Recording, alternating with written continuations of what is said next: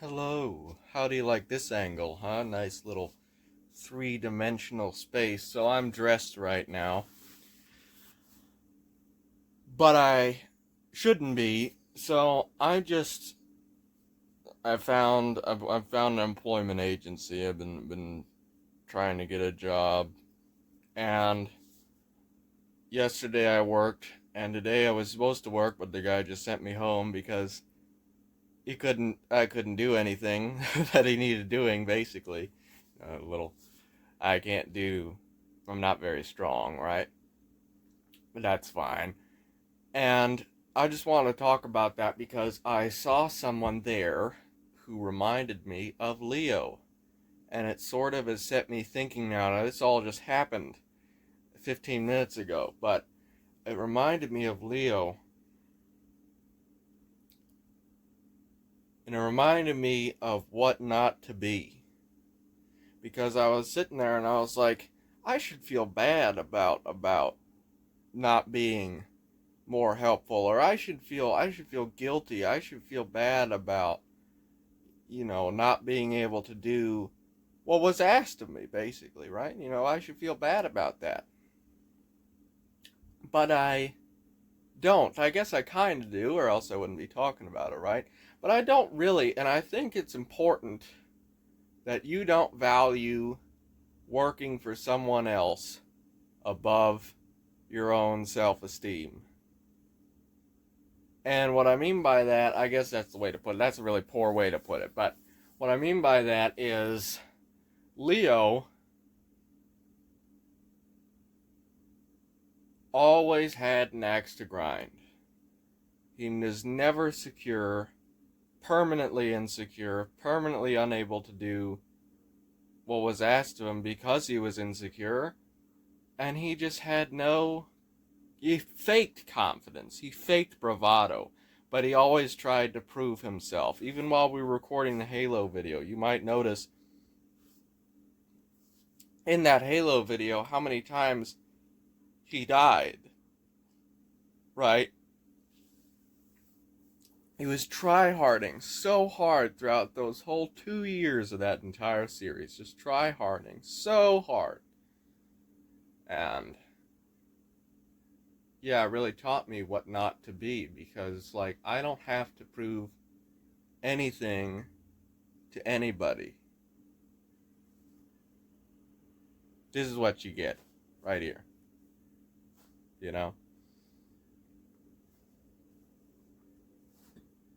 So, yeah, that really, the person that was there, I guess, was another supplemental worker, and they were just they were built exactly like me. Scrawny little guy, right? Guy working there was scrawny too. The guy actually employed there was a scrawny little guy too, but he had muscle, he was strong. But anyway, yeah, so it just, that person reminded me of Leo instantly. First of all, the way he dressed exactly like Leo, but second of all, because he was one of those kinds of people. I gotta prove everything. I didn't even work with him. I wasn't even in his presence for literally 2 minutes was the only time I even saw him. I ever even laid eyes on him. And I could tell already. One of those people that had to prove everything to everybody. He screwed up when I walked out there. He screwed up the cart they were loading up because he tried to do it too fast, and the guy was like, well, now you gotta undo it all. Just one of those people. I noticed that instantaneously. And it really is what not to be. You shouldn't have to prove yourself to anybody. You should be secure in who you are, what you're able to do, blah, blah, blah, blah. Don't say you can do something if you can't do it. Be honest, right? Now, you can basically do anything as an individual. There's nothing that you can't do. I want to do a whole video on this. Anybody can do anything. Maybe that'll be this video. Anybody can do anything.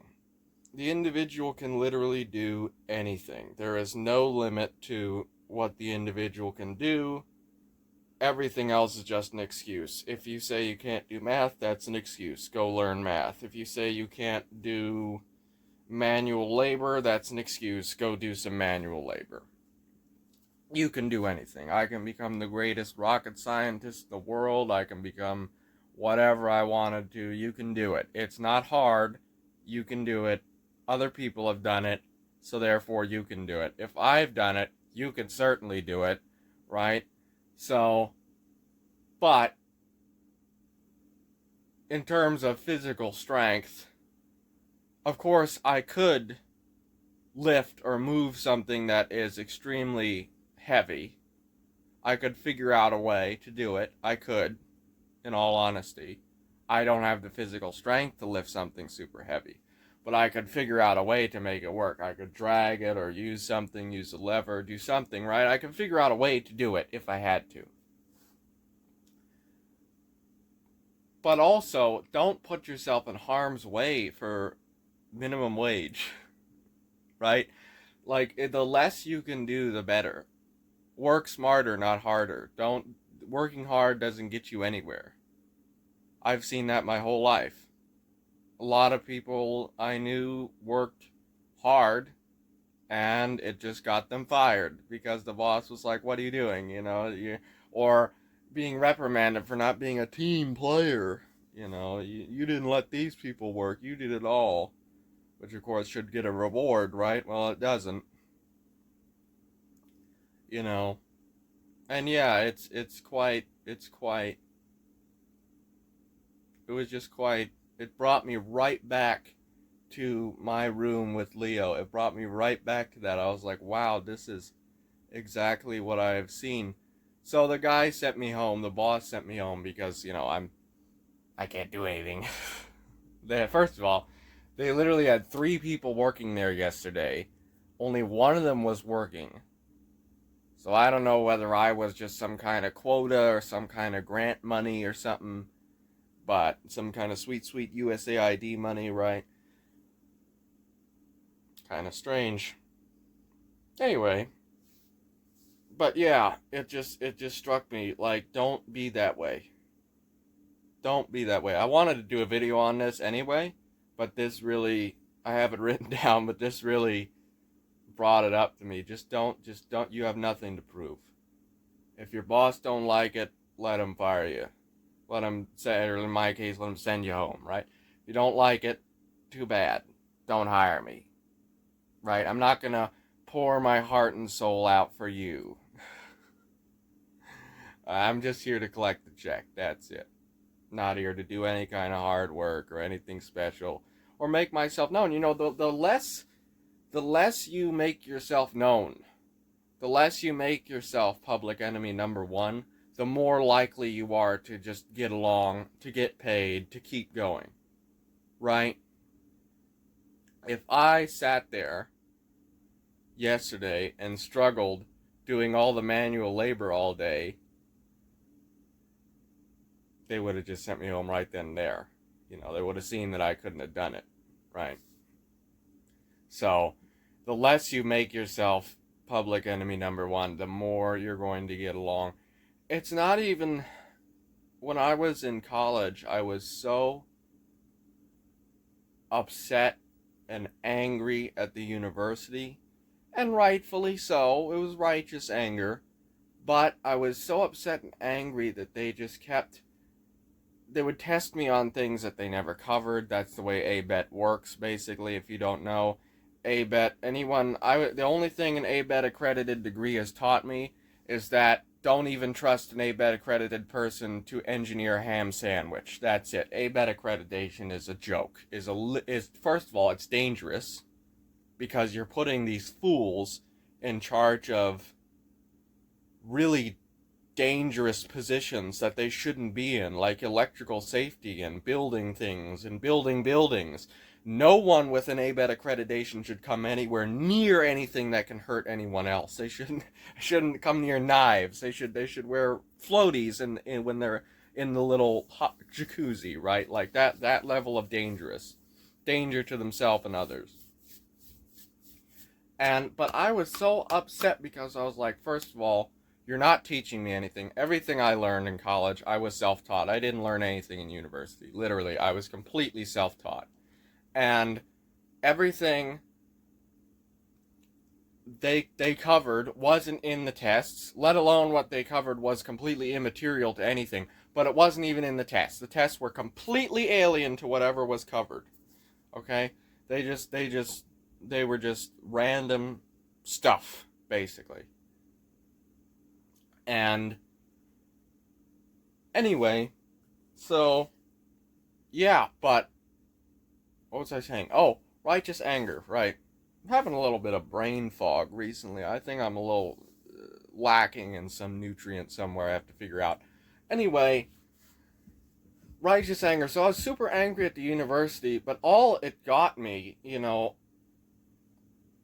first of all it got me was being reprimanded and being expelled and having my degree pushed a month away from me and having all sorts of problems that I obviously didn't deserve, right? I have a right to protest. I have a right to go on campus and march for free Palestine, for Christ's sake, and they had the gall to throw me out for just criticizing the university, right? Like,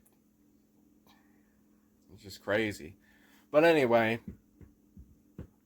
so yeah, they threw me out. All it got me was just being thrown out, and it was because I knew then, I didn't want to accept it then, but I knew then, you can't change the university. The only way that the university would change is if you went out and started your own damn university, right? They're always going to be this way. The tests are always never going to cover anything.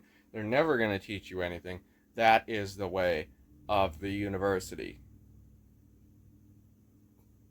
That's it. There's nothing you can do.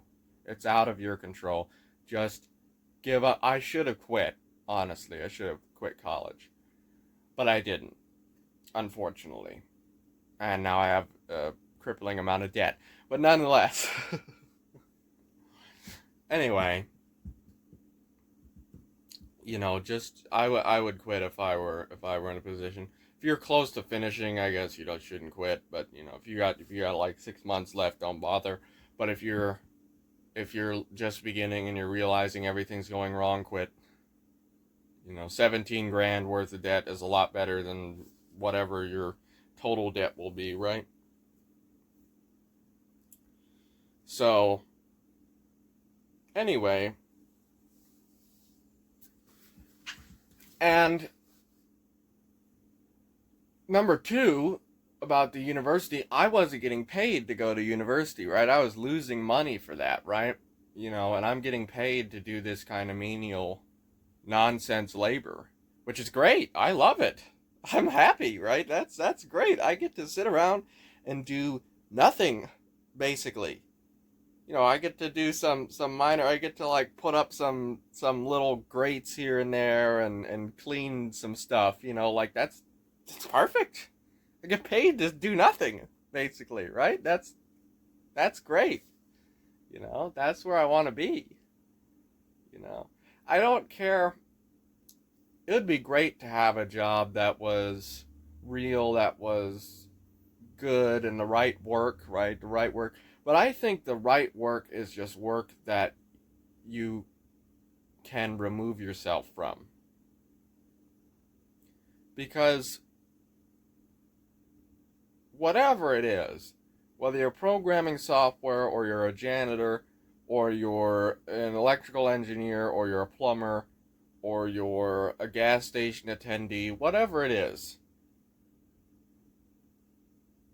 none of it's worth your life, right? Nothing there is worth dedicating any thought process or intellectual power to, or psychic energy, whatever you want to call. Nothing is worth that, right? Just be who you are there as the same person you are home. Don't dedicate your life to working for someone else. Work for yourself if you can. I'm gonna try to get there eventually, maybe in the next 10 years. That's my goal anyway. But work for yourself if you can. Right? Like don't act like you're the boss. Act like you're working for yourself while you're there, right? You know, I'm here just to get paid, basically. I'm here to just work for me. I don't care what anyone else says. That's the way to be. I'm the boss. I can quit whenever I want. That kind of stuff, you know. Keep that in your mind. And yeah, it was when you're getting paid, what do you care? The work is meaningless. It's menial. It's a waste of time. Blah blah blah blah blah. That's great, but you're getting paid. That's not a waste of time. The financial freedom in that, if it's degrading work, if it's bad work, if it's making you feel bad, if you know what you're doing is illegal or wrong, quit immediately. Don't question it. Don't think about it too much. Leave. Find something else. Doesn't matter if you go into debt for a little while. Doesn't matter if you can't pay your bills. It's better to be free than to live as a slave, right? That kind of thing. But if it's just labor you don't like, that isn't bad, keep doing it. They're paying you. The idiots are paying you to do that, right? Something that they shouldn't pay anyone to do, something that doesn't need to be done, number one, and something that they should just do themselves because it's so simple. They don't need to pay another person the whole minimum wage to do it, right? Like that kind of reasoning, you know. And yeah, I just thought about that. Like, the first job I ever had was on my birthday.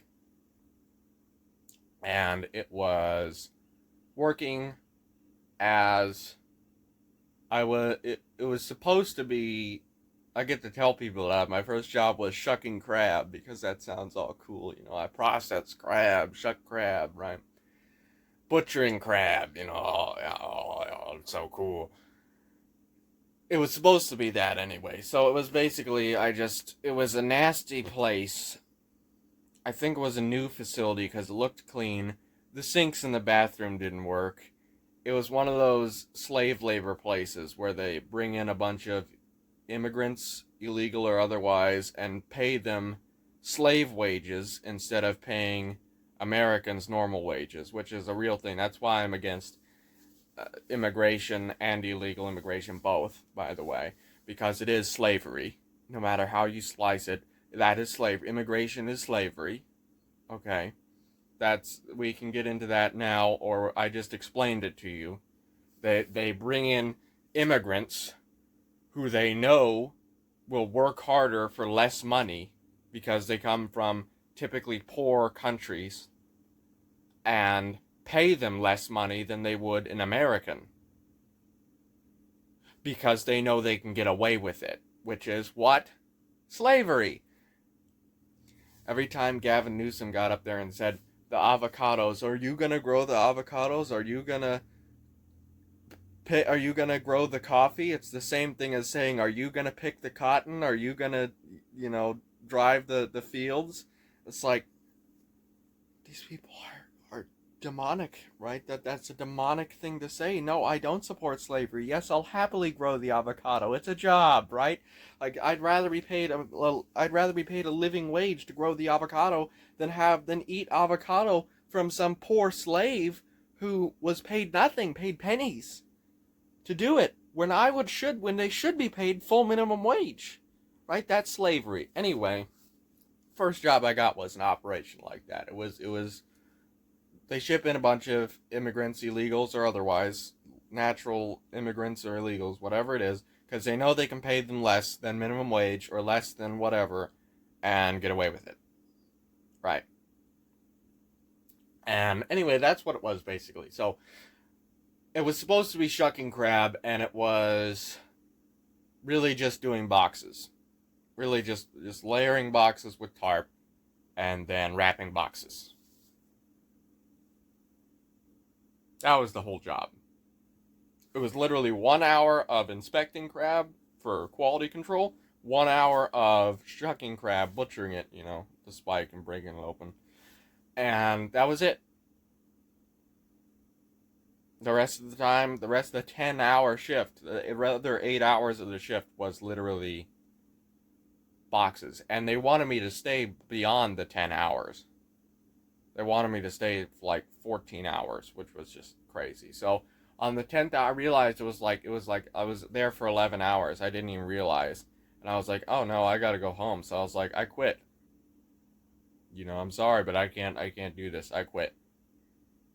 And they were all upset, and the guy there was like, "Well, at least you tried. That's all we can ask of you." And I was like, "Yeah." So I quit. And that's the right way to be. That's the right way to be. The instant they're doing something you don't like, quit. I was eating into my savings. I had enough money to live, honestly. But it's still not good to just eat into a very finite amount of money, right? But I didn't care. I quit. That's it, right? And it's the same thing. I mean, if you shouldn't, it's that same mentality you should have in every job, whatever it is. If they start doing something you don't like, if they start talking about vaccine mandates or doing something illegally or not following X and X protocol or hiring a bunch of illegals or immigrants or otherwise and paying them nothing to work, unfortunately, then get out. Run far, run fast, as I said in the other video, right? And that's the truth. Because when that ship inevitably sinks, and it will sink, trust me, when that ship inevitably sinks, you don't want to be on it. Right? So, yeah. Yeah, it just really struck me. A lot of things happened today, right? I got basically told to go away. And I rightfully so, hey, I can't do it. I tried. I did my best. I did whatever they asked me. They said they didn't need me anymore. I leave, right? It's fine. And I saw someone that reminded me of a very obstinate person, which was interesting. So, yeah, it was just very very interesting.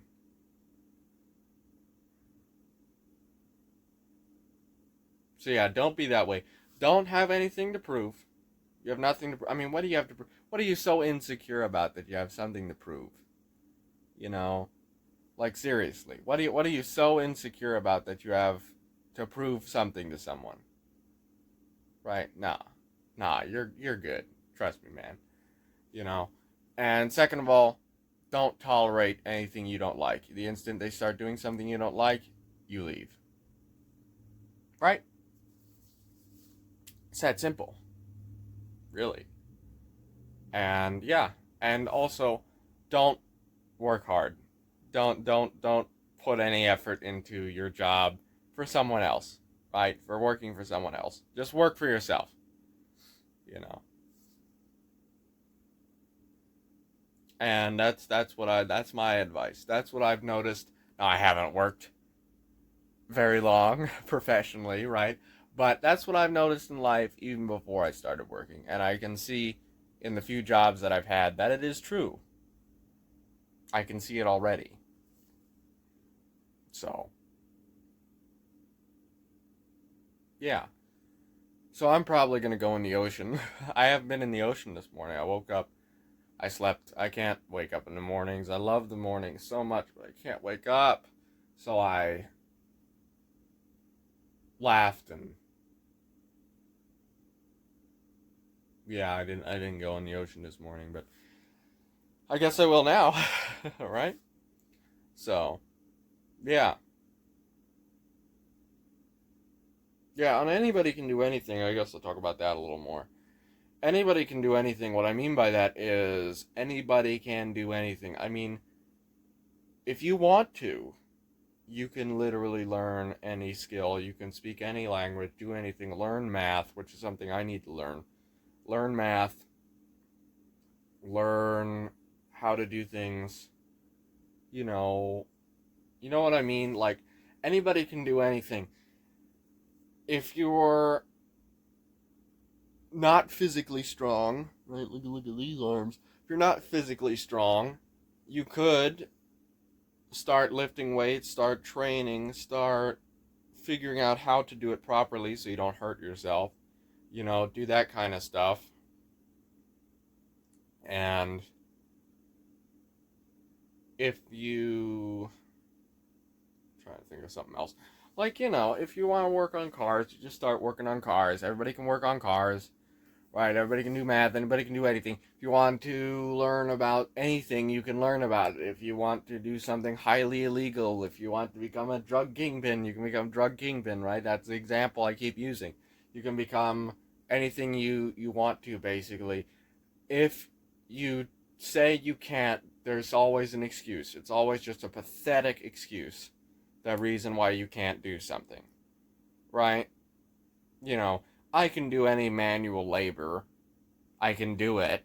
I'll figure out a way to do it, right? I might not be able to lift more than like 75 or 100 pounds. I'll figure out a way to move that 300-pound object or whatever, right? I'll figure it out. I'll do it, right?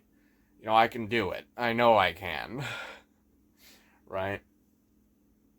And that kind of stuff. So yeah, you know. And what's another good example? Whatever it is, math, languages, writing. Say you don't know how to write, say you don't know English. Like you don't know grammar, you don't know how to speak, you don't know how to write, you don't know good things about that kind of stuff. Leo struggled with that a lot. He studied a lot hard at it. He had a good vocabulary and stuff. But when it came to writing like sentences and stuff, he just couldn't figure it out. So you struggle at that.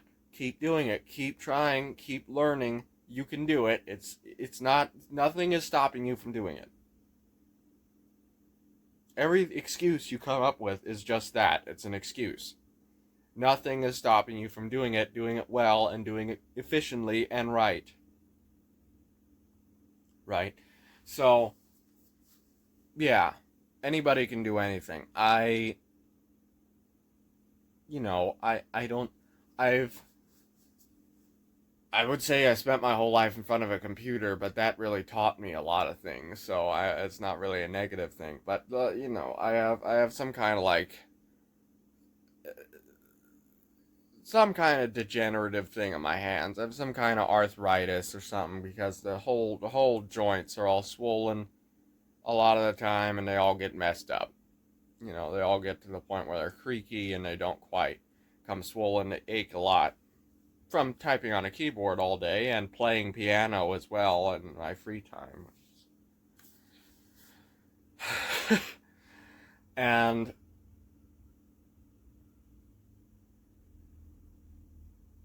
yeah, like I never did anything physical. I never cooked for myself. I never worked on cars. I never did that until my teenage years. Just start.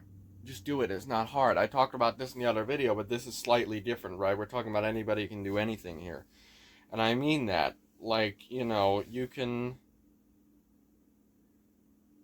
I wouldn't know how to tell you how to balance a chemical equation anymore. I don't remember anything about calculus. Right? I don't remember how to do calculus. I don't even remember how to do. I remember kind of how to do long division, but not really. I don't even remember how to do long division. Right? I don't remember that. I don't remember it. I never really learned how to do fractions well, because the way I teach fractions is really terrible. Like I don't know how to do a lot of math. I don't know how to do most of math. And now my engineering degrees are not math intensive, but I did the math required for electrical engineering, right? Thevenin's theorem and all that kind of stuff, and balancing electrical equations and whatever else, and diagnosing electrical circuits, blah, blah, blah, blah, blah, blah, blah, right? Like, I did that. I did the math for that. Because I learned it at the time. Now, I don't remember any of it. You told me to sit down and figure out Norton's theorem or whatever on this circuit, apply Norton's theorem to the circuit. I'd be like, what? I have no, okay, sure. Yep, right on it. Right? I have no way of knowing how to do that. I don't even remember what the hell it is, or mesh circuit analysis. I don't remember the equations for mesh circuit analysis, right? I don't remember the equations. I remember some of the concepts, like I know the difference between impedance, reactance, you know, that kind of stuff, right? I know the difference between that. I know the components, I know some of the components, I know the basic ideas of the components anyway, right? I know some things, but I don't remember. First of all, I taught all that myself. I taught myself all those things I just mentioned. So there's a difference as well. Like, I learned all the math in college, and I just did it for the assignments. I didn't remember any of it. Everything I taught myself, I remembered pretty much, but I don't remember any of it anyway. You don't need to, right? You don't need to. I struggle in math. I am very proficient at writing. And doing, but I despite all these things, despite not remembering how to do long division, despite not being able to do these kinds of things, despite fussing with Microsoft Office 365 programs all the time and hating their guts and not knowing how to work them or da-da-da-da-da, I still managed to get magna cum laude out of 2.5-year accelerated bachelor's of science in mechatronics. Basically, electronic systems engineering technology. With a major in mechatronics. Like, it's not, you can do anything. People get caught, I think what it is, I'm not sure, is people get caught up in the semantics. I don't know how to do this. I don't know how to do that. I can't do this. I can't do that. First of all, someone will show you. Right, when you go to a job, they're going to train you. If they don't train you, that's their own damn fault. If they don't train you, I'm not going to Google anything. I'm not going to pay. I'm not going to, you're paying me. You figure it out, right? What am I here for then? You can't even tell me what I'm here for. You can't even tell me what I'm here to do, right? And very rarely that's going to happen to you. And when it does, too bad for them, right? It sucks to suck. Sorry, you don't know what the hell you need from me, so I can't give it to you. And yeah, and like, people get caught up in the semantics in that, like, oh, I don't know how to do this, I don't know how to do that. Well, you don't really need to know anything. And you don't really need to know anything. You need to know, stuff is so specific. This is something I get caught up a lot on in life and in education. I have never done the same thing twice. Nothing I have ever done in my whole life, academically or otherwise, professionally, in life, in anything, in YouTube, nothing, not one thing I have done has been even remotely similar to another thing. Okay? I film these videos on my phone. I open my camera app, press record, and go. No two have been the same. No two functions that have been the same. I was either, some app was open and I had to close it, or something was running in the background, or there was some error with the camera, or there was something, or the shot was wrong, or the battery was low, or nothing. It has never been the same. I couldn't tell you how to repeat it. I couldn't tell you how to repeat what I did to start this video. Because next time I start the video, it's going to be completely alien to the last time. Unrelated. Right? And that's the way it is. in life. You can learn about anything. You can learn about writing. You can sit there and you can write this beautiful, long, grammatically correct paragraph that's short, concise, and has just a ton of meaning and prose in it rather, not pose, and all that kind of stuff, right? You can do that. Not hard. You can do it. Write something else, and it'll be completely alien. No relation. No relation, no concepts, no theory. This is why I said theory is for complete and utter morons. No concepts, no theory, nothing applies between each paragraph you write. Nothing. Nothing applies between each word you write. Usually the words are different, right? The word the means a million different things in every sentence. In every sentence it is unique. The word the meaning of the word the, is unique in every single sentence. It has no relation to the word the in any other sentence ever in all of English, in all of human history. Right? That's what's frustrated me, because once I realized this, it really doesn't frustrate me anymore, but nothing is related. The equations for, I mean, I can give an electrical engineering example, but it's really stupid. Like, just all the equations, everything in electrical engineering is completely unrelated to itself. It has nothing to do with it. It has nothing to do. Each thing is completely independent of the other, right? They're completely alien to each other. This is true of everything, man. Like, this is true of I don't know, of underwear. You know, each brand of underwear, each pair of underwear, one of them's going to stretch, one of them's not going to stretch, one of them's going to have a hole in it, one of them's going to develop a hole in it, one's going to be uncomfortable, the other's not going to be uncomfortable, one's going to shrink in the wash, the other one's not going to shrink in the wash. You know, there's never going to be two things alike in the world. Never. There's not, it's just not possible, or I haven't seen it anyway. My 20 years of life. Every time I cook, it's different, right? As something goes wrong, the humidity is different. Something is different. Something, I make a mistake, I forget something, or it just grows differently because of the temperature, or the humidity, or the air pressure, It's not going to be the same. It can't be the same. Right? It's not possible. And that's what gets people hung up on, I think, a lot of jobs and a lot of academia. Because they think, I don't know X and X thing, I don't know this, that, and the other. You don't need to, first of all. No one can teach it to you besides yourself. But first of all, you don't need to know it. They're independent of each other. To do it. To do the assignments. Circuit Analysis 1 had nothing to do with Circuit Analysis 2, had nothing to do with Circuit Analysis 3. I didn't even use the same equations.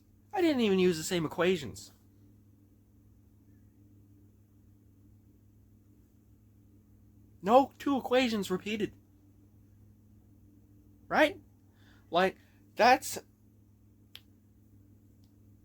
it, right? Like that's life. And everything I've done so far, right? No 2 days are going to be alike. It's just, I think that's what people get hung up on. I'm really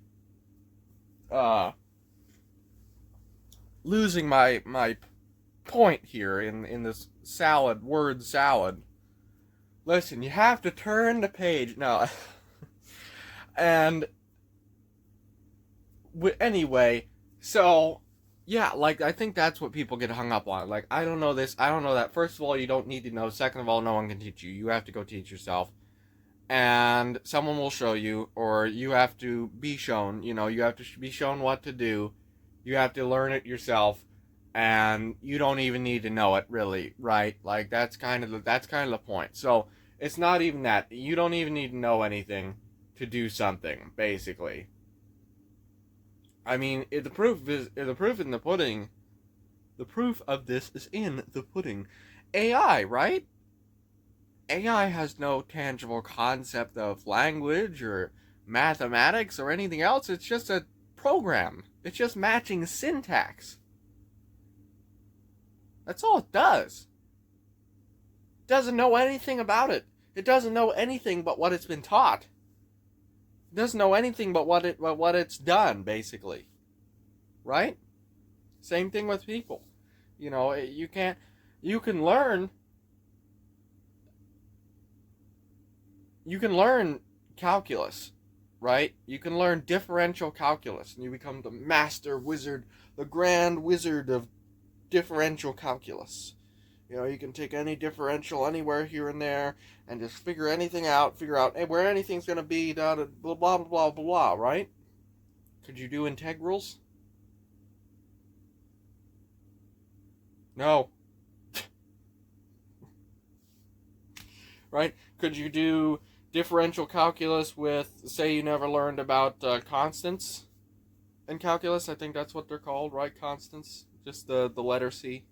Or is that the random? I don't remember what. The letter C, whatever one the letter C is called in calculus. So you never covered that in differential calculus. Can you do the differential of like 2C? No. Right? Like, that's the way it works. Could you... If you knew multiplication, could you do division? No. If you knew addition, could you do subtraction? No. Right? Like, those are all math examples. If you knew verbs, could you figure out adjectives? No. If you knew how to change your oil, could you change your tire? No. If you knew how to cook a chicken breast, could you cook a steak? No. Right? The list goes on. It just goes on and on and on and on and on and on, because they're completely alien to each other. You don't need to know. Just do it. You'll figure it out. You'll mess up. And if you're in terms of like jobs or academia, someone will show you. If they don't, that's their loss. And that's it. And that's the mentality you have to have. I'm not beholden to anyone. I'm not beholden to anyone for anything. I'm not beholden to anyone for anything. I don't care. I will, if you do something that I dislike or I disagree with, or you tell me to do something that I'm not going to do, goodbye. I wish you the best of luck. From the bottom of my heart, I wish you the best of luck. Don't ever call me again. Don't ever contact me again. If you see me coming down the street, you turn the other way. It's that simple. Right? And that's the way to be. That's the way you have to be. So yeah, I think a lot of people get hung up on, I can't do this, I can't do that. Well, first of all, you can. You can do anything. And nothing that you're going to do is related to each other. Nothing. There's nothing that you can do that could ever possibly help you with anything else. Besides that one thing. And this is what Proudhon even talks about this, right? It's like the more hyper-specific labor becomes, the more degenerate it becomes, That's true. Because you don't know, you've never done anything else, right? You do this one specific thing and you just don't know how to do anything else. And that's fine, just start doing it, just start doing something else. You'll get there. I don't know where this idea of specialization and all this kind of stuff even came from. This kind of these nerds, right? The nerds. You have to be a well-rounded person. There's no such thing as jack of all trades, master of none. It's jack of all trades, master of all. Is what it is. Jack of all trades, master of some, if you really want. But jack of all trades, master of all. And that's what you have to be. It's not what you have to be. That's what a normal human being is.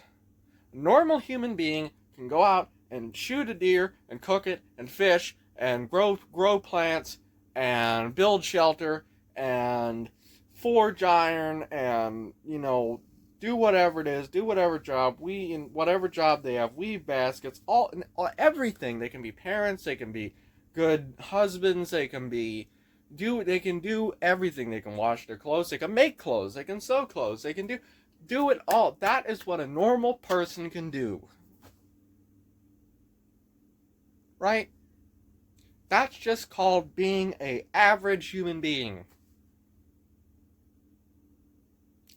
And you will be better at all those things than anyone who spends their whole time doing it. Because you have done more things. So you're used to just doing. You're used to just going and doing and trying and failing. Because you've done so many more things. Right? You're not afraid of it.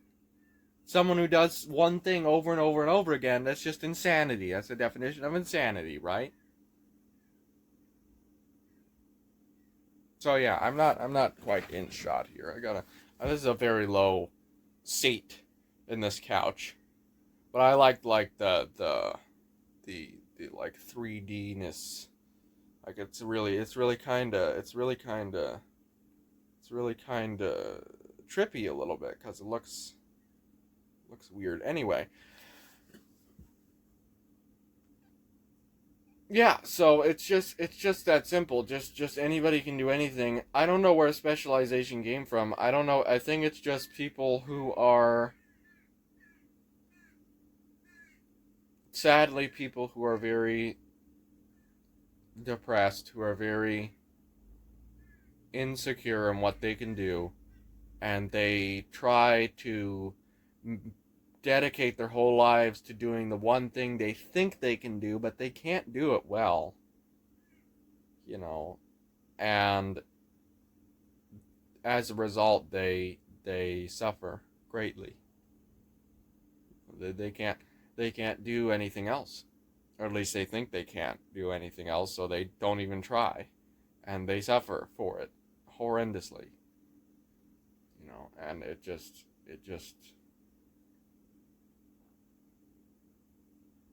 yeah, I think that's where it comes from. I'm not sure, you know.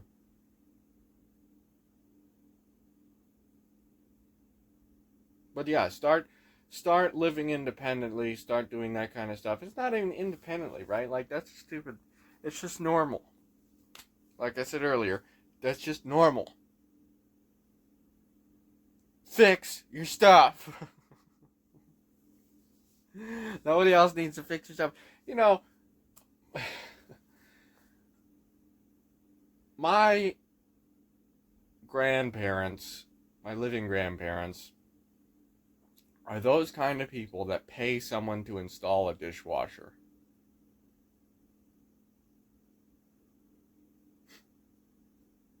Or garbage disposal, or, something like that. They never done it themselves. Never. They would never. It's not done right unless a professional does it. Unless someone who has a qualification. I'm not qualified to do it. I watched a lot of sitcoms and stuff, and you remember, it's not my fault that I'm not licensed to use power tools. Stuff like that, right? You just put it in a damn dishwasher. It's not even hard.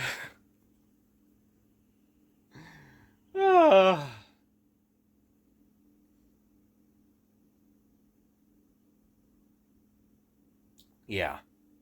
So yeah, it really disheartens me to see people like that, because it's just so there's so much suffering in the world, and you're causing yourself more suffering than you could ever possibly imagine by being so dependent, by not even trying, by not doing the right things, by not doing things yourself. You're causing yourself and others so much suffering. You know, every time you go out to eat and your meal's wrong, every time you get your oil changed and the gasket blows magically, right? Every time the dishwasher gets installed and the pipe bursts, every time you ask someone to change your light bulb and the light doesn't come on anymore, every time you whatever it is, every time you do this, you're just going to be disappointed. Every time you go out and you buy the newest product, you're going to be disappointed. It's not going to live up to your expectations. Every time you go out and see the newest movie, you're going to be disappointed. It's not going to live up to your expectations. Every time you go out and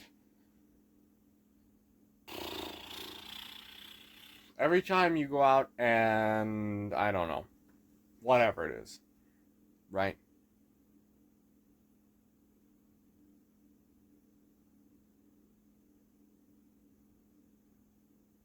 That's the suffering you're causing yourself every time you depend on others. Every time you don't be a man and just do it yourself.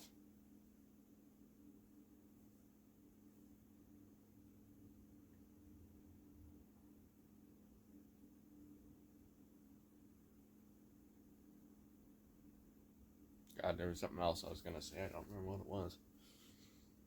Something about shoes. Oh, nobody else can live up to your expectations. You can't even live up to your expectations, right? But when you do it, you're like, it's good enough. You know, you can't live up. No one will be able to live up to your expectations. If you depend on anyone to do anything, you will be perpetually disappointed. It's just the way it is. You're going to be disappointed with the way they did it. No matter how hard they try, no matter how perfectly they did it, you're going to find some flaw and you're going to be disappointed. Right?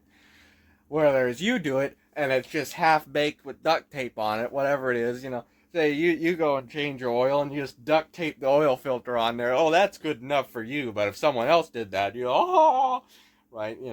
Whatever it is.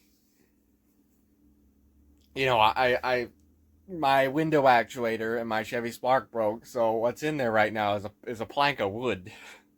I put the actuator back in to slide the window in, but what's holding up the window is a plank of wood.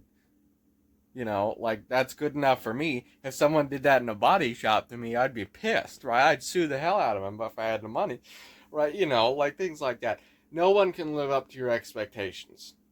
Every time you go out to eat, you may notice this every time you've gone out to eat.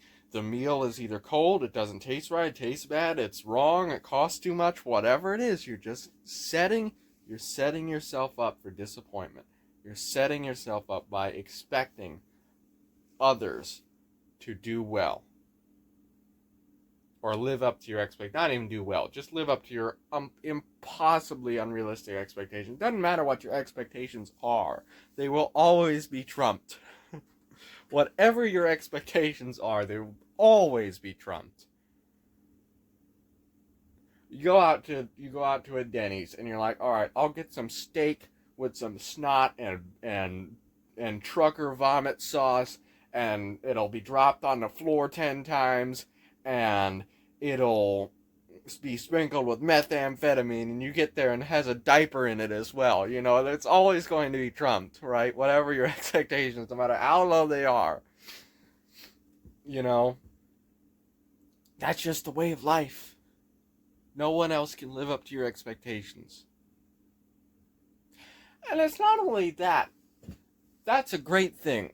That's a great thing to be self-sufficient in that manner, in that you are that way. You're capable of doing those kinds of things. You're capable of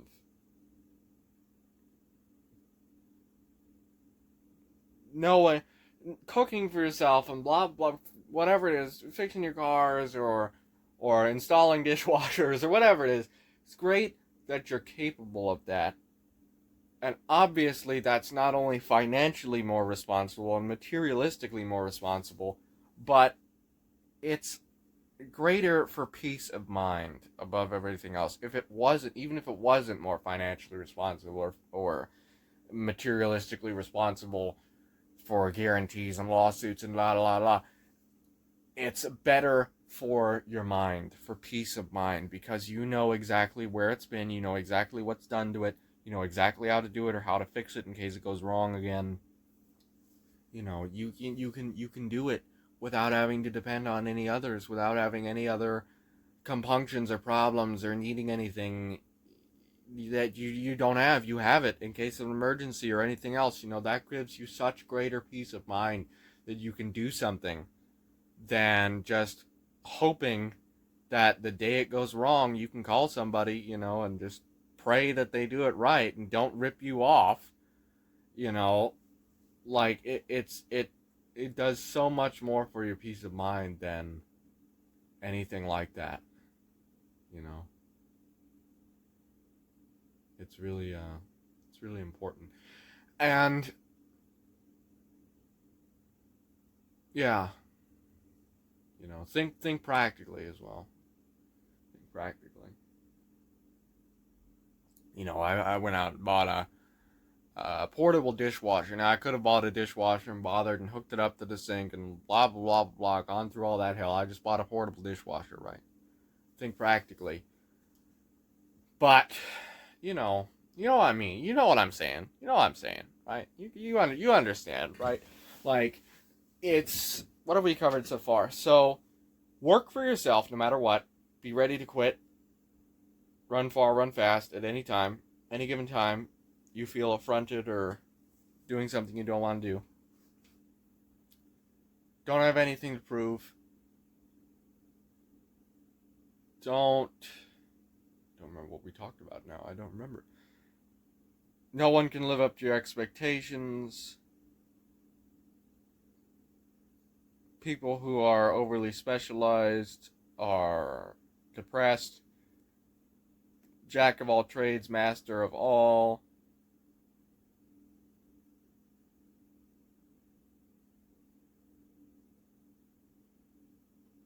Whatever else I said, I don't remember what I said. Really. But, yeah. You know, it's 57 minutes now. I'll pause the recording here in maybe an hour. Then I'll see if there's anything else. If there's not, then that's the end of the video. But if there's anything else I want to say, I'll come back and maybe we'll talk about something else. Maybe we'll talk about a book or something, you know.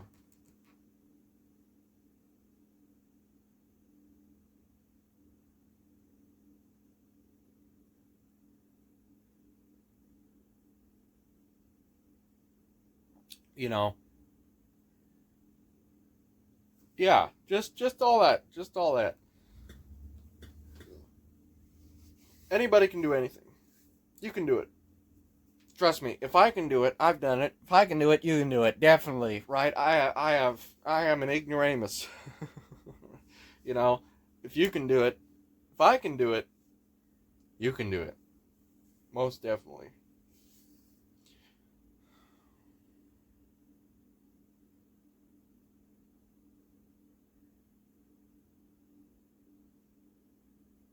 I was planning on doing this video as separate than another video, but maybe I'll do it both. I was gonna do this video called "Anybody Can Do Anything," but because I have a whole day here. I have a whole day to record, so anybody can do anything. I'm gonna do the other part of the second video. I'm gonna do that in this video as well. I was gonna do a video called "Intelligence is for Idiots,"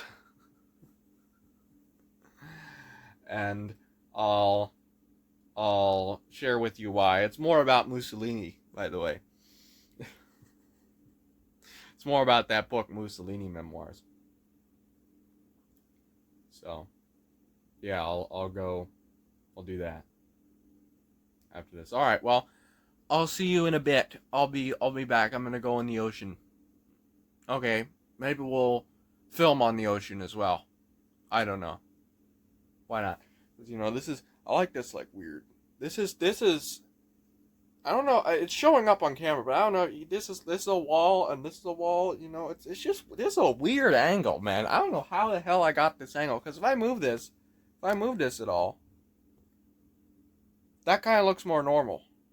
You know, that more looks more like a flush wall, and this looks more like another flush wall. But if you put it like this, or like, I don't know where the hell I had it. You know, if you put it to where it's like kind of obscured, it's kind of like, what's going on here, man? You know, and then you got the roof as well. The roof looks like it's just part of the wall. It's really weird. It's a really weird angle. I don't know how in the world I did this. Anyway, yeah, so, yeah, I'm gonna go down to the ocean. I've been having a stomach ache all day, so it might be a little later after you see me again. But, yeah, I'm gonna go in the ocean, so see you in a bit. Well, since there's too many people on the beach, there's my ceiling for you. Since there's too many people on the beach, we're back to this skeuomorphic background. So, I was going to talk about intelligence, but let's talk about mysticism, actually. That's what I want to talk about. So, mysticism, in my opinion, is better than science or anything like that. I don't know what to call it. It's not really mysticism. That's a stupid word, but I don't know what else to call it. I went down to the beach about 2-3 days ago, and I saw a ghost, an apparition. There was, walking towards the beach, there was what I thought was a man standing there, looking back at me, kind of like this. And he was facing the beach, but he was looking back at me, you know, over his shoulder, and he was standing there, palms out. And I was like, that's weird. And I blinked, and it was a post. It was a wooden piece of wood sticking up. So I knew to avoid that area. So I walked beyond it, which is where I would have normally gone. I walked past it. And I've been doing that for the past 2 or 3 days.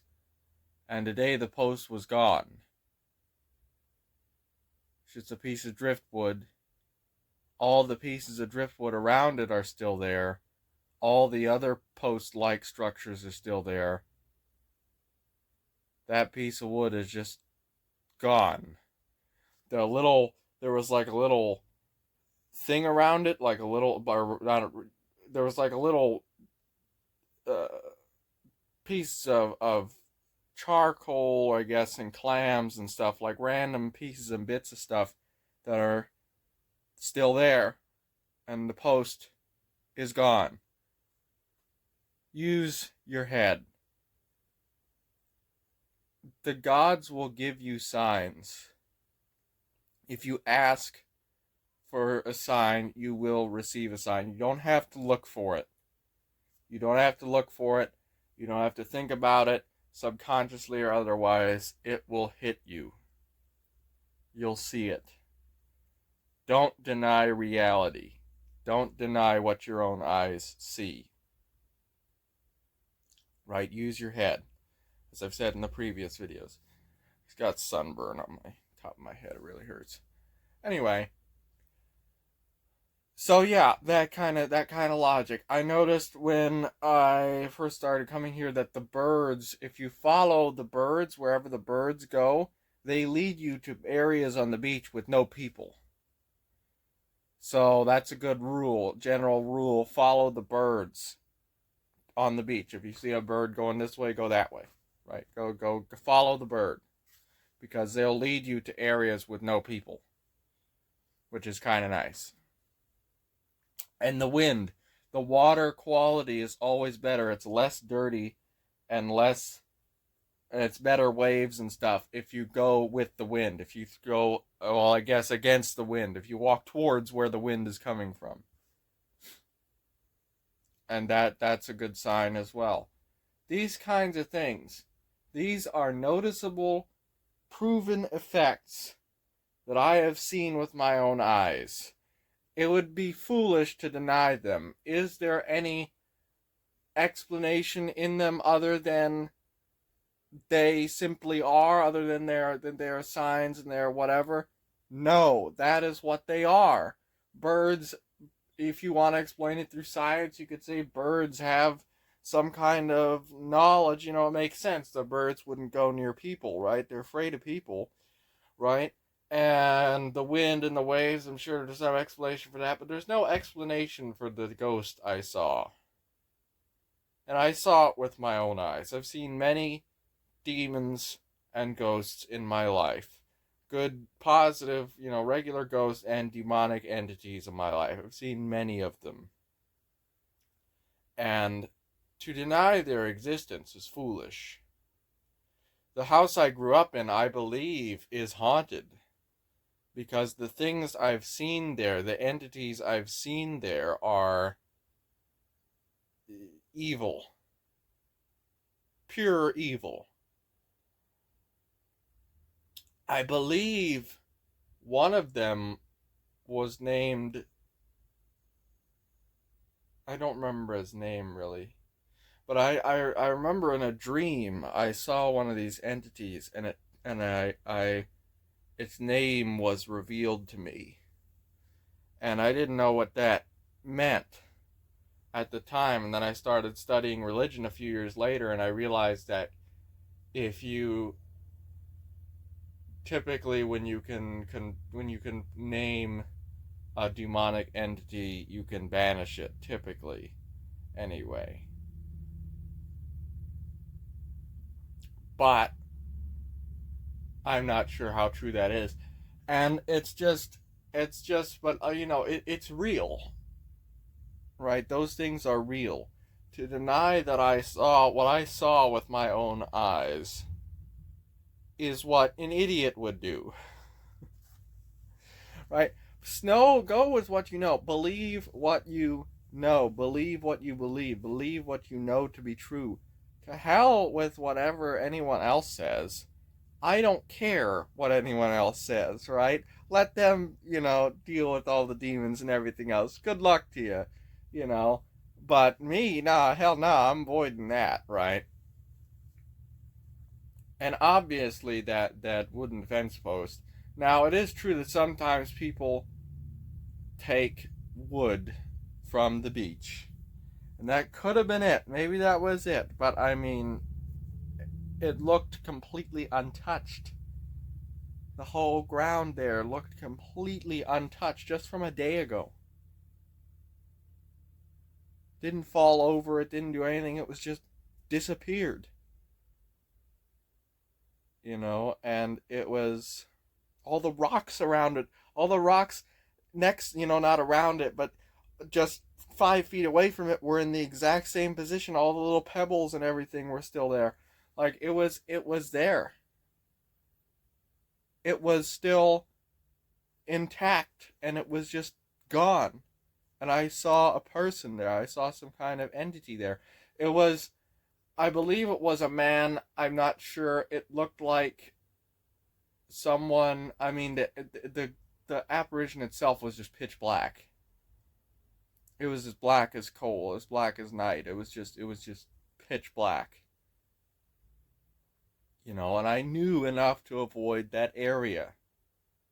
Obviously that area had something wrong with it, like maybe broken glass that if I had walked through or something, it's an obvious sign, right?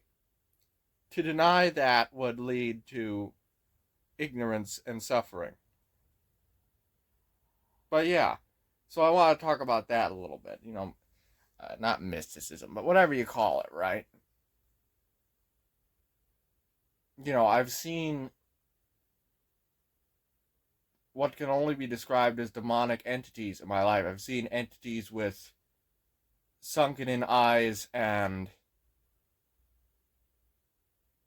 typically, some kind of deformed mouth lurking in the darkness, gangly, nasty creatures. And I've seen them, and I've seen them walk the grounds of the house I grew up in. And I don't know how, it's just as plain as day. I don't know how anyone could deny their existence. Other people have seen them too. It's just a common thing. Now, when I came here, there was none. I haven't. That's the first ghost I've seen my whole time here, which is not very long. But still, you know, it's a difference. Less, a more protected area from evil. I think maybe it has something to do with the trees. Maybe the trees protect the lands from evil. Because typically, if you know anything about Arizona, much like Tuva or Lake Baikal for the Mongols, Arizona was basically the banished land. Basically, anyone who was banished was forced up into Arizona. If you don't know, a lot of the Pima stories, a lot of the Pima mythology talk about ghosts and demons wandering the plains of Arizona and the people who were banished there, which a lot of them were Pima. Pima liked banishing people. And yeah, it was quite a regular occurrence, you know. But yeah, just look for signs. You don't have to look for them. If you say, you don't even have to say it really, to be honest. You can if you want. You can pray for a sign if you're doubting the existence of the gods or something like that. You can pray for a sign too. That'll work. But you don't even have to. It will come.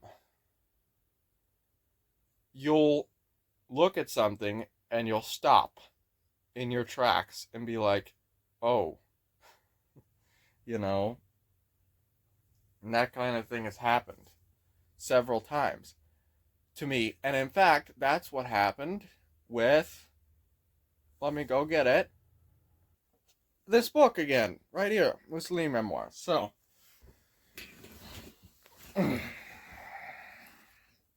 I don't believe that it wasn't much, that this wasn't so much a sign as it was just, wow, that's exactly how I feel. So, as you know, big core tenet of Mussolini and all fascism and Nazism and everything else and all sorts of socialism, really. The idea of like IQ is like a big thing. Intelligence is for idiots. Okay, I'll hold up the book just as a prop. There's a nice prop. There's a nice prop for you, so it's a little more entertaining. Intelligence is for idiots. Okay, and this is prime example of an idiot right here. Here's a moron right here. Intelligence is for morons. It's not about. Let me put it this way. First of all, IQ is another socialist thing that doesn't exist. Obviously, it's not even provable. Do you think that Abraham of the Bible, Abram,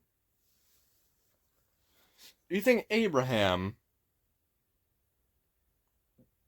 would be considered intelligent by today's standards? Or could he succeed at an IQ test? Or whatever it was.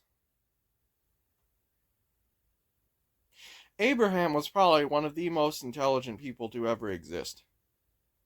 As was Methuselah, as was Moses, as was Elisha and Elijah, as was Esther and Ruth and Samuel, and all these people were unbelievably intelligent people. Right? Intelligence beyond things that we would consider, you know, these these hyper smart people. It's obvious that they wouldn't qualify as intelligent in whatever nonsensical nonsense the word has come to mean. Anybody can do anything. Intelligence is for idiots. There is no intelligence, right? You can be dumber than a box of rocks. You can literally, again, because it's not even that you're dumb. You're not dumb. Nobody is dumb. It's it's except for people who can't speak, right? Nobody is dumb. It's that you now I'm dumb. No, that nobody is dumb. It's that you can literally do anything if you're shown how to do it, or if you just go, you start learning how to do it, or you just do it and you learn from experience. You can do it. You're not dumb. You can just do it, right? Anybody can do anything. It takes nothing because it's completely alien to anything you've done before, so it doesn't require anything, right? The only thing you're ever going to learn from doing it is how to do it, and the only thing needed to do it is just by doing it, right? And intelligence is for complete morons. And the idea that you can quantify intelligence is not intelligent. It's stupid. That is just utterly stupid, right? And it's not genetic either. Intelligence is large part learned. Genetics doesn't exist. We've already talked about this. But yeah, this man right here, Mussolini, was extremely smart in a worldly sense. He was master of politics. He'd done a lot of things in life. He fought in a world war. He climbed a mountain, discovered a little mountain that not many people didn't know. He did lots of things, right? You know, smart things in a worldly sense. Mussolini family was kind of known for being the brats, like the I'm too smart, but they're really dumb. But he was smart, and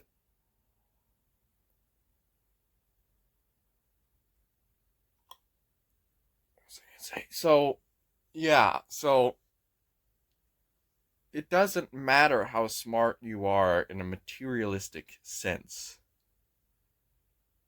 because who it doesn't tell you anything. If you understand quantum mechanics, I have a very basic understanding of quantum mechanics. You have to understand some quantum mechanics to understand electrical engineering. But I have a very basic understanding of quantum mechanics. If you are a master of quantum engineering or electrical engineering, your entire knowledge set that makes you so smart is based on falsities, first of all. But second of all, it's nothing. It's a nothingness. It's a nothing burger, as they say. It means nothing. It means nothing. Will it help you attain peace in the end of your life? Can you this is which book is that? I never read it, but I think it's Candide, right? He figures out some grand thing and then he says, "Well, that's great. Let's go help, what's her name, clean up the place." Is that man from La Mancha? I don't remember. One of those books, right? That's the same thing. It's you can figure out, you can become the master of the world, but will it help you in the end? Will you find peace? Will you find happiness? Will you find liberty in that? That's all that matters. Life, liberty, and the pursuit of happiness. You can be as intelligent materialistically as you want, and it won't get you anything in the end, right? So, yes, that intelligence is for idiots. This is all ties into mysticism, and anybody can do anything, right? Like this is all it's all one. And yeah, so that's what I wanted to talk about today. Oh, what else can we talk about? I wanted to do a whole day video because I have this great opportunity to do this. Not just a 3 hour video, but like a whole 8 hour video. What the hell's going on outside? Just turn on. Saw they were charging a battery off a tractor. So they're charging a car battery off a tractor. So I don't know. That might be what that was. But yeah, like Jesus Christ was people don't talk about. Let's talk about the intelligence of Jesus Christ for a minute, because people don't talk about how smart Jesus was. First of all, Jewish parents, so he spoke Hebrew. Moved to Cairo for a little while when he was a kid, so he probably knew Arabic as well, Hebrew and Arabic. Had to speak Greek to be a tradesman. Had to speak Latin to speak to the Romans. It's 4 languages already. Taught himself Aramaic, obviously, to read the scriptures. Dude was quintilingual, right? Being son of God, I guess it comes a little easier. But, quintilingual at least. Who knows what else he spoke? And I know it was common for people, especially in that time and especially in that region, to speak many languages, but 5? It's a lot of languages, So, yeah, people don't talk about that. And of course, he was a carpenter, so he knew knew mathematics up to trigonometry. So he was pretty smart there too to be a carpenter. So, you know, people don't talk about that, and they talk the good physician, and he must have known, if he didn't have true, all honest divine power, which I believe he did, of course. But let's say you're skeptical of his divine power. Well, then he must have he must have been some form of physician. He must have known to be a doctor pretty damn well, because he cured a lot of people, right? You know, so he even knew about that. He knew about everything, right? You know, you can talk about that. And of course, if you took Jesus Christ and gave him an IQ test, he'd be considered mentally handicapped. I mean, he wouldn't, nobody would be able to answer it. And there's another thing. I graduated high school with a 4.0, graduated college magna cum laude, 3.86 GPA. A really extremely hard degree. And I graduated high school when I was let's see, I was 16, started college when I was 17, graduated college when I was 19 with a bachelor's. And I scored a 19 on my ACT. I took the ACT. Okay, in case you don't know, that is an abysmal score. Like 21 or 22 is like, or 21 or 22 is like average, like a C, D plus. 19 is an F, basically, or a D minus. Right? I obviously have aptitude to get things done academically, right? I obviously have that aptitude. I was invited to honor societies and stuff. I've obviously have that aptitude. Just because I took a stupid ACT and got a 19 on it once, even though I studied for it a good bit for a couple months, I still got a 19 on it, right? Like it's just nonsense. It's just random. And it doesn't matter anyway. None of those accomplishments matter. I'm not proud of any of them. But that's just complete randomness, right? And who knows, maybe I am dumb. Maybe I don't know how to do, whatever's required of me in the ACT or whatever. But that's just randomness. That's the same thing as taking an IQ test and just getting a extremely high score, extremely low scores. And if you take it multiple times, you keep getting the same score. Okay, well, there's some consistency there, but it still doesn't prove anything about your intelligence. It just proves about your ability. I watched I watched Veritasium's video on IQ and stuff like that, which is a good video, and I don't think Derek even acknowledges the existence of IQ, but which of course it doesn't exist.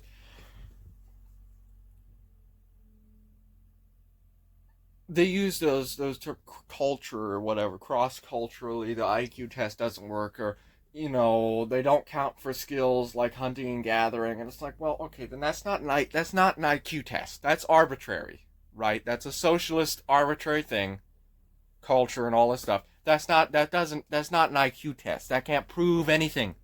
Then I can't prove your intelligence. You wouldn't call someone who was a wizard at math, but couldn't even couldn't even chop an onion, or know how to I don't know how to what's a basic thing to do? Cook a steak, or you wouldn't call someone who was extremely great at math, knew everything, knew non-Euclidean geometry like the back of his hand, but you would and couldn't cook for himself. You wouldn't call that person intelligent. You'd call that person a savant. Someone who's mentally handicapped, right? That's not an intelligent person. Another Derek Pavanici. What's the mentally handicapped guy who does the piano? He's autistic and blind, but he has the piano. He does the piano extremely. He can just play anything, no matter what, as long as he hears it. He can play it to perfection, right? Like, he's not an intelligent person, but he's extremely great with the piano. You gave him a test in some kind of piano thing, he'd ace it literally perfectly, right? It's he's not an intelligent person, and that those kinds of things. So this concept of intelligence is just utterly stupid. IQ and all that kind of stuff is just utterly stupid. It's just utterly and completely incomprehensibly stupid. And it leads to a bunch of suffering, just like, it leads to just a ton of suffering of eugenicists and everything else, and all kinds of horrible stuff. But even barring all that, it's still a stupid thing. I don't know what the hell my IQ would be if I took an IQ test, given that I would completely flunk the math section or whatever, basically all the math questions, probably not very high. But and then on top of that, the IQ test and all this kind of stuff, and the ACT and colleges, of course, and everything. This was all that kind of stuff as DEI and everything baked into it. So they raised the scores of people who they consider marginalized and lower the scores of people they consider oppressors or whatever. So it's a whole ring, and that's the problem. It's all arbitrary nonsense. If something isn't arbitrary, it can't be manipulated. If something is true, it can't be manipulated. Let's take statistics, for example. Statistics aren't true. They can be manipulated extremely easily. When people go on about crime statistics and all this kind of stuff, my father is very paranoid about crime and all kinds of stuff in big cities and everything. Okay, well, let's say Sacramento, California is pretty well known as being one of the murder capitals of the world. Seattle, Spokane as well, Tucson, Arizona, Las Cruces, New Mexico, Detroit, of course, Michigan, and Chicago, obviously. Chicago's probably the murder capital of the United States. Alright, let's take these statistics. These statistics say that 1 out of every 1,000 people are murdered. Right? Millions of people, 1 out of every 1,000 are murdered every year. Right? The odds of you getting murdered in the south side of Chicago are, if you lived there for 80 years, the odds of you getting murdered are like 1 in 5 billion.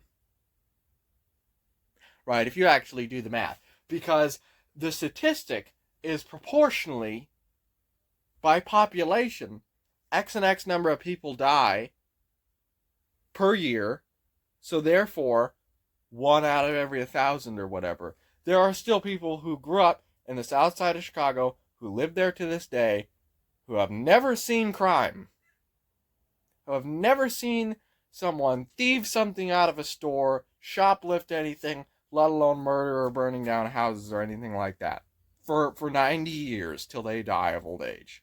And they've never seen a crime there, right? Statistics are stupid.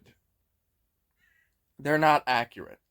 For example, near the area I grew up in, on the California side, that town that was there was very high in crime. Mostly because it was a prison town. That was the largest employer, was the prisons. And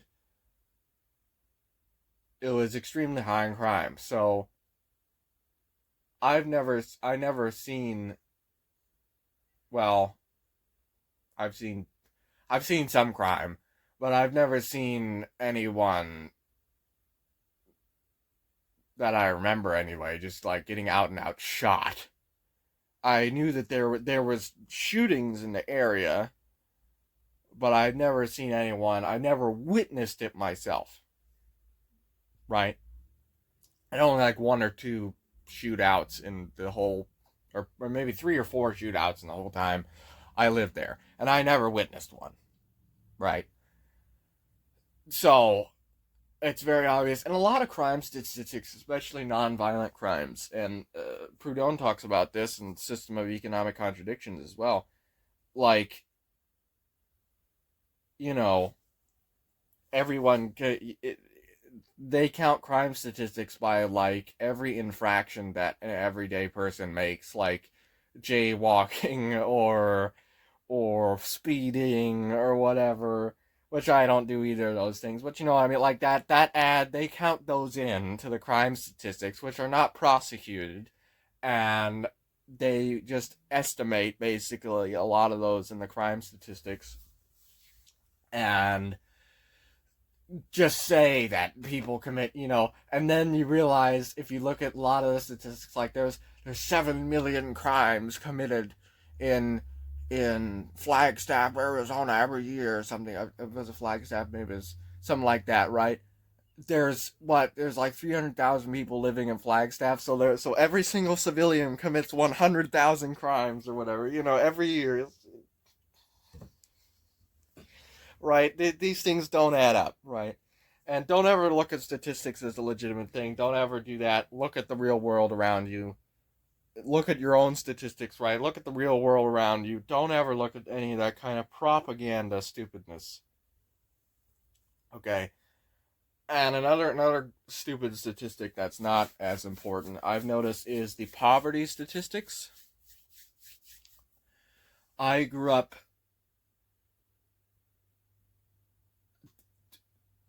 technically, according to the poverty statistics of the United States by, I think it's the Department of Labor or something, I grew up below the poverty line. I'm still below the poverty line. I've been below the poverty line for decades. My family me and my 2 parents lived in a house with, granted, a low mortgage, but a house.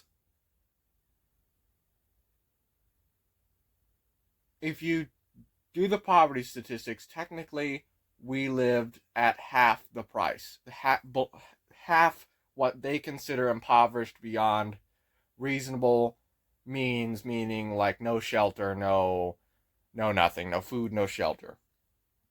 Okay, that's the way we lived, technically, according to the statistics given by the government of the poverty line. All right, we afforded niceties. It's tight. The budget was tight. Not like we put away a bunch of money or anything. An emergency happened, we'd be a little bit messed up, but we'd recover. It was tight budget, but we never wanted for anything. Had food, had any food we wanted, had whatever it was, had enough money to fix the car if the car broke down or something, right? These kinds of things. And that's at half the poverty statistic. So the poverty statistics are a little messed up, to say the least. And they don't reflect reality. I believe that the poverty statistics, impoverished beyond reasonable means, would be true if you lived like how most people lived, maxing out their credit cards, never paying off any of their debts, constantly behind, going out and buying the new toy, the newest thing, the new iPhones, the new cars, every single time, getting car loans at 19% APR, getting all these kinds of things, wasting everything, just ultimate consumerism people. I believe that if you do that, then yes, whatever $37,000 a year is impoverished beyond reasonable means. If you're a stupid moron, but if you're just a sane, average human being, then no, it's not even close, right? I think they do it based on that, though. I think they do it based on population, not based on anything real. I think they do it based on the majority, just like many things, just like the BMI. The BMI is one of the most permissive, horrible things because it leads to fat people, because those fat people are healthy, because the BMI is based off the population. Most of the population is fat. Most of the population is not healthy, but not according to BMI. Most of them are, right? This is the propaganda. This is the way the propaganda works. This is the way it works. It takes over everything. The propaganda never ends. The propaganda is omnipresent in everything. Every single thing is laden with propaganda, no matter how small or insignificant you think it may be. It is not small or insignificant to the propagandist. To the propagandist, it is opportunity. And the propagandist will always take opportunity, right? It permeates everything. Everything the government touches is propaganda. And that's fine. Here's another thing. That's unrelated, basically, to the last thing. But we'll just go with it. Let me get this water here. Oh, goodness. Oh. Got some water. I just buy big old things of water. Ugh. Oh, God, I got some phlegm in my throat. Oh. Yeah. Anyway, why are there no libertarians or third-party members in the U.S. and the Western countries? Besides, like, independents. Okay? Let's talk about that. So, I always was curious about this, and the political scientist will say it's because of first past the poll voting, and the economist will say it's because the parties have been instituted for too long, and the anarchist will say that it's because of it's all rigged, doesn't matter anyway, and the communist will say that it's social progress because it's democracy in action. None of those things are true. So, number one, do you want a libertarian in government? Do you want a Chase Oliver in government? Or a Mike Tremont? Do you want someone who believes the government is evil protecting your government? Okay, that's number one. Secondly, if you're a libertarian or a communist or an anarchist or whatever, or not a communist per se, but say you're just a libertarian or an anarcho-communist or something like that, you intrinsically believe the government is evil. Why would you ever want to work for it? Right? It's the Republicans and the Democrats in our country here, and the independents, that make the most sense to be in political office because they don't intrinsically believe political office is evil. If you believe doing something is evil, if I believe working abortions abortion is the highest crime you can commit, right? I'm never going to work in an abortion clinic. And it's the same thing if you're a libertarian. You're never going to politic for the government, right? Like, it's just common sense when you think about it, right? And you don't want someone, intrinsically, if you're going to elect someone to office in a government, you want someone who's nationalistic. You want someone who's this crazy guy who believes the government can do nothing wrong and tries to do the best for the government, right? If you're going to elect someone to office, you want them to continue the government, reform it, change it, whatever. You want them to make the government great, right? You don't want some schmo, some Carter, who thinks you don't want an Obama who's going to go around apologizing to everyone. No, you want the guy who says this country is the best country in the world. You want the guy who's willing to go to the mat for the country, right? That's who you want running your country. And that's why a lot of the parties don't have traction. That's why a lot of the ideologies in the parties, because even if the parties didn't have traction, you still have like Rand Paul and stuff like, libertarians that are in the Republican Party, and you still have socialists and communists in the Democrat Party, right? You still have third parties in the party, right? You still have the Alexandria Ocasio-Cortezes and stuff like that in the party, right? So it's not even that. It's not even first past the poll voting that's the problem or whatever. It's just the fact that if you believe that capitalism you're a communist and you believe that capitalism is intrinsically evil and oppressive, you're not going to politic for a capitalist government, right? Obviously, you're against that. So you're not going to go and try and even run for office, let alone participate in the electoral system at all in a capitalist society, right? Like, that's the idea. That's the point I'm trying to make, right? I don't know. I was just thinking about that. I believe, of course, that the government is intrinsically evil. I don't believe in government. I don't believe that I would work for the government. I would not only would I work for the government, but I would politic if I could. Why not? I could do it. I wouldn't get involved in the rat race, but I'd still politic for like local politics, or maybe especially something like a congressman, right? It's $200,000 a year to do nothing. Sign me up. But I certainly wouldn't do anything to try to add to the cesspit. If anything, I'd want to dismantle a lot of the government, right? And,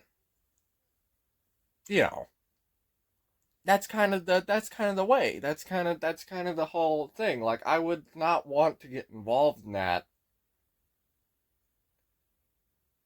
you know, because I don't believe in it, right? So yeah, one thing I was thinking about doing, I kind of wanted to go around, and I've never really been to a church, you know. Never been to a church. I kind of wanted to go around and look at the churches and see what they were like, because I've heard some mixed reviews. So see what the churches are like in this area. I don't know why. I never did that before. Just something to do.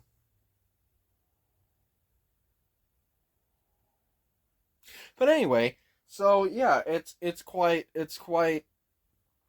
crazy, all this kind of stuff. So yeah, I was just thinking about that, about politics, about intelligence, about all this kind of stuff, and how all of it's all connected. Like, people who say,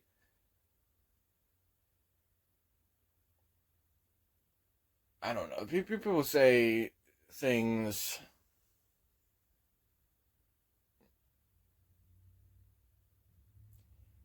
You have one life. You have one life. You don't have a professional life. You don't have a personal life. You don't have anything like that. You have one. You have a life. A life. This is your life. You're the same person at work as you are at home, as you are with your friends, as you are with your parents, as you are with everything. You should be anyway. You should be the same person. You should try to be the same person. Don't. You know what? Let's talk about this, since I'm running out of things to talk about.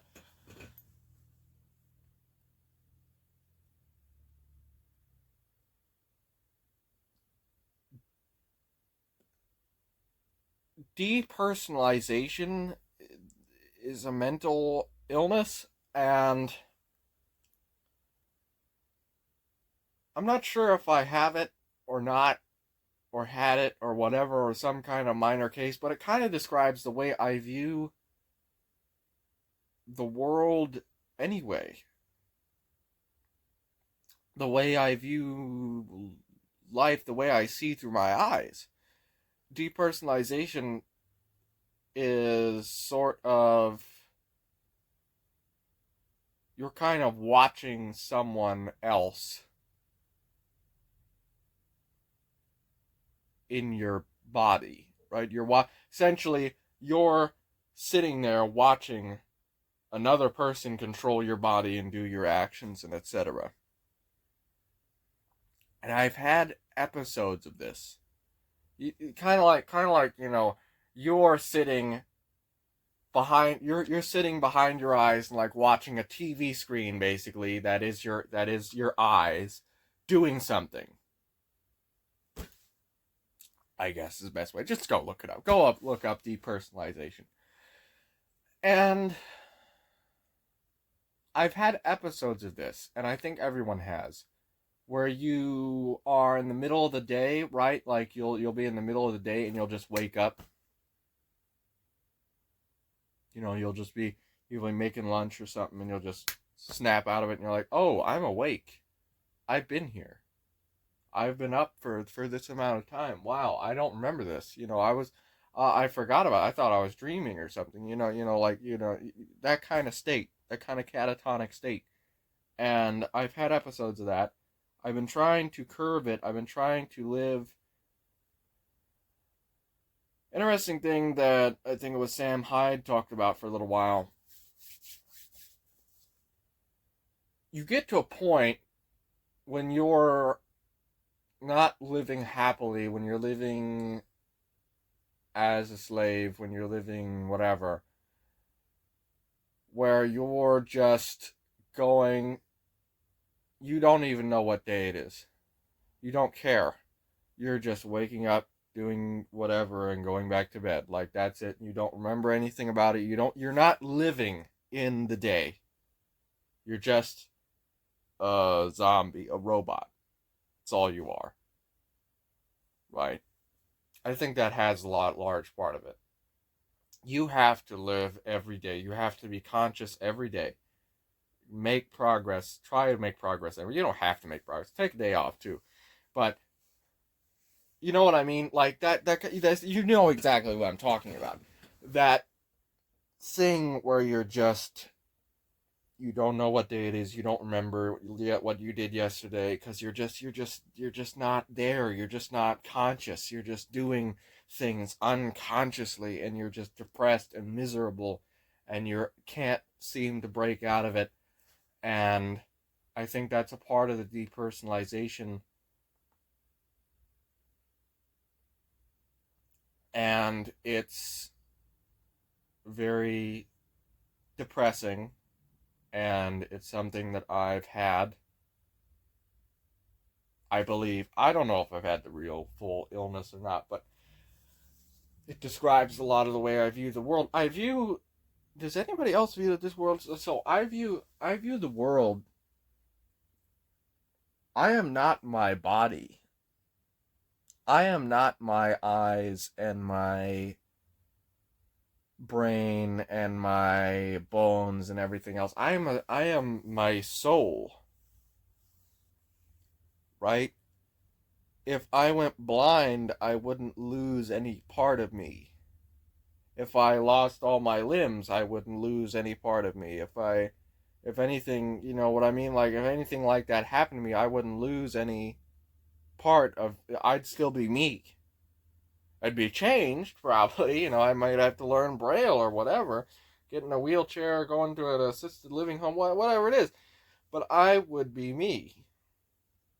It wouldn't change who I am. You know, I am not my body.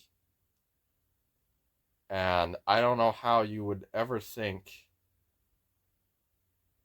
when I just right now, when I'm looking at my front door right now, my only door, front and back door, it's my only door. I'm looking at the door right now, across from my couch. I see the bridge of my nose. I see the point of my nose. I see my arms here. I see my legs. I see my chest heaving up and down as I breathe. You know, I see these things. I'm aware of them. How are you not? Because people say they are so in their body that they're not conscious of themselves, like their body, themselves and their body is one, but I am not. Myself and my body are two distinct things. One is material and one isn't, right? How do you not view the world like that? I don't know. I never have. So, you know, I don't know. I just something interesting. I don't know how. I don't even know how you'd think about the world, except for the fact that you're basically looking through someone. You're looking through eyes, but it doesn't matter whose eyes they are. It's nice to have your own eyes, but it doesn't matter whose eyes they are, right? Like you know what I'm saying. You know what I'm saying, right? Like it's like watching a TV screen. You know, it's just you're looking through eyes, but you're not looking. When I close my eyes, I'm still here. You know, I'm still here. Just can't see anything, but everything, all the other thoughts, I can see all the other thoughts. I can think. I can do everything else.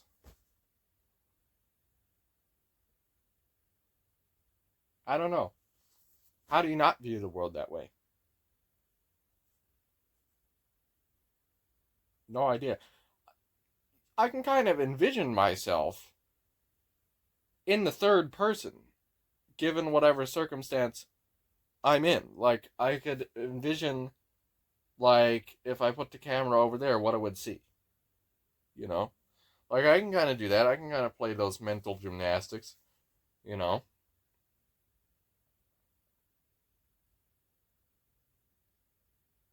people dream in the third person. You know, it's not uncommon to dream in the third person.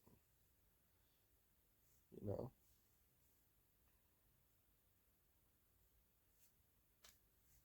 no, just strange that way, right? dreams as well. So let's go back to mysticism and dreams. So I was going to go for a meeting for a job, and I had a dream. It was a weird situation anyway. It was a weird kind of deal in a shady place. Now, so I was kind of unsure about it. And I had this dream where it went wrong, right? And so I didn't go. And thankfully, I didn't go because there was a bunch of shady stuff that went down there apparently. I'm not fully sure of all the details, but yeah. It was my gut telling me what not to do, and then the dream helped cement my decision. Listen to your dreams. Listen to signs. Just look. You don't have to look. Don't stop denying reality. Stop denying what you know to be true. Okay? If you have a dream that something is going to go horribly, horribly, horribly wrong, if you have a dream that, say, I don't know, let's say you have a dream that on July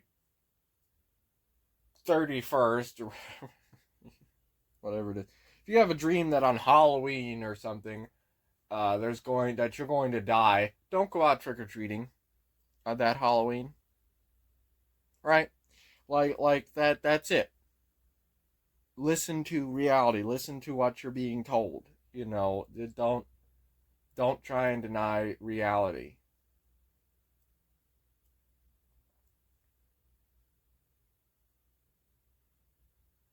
You know.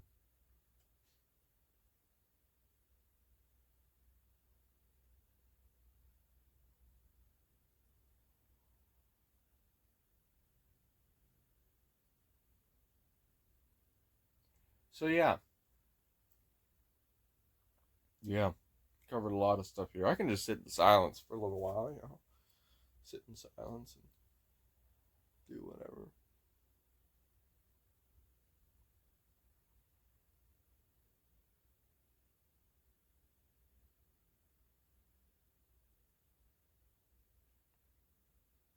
Kind of view.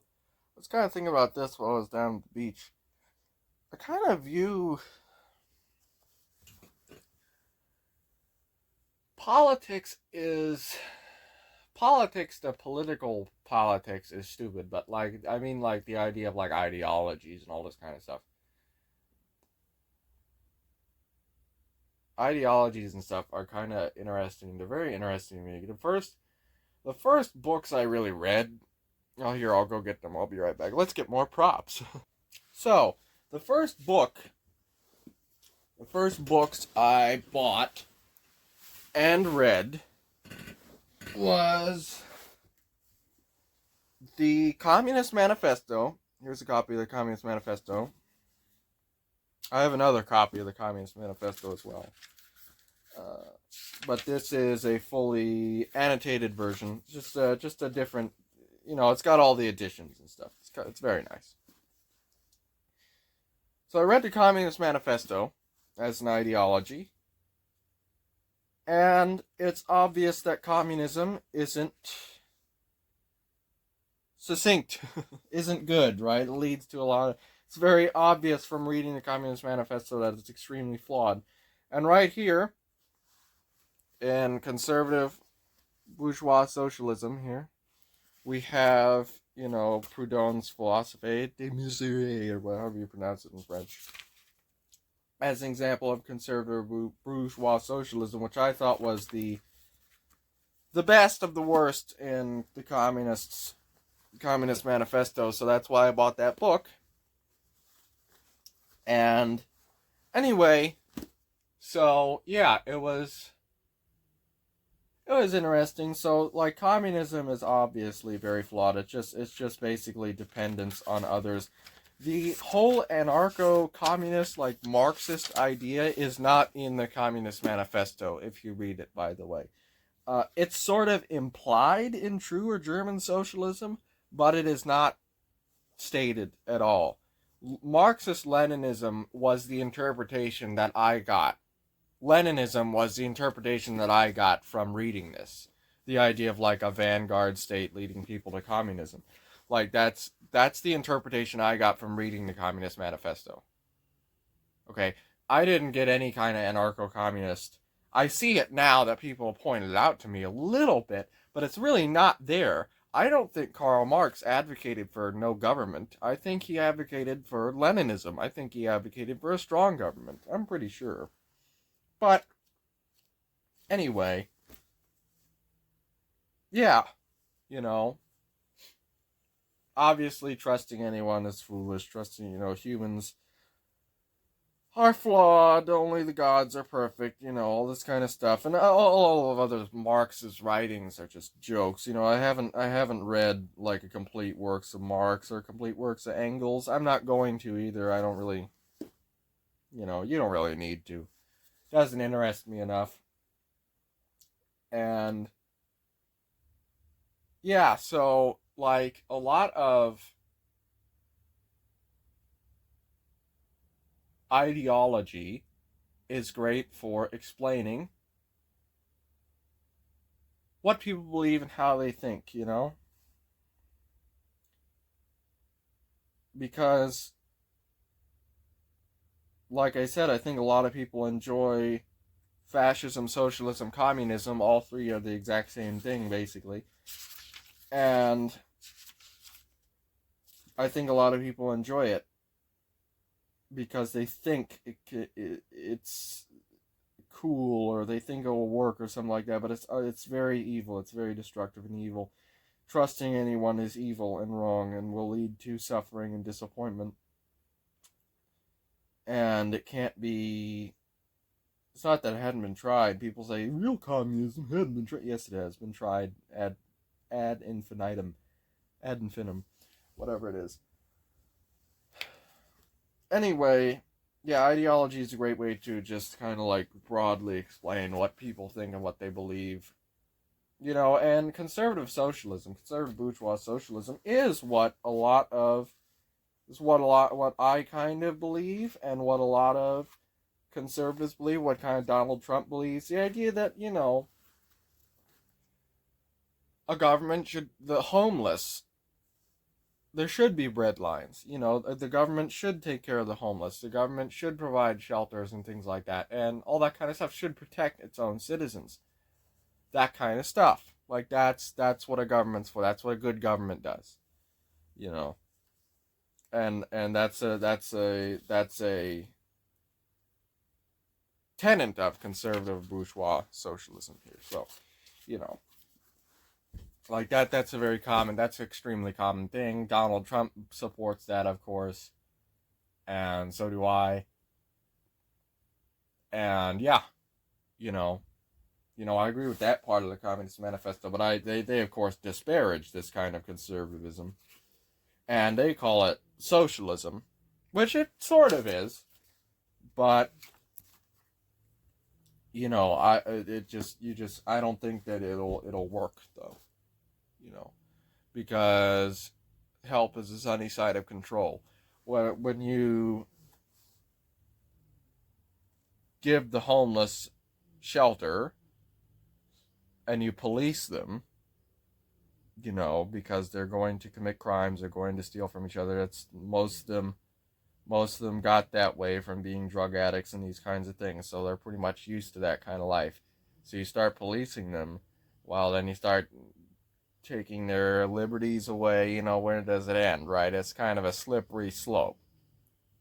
I think charity, just average charity, would be a lot better than an actual homeless shelter or anything like that, or rehabilitation programs, things like that. I don't think those are really gonna work. So, I'm kind of against the socialist aspect of charity, and that, forcibly helping people or trying to control people instead of just offering basic material help. I think that's all they really need. It's just,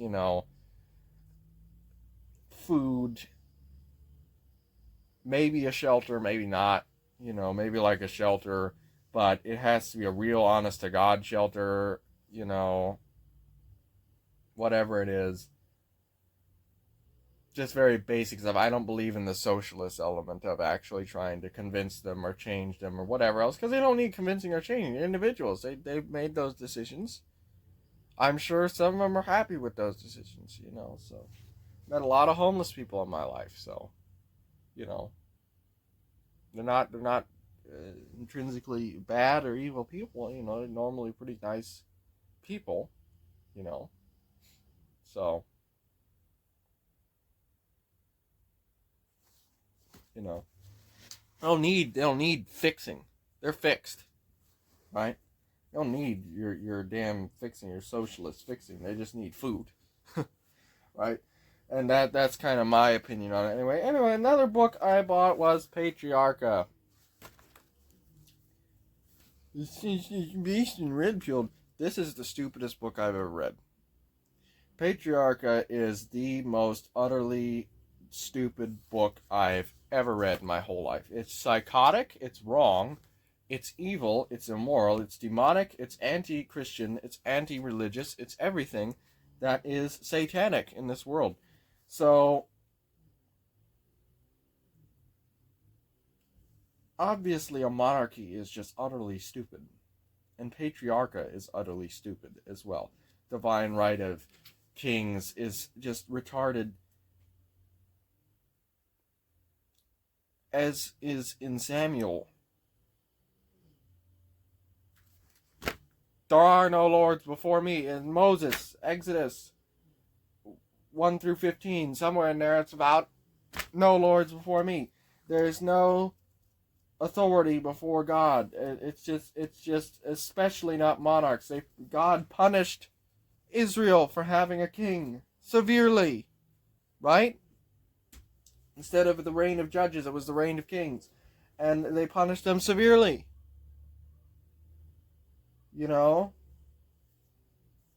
Whereas their judicial system worked fine.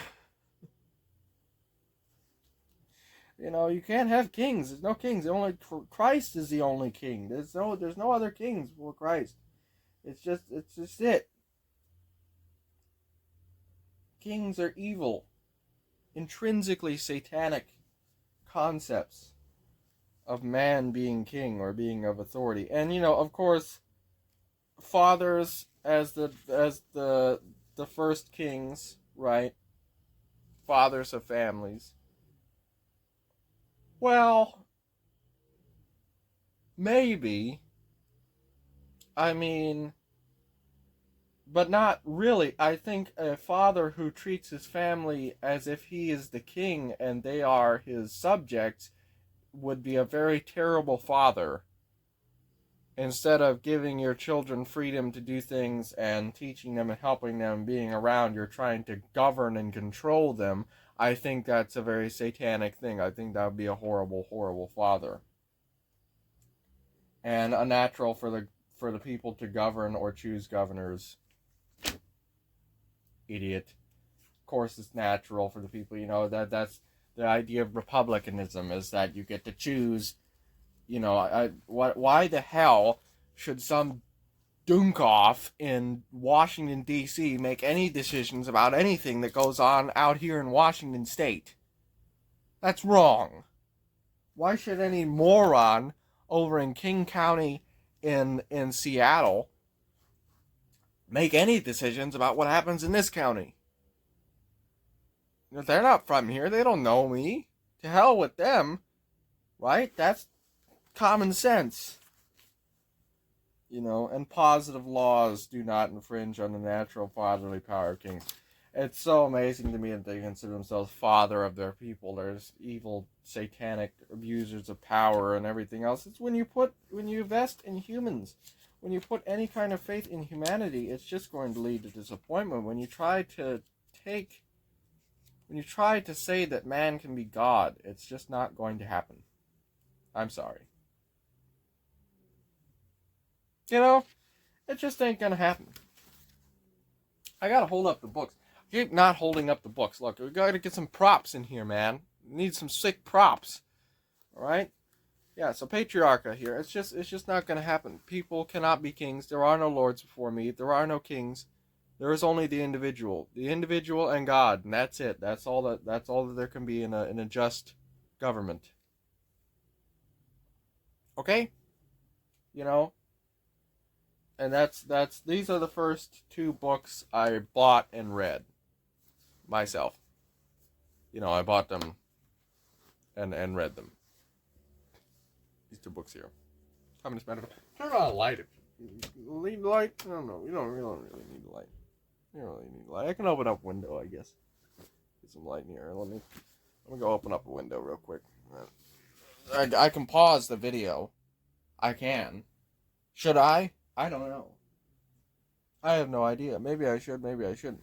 I mean, can you hear me while I'm over here? I don't know. Let's not pause the video this time. Let's see what happens when I don't pause the video.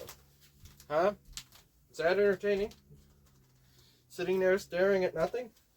There you go. Varying shots. I don't think this is what they meant by varying shots.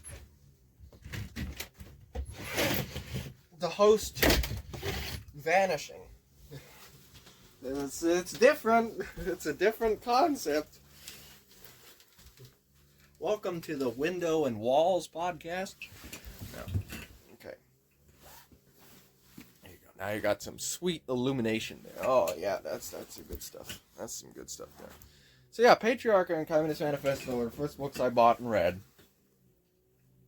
I bought this before it was cool. Right, I bought Patriarcha when I was... How old was I? I don't know. Probably 2016. Probably 2016 when I bought Patriarcha. Does this print to order or something? I don't know. Got any information on it?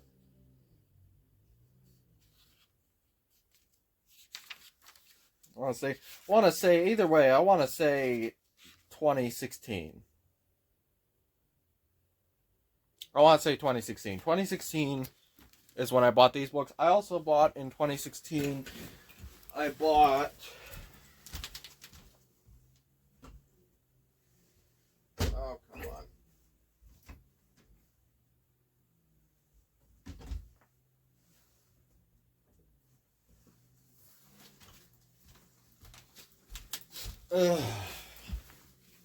Bought this book here, Mukhya Upanishads,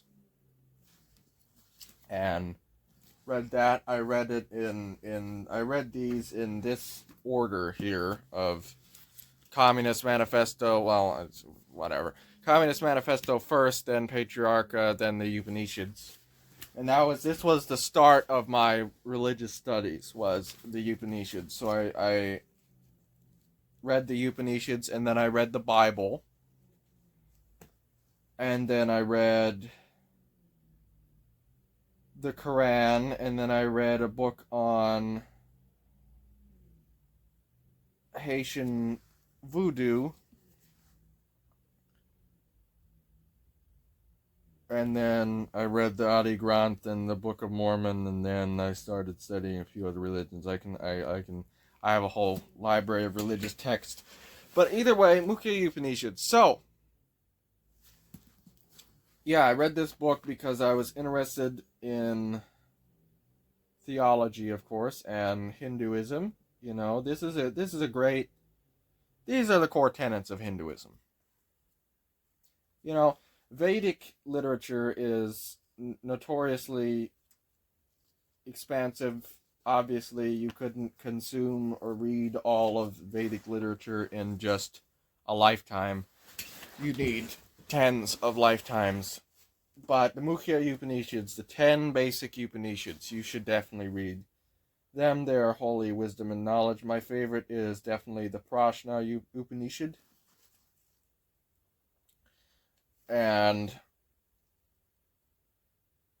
yes, I would recommend go reading a copy of the Mukhya Upanishads. This book is okay. It's not perfect, and just says all of these religious books. If you buy any religious book besides like some besides like if you buy any religious book besides just the Bible or the Quran or something, you're going to get commentary. Every single religious book has oodles of commentary. Because they want to convince you or something. I don't know. They're idiots. Just ignore the commentary. And any Mukhya Upanishads book you buy, just ignore the damn commentary and read the damn Upanishads. Don't even read the commentary. I wouldn't, if I were you. I don't. I don't read the commentary. So yeah, these were the first books I bought. And I know, interesting selection, right? I'm so edgy and cool. I buy the Communist Manifesto. No, I was interested. I was legitimately interested, not only learning about it but also studying it.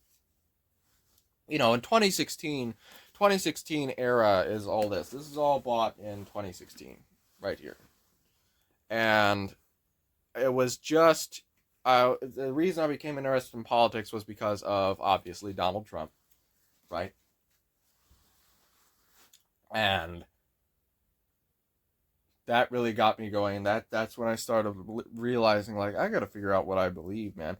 Because I was looking at Trump, and I was like, well, I kind of agree with what he says, but I disagree with a lot of the stuff on his views on countries and stuff, but that's okay, you know. You know.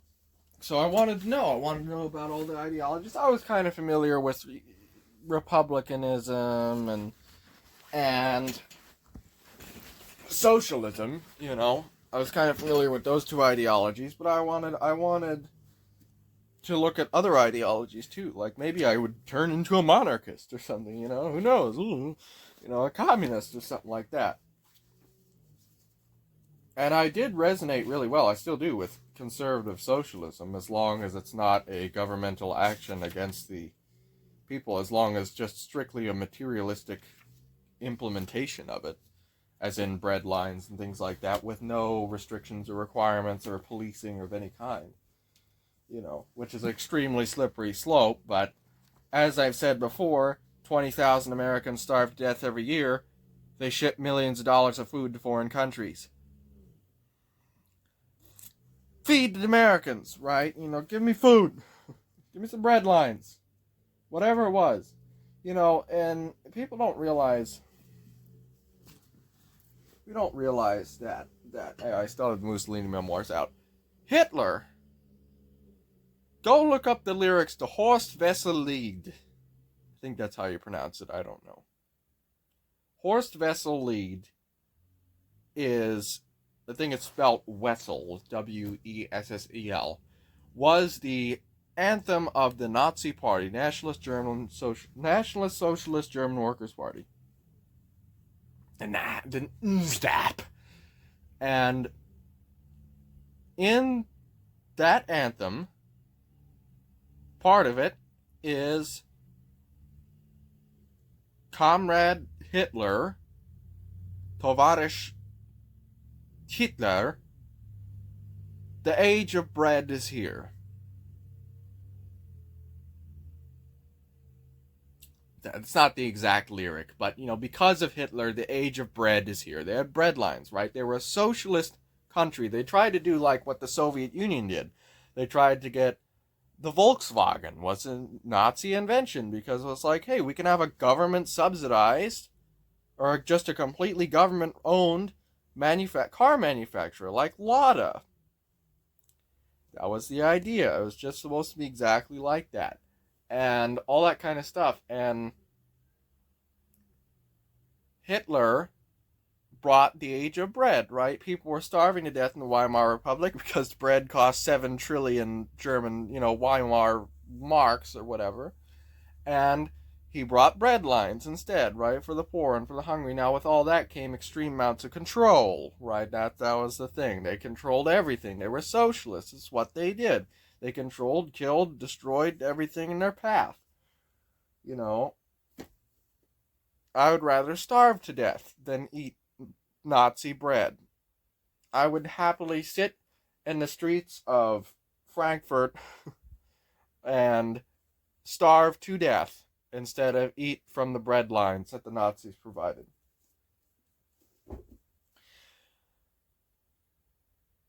You know, and that kind of stuff. People forget that. People forget that. And bread lines and all that kind of stuff are okay. You know, Bernie Sanders, I think it was Bernie Sanders. You know, he honeymooned in Kiev. He's a communist. He's another example of someone who's actually a communist working within the system. You know, within the parties and within the system and stuff. And he was like, you know, who cares if they're free? You know, he's a communist. Who cares if they're free as long as they have bread lines? You know, in Kiev, in the Soviet Union, right in the 70s, 80s, whenever it was. Maybe it was 60s. I'm not sure. You know, and that's a very despotic and horrible thought, of course, but that's kind of his point, right? And I disagree with that, of course. Obviously, like, no, it's better to have freedom than and starve to death being free than it is to have communist breadlines with oppression and restrictions and all kinds of stuff. You know,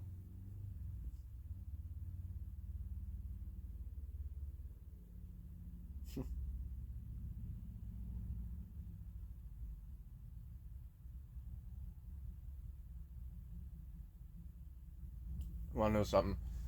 Here's something interesting.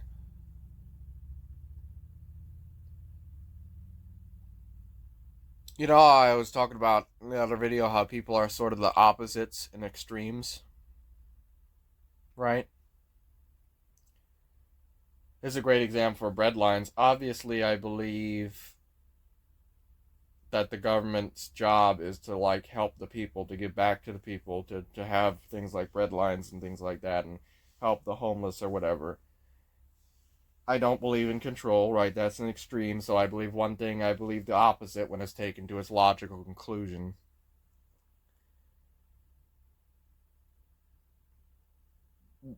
One of my numerous uncles welded was a welder,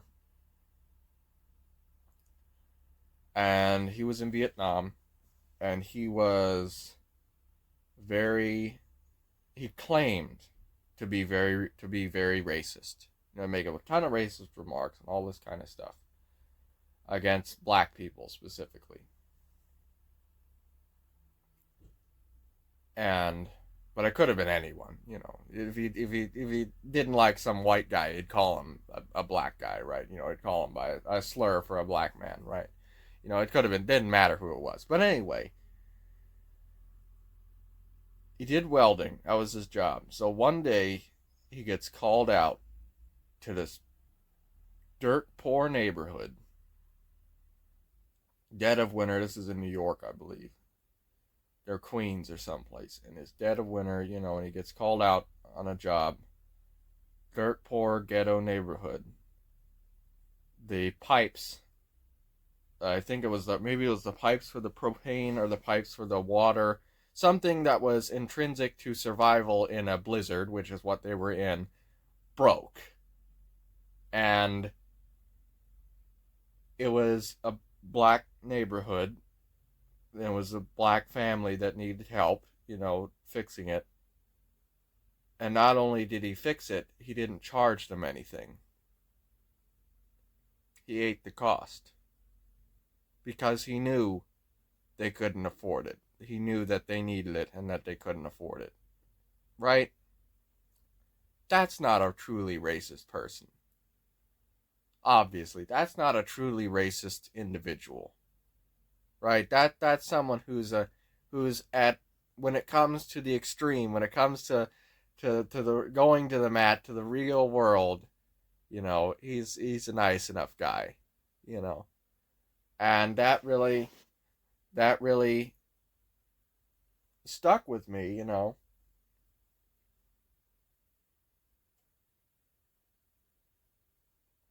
because that's what a truly good person does. You know, regardless of whatever they say or they believe or anything else. That's what matters, right? You know, that's what matters. He helped him out at no additional cost whatsoever. You know, didn't want anything from him, didn't get anything from him, just let him be. You know. So, when it comes to the extreme, a lot of people believe the opposite. Even considerably, you know, evil people, or whatever else. And I think that that's very true. It's something I've noticed throughout my whole life. And that's just another example of, oh, it's been an hour and 30 minutes. Let me pause. Let me stop the recording and save it real quick. You know, that's a very common thing I've noticed in life.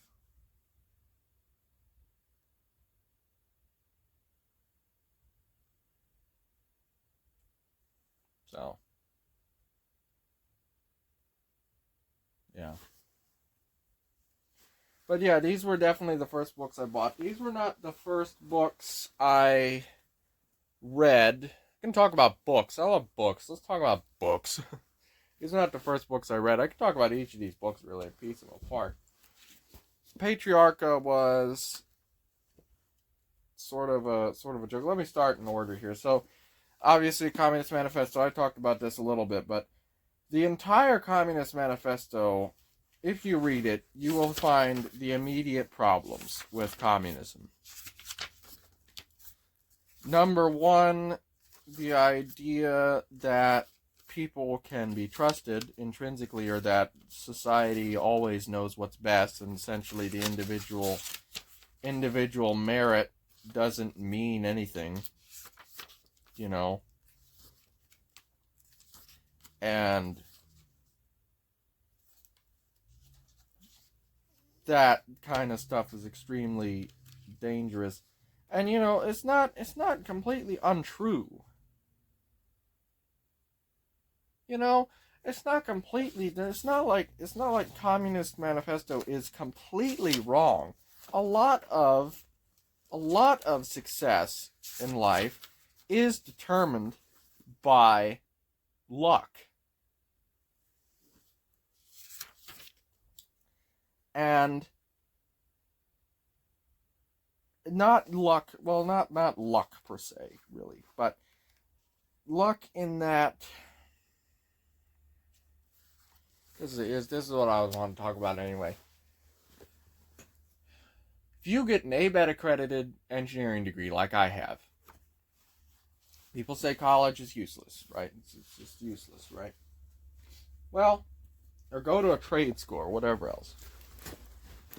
Okay, well, it would take me many years to get a FE and a PE, engineering license thing, right? To become worth salt to anyone, right? It'd take me a long time to do that. Okay, as with my degree. Okay, well, that's the benefit of a trade school. With a trade school, you become certified plumber, certified electrician. You can start your own business immediately. All right, well, hey, that's better. That is better. You're right. Well, unfortunately, if you become plumber, electrician, or air conditioner repairman, whatever it is, and in your area there are 400 electricians, plumbers, and air conditioner repairmen, or welders, or anything else, well, the market doesn't care about you or your skills or whatever you have to offer. You have to find the niche in the market. It's the other way around. It's not you study and learn this skill and then go apply it. No, you look for what's missing in the market and then you do that. It's backwards, right? This is basic capitalism, basic economics, basic entrepreneurial ideas 101. You look for what's missing in the market and you do that. whatever it is, because anybody can do anything, right? I could start a restaurant. I could start a tire shop. I could start anything like that. Anybody can do anything. Go do it, right? Like that's the idea. You look for what's missing in the market. You look for a business idea that's missing in the market right now, and you do that. You don't apply your skills to the market. You find what the market needs, and then go do that. The market doesn't care about your skills. The market is independent of you. If you died tomorrow, could the market survive your bus factor, which is, getting hit by a bus tomorrow? Yes, it could, and it will when you inevitably die. The market will continue on. You have to suit the needs of the market to you. You have to find what the market needs and do that, not applying your skills to anything else like that. You know, that's just common sense, just basic business school, business ideas 101, not business school really, but you know,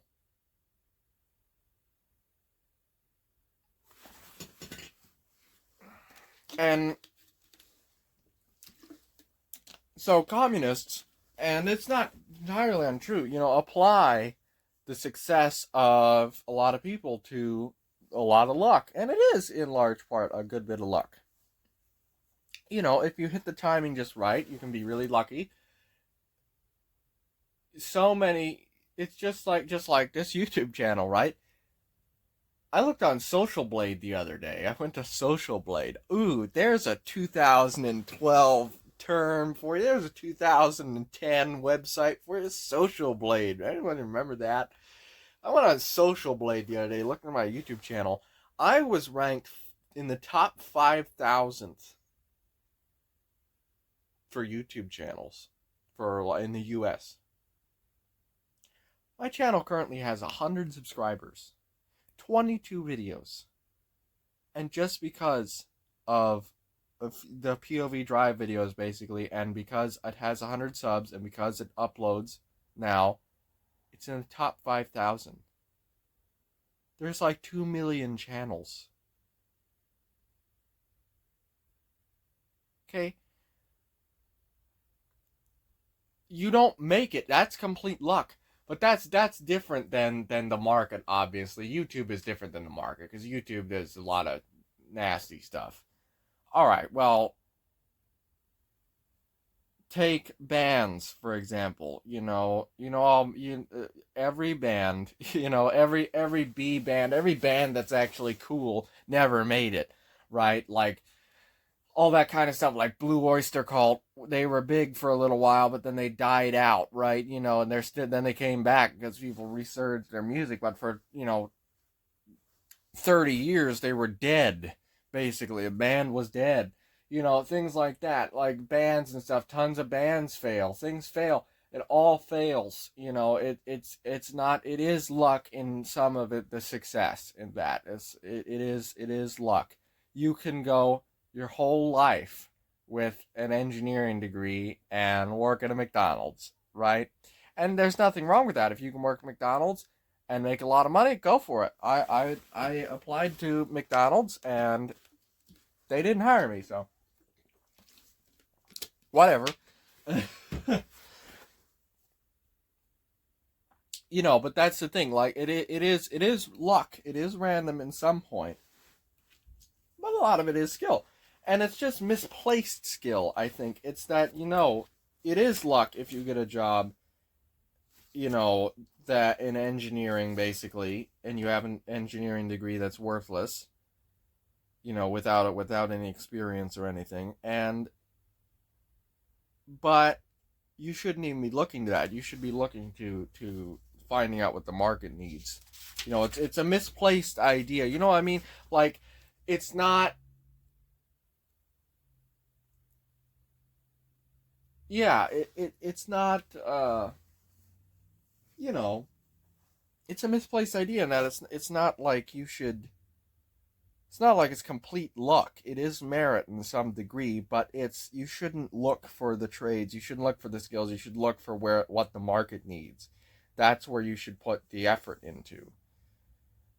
right? Like that's the idea, right? Like instead of you, if you go off a system that you have no control over, which would be just praying to get a job in the market, you have the same chances of winning the lottery. That's just complete. That's a lottery ticket play.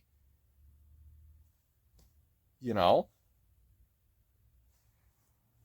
that's the truth. And versus if you look for what the market needs, you can you know seriously get it. Seriously start going after it.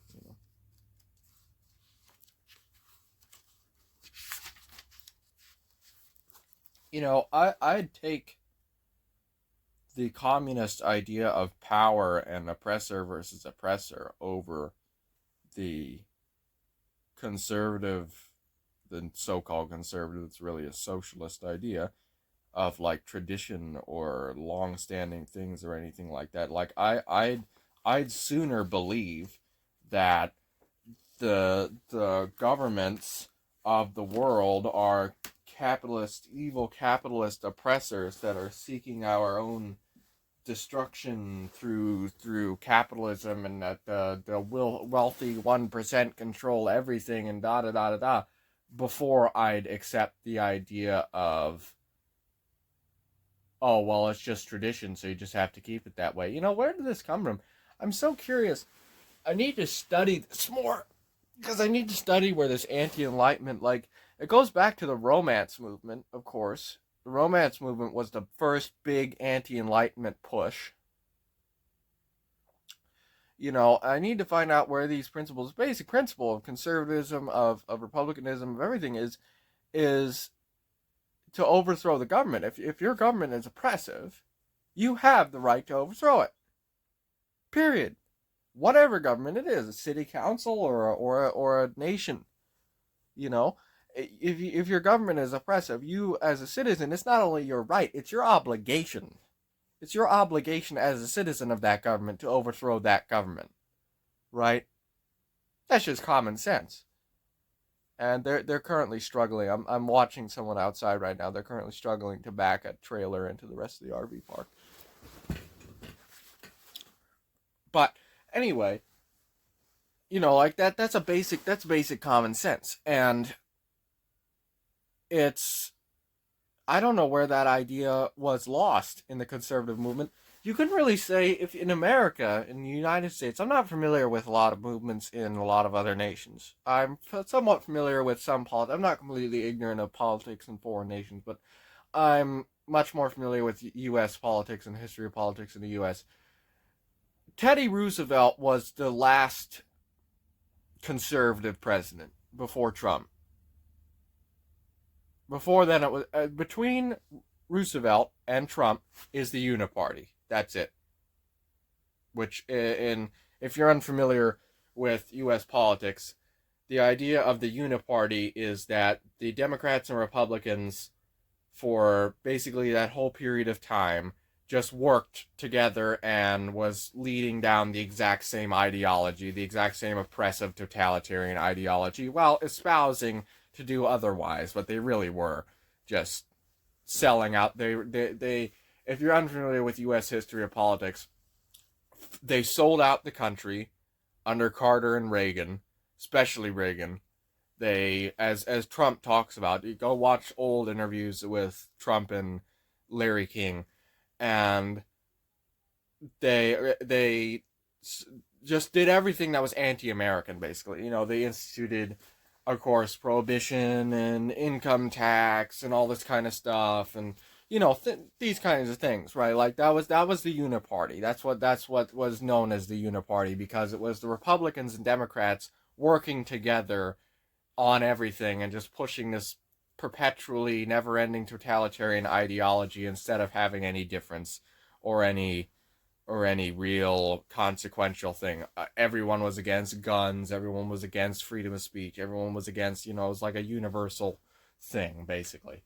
And, you know, That was the Uniparty. That was basically everyone in between Roosevelt and Trump. And what was I gonna say? So yeah, so I don't know where it started. Roosevelt was the last, and I don't even agree with what a lot of what Roosevelt did, but I agree with some of it. You know, a conservative socialist, I agree with the idea of like a national park. You know, I think that's an okay idea. You know, I don't think that's a bad idea. You know, I like the idea of a privately owned park better, but a national park is okay. You know, I don't mind that. Just government lands that the government has lying around, they just make it a national park. That's good. You know, for public service, for public enjoyment, for viewment, for things like that. That's okay. That's a conservative socialist. That's a that's a conservative socialist idea as outlined in the Communist Manifesto, right? I don't mind that. That's an okay thing. I think it can be a very slippery slope, of course, you know, with the government annexing property and whatever, and, you know, people being driven from their homes and all that kind of stuff. Again, I'm against the whole. I speak of it in a strictly material sense and not in a practical sense. Practically, it really ruins a lot of things. But I don't disagree with TR in that. I disagree with TR on a lot of the tariffs. I disagree with TR not on the tariffs and that tariffs are bad. I disagree with TR and Trump in that they don't use tariffs enough. I'd say 2% tariff on all foreign goods. Period. You don't want to pay the tariff? You don't want to do that? Make it American, make American, make it in the US for number 1. Number 2, buy in the US. If you don't want, you know, to pay the tariff or anything else. You know, consumer or producer, whatever it is. But I don't think that they were extreme enough. I certainly don't think that TR was extreme enough with his tariffs, and I don't think Trump is extreme enough with his tariffs either. Need more tariffs. But anyway, yeah. So TR was really the last president. Now people say Taft, you know, William Howard Taft, which was he? I guess he was TR's vice president, right? One of them anyway. And Taft was followed after TR, and not I don't know, I don't think it was directly after. I don't remember. But anyway, Taft didn't implement tariffs, but he was sort of like a Dick Cheney kind of figure. He was the serpent in the shadows. He was never really out in public. He never really gave any big speeches or any kind of public rallies or anything. He was kind of like quiet, kind of like doing his own thing. And he did a lot of negative stuff too.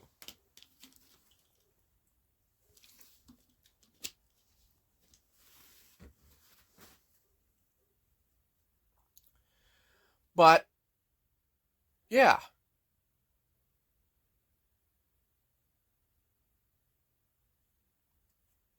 you know, so I don't know where this whole anti-enlightenment thing. That was the end. That was the end of the real Republicans. Was TR. That was the end of the real Republicans. Till Trump came back and saved it, and 100 years later, and I don't know when it changed. I don't know when the exact date was or what inspired the change. This removal of Enlightenment principles. This anti-Enlightenment, this romantic movement, whatever it was. Yeah, I was honking.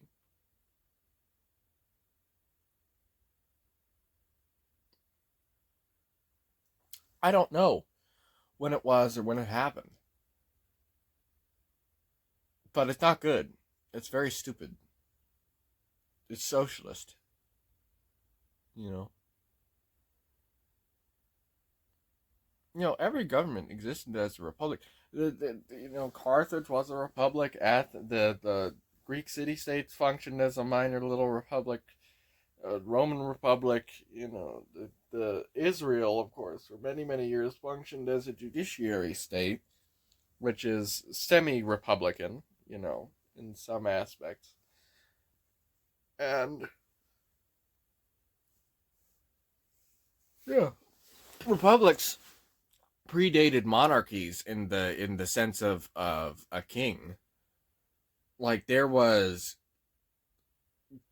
being a god emperor is not the same thing as being a king. I mean, it technically is, right? Divine right of kings, but kings are a much lesser form of that. Kings are a much worse form than that, really. But the idea of like a pharaoh or a god emperor or whatever, it wasn't viewed as a monarchy. It was just viewed as a god, right? It was viewed as being revered as a god. You know, it was different than the king. You know, and I obviously pharaohs and all those things were very satanic and evil, but people say, well, the first governments were kings, therefore it's tradition. No, they weren't, and no, it's not. Republics are traditional, right? Republics existed before any kings or anything like that. In the sense of a king, in the sense of a governor. You know, republics existed long before any of that. Republics make sense. It's just common sense. You know, I think a geographic republic is the best form of republic. We talked about this here. Let me go put away these books here. Well, you know what? We're just gonna let the footage roll. Look at all these books I got here. Look at all this books I got here. Also, we're just gonna let the footage. I'm just gonna let it go, and you can stare at the wall. There's some nice wall for you. This is what you came here for, right? Wall B-roll. That's nice. That's nice right there. Oh God.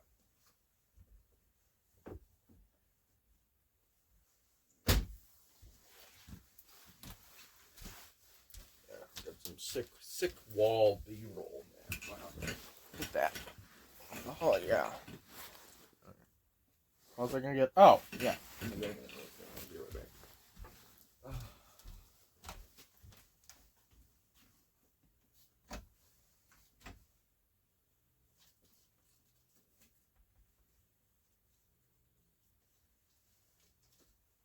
Oh.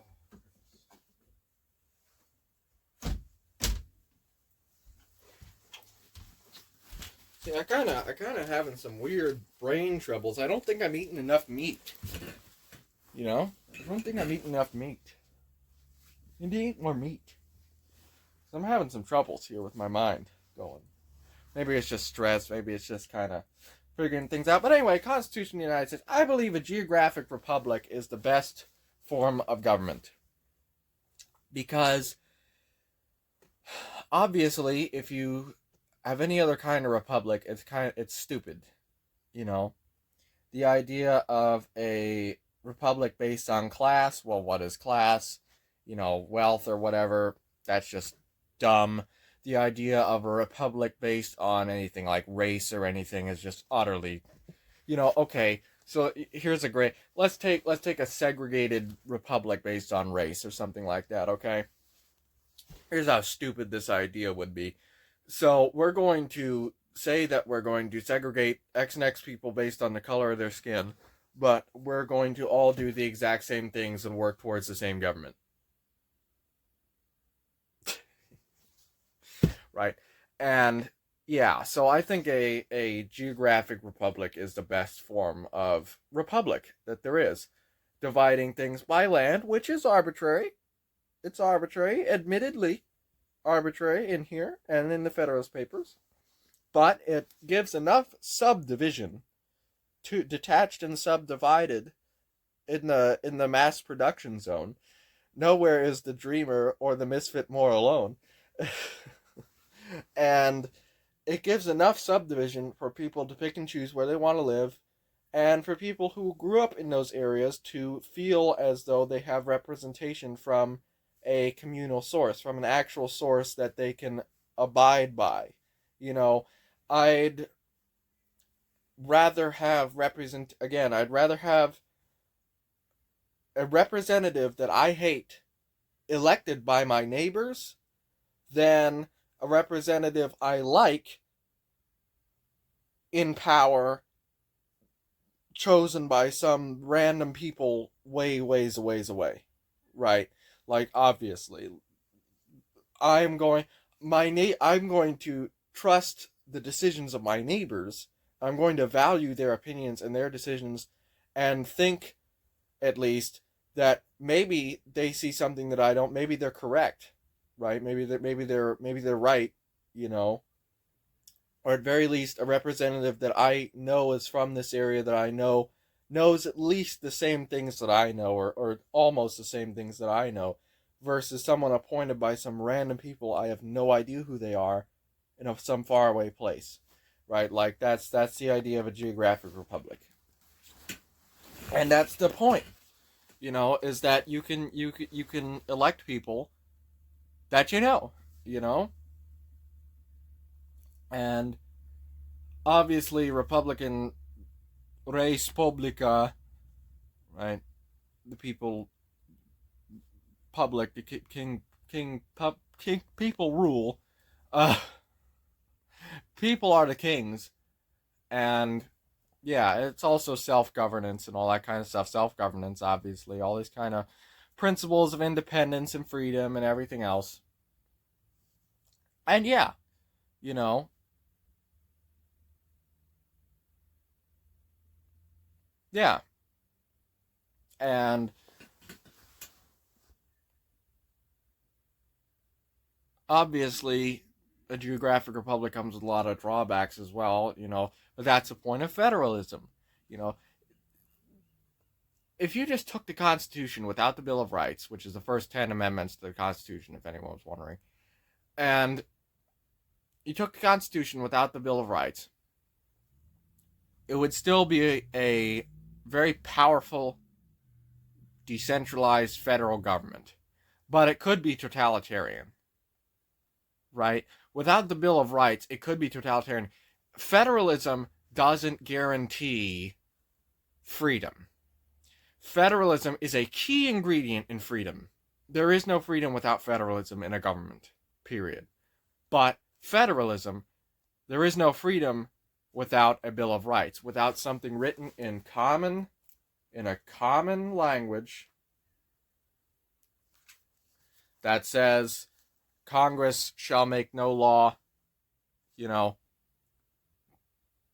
respecting an establishment of religion, or prohibiting the free existence thereof, or abridging the freedom of speech or of the press, or the right of the people to peaceably assemble and to petition the government for a redress of grievances, and well regulated, it's being free to necessary to each state, free state, right of the people to keep and bear arms shall not be infringed. Like these kinds of things, you need the Bill of Rights.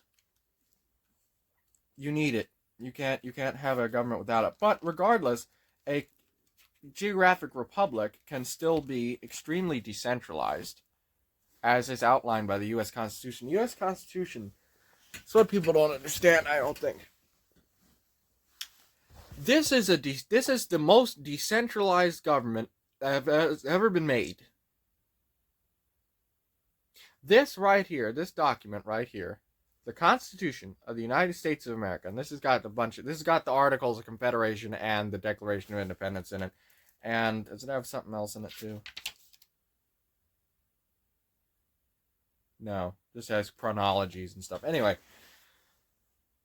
this is the most decentralized government ever made. This is the most free and decentralized government ever outlined. This Constitution of the United States of America is the most free, decentralized, liberty, pursuit of happiness government ever made. Okay? And yeah, like that's a big thing I think people don't recognize, is that is the point of the Constitution. It is a decentralized government. It is how you can have a successful decentralized government, is what the Constitution outlines. Right? And people don't recognize that for some reason. I don't know why. Again, I think it's just a stupid anti-enlightenment thing. I have no idea why people don't recognize the Constitution as proper, as being a decentralized government, because it is. It's in action right now. right? People in Arizona have no say over what goes on in Washington, D.C., or state otherwise, and people, and vice versa, right? You know, it's a decentralized government. That's the point of decentralization and federalism. Federalism is a key ingredient in decentralization. This outlines a federal government, with the Bill of Rights it does anyway. This outlines a federal government. And, yeah, you know, I'm still going to do a whole video on federalism. I still haven't finished those Federalist Papers book. I still haven't done that. I will, I promise. Anyway, so yeah, this is a decentralized government.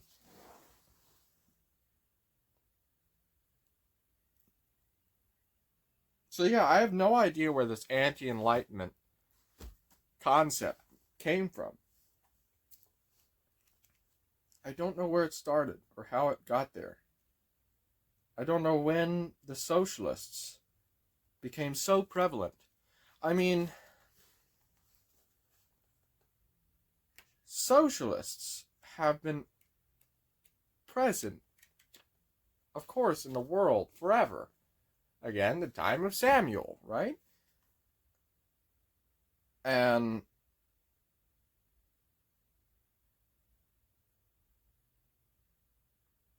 I don't know. It's just the pharaohs and the Egypt and everything else. It's just strange, you know. I don't know where they abandoned the Enlightenment principles in politics and everything else. I don't know where it happened. I just don't have enough knowledge or evidence to see. I understand the Romantic movement was very anti-Enlightenment.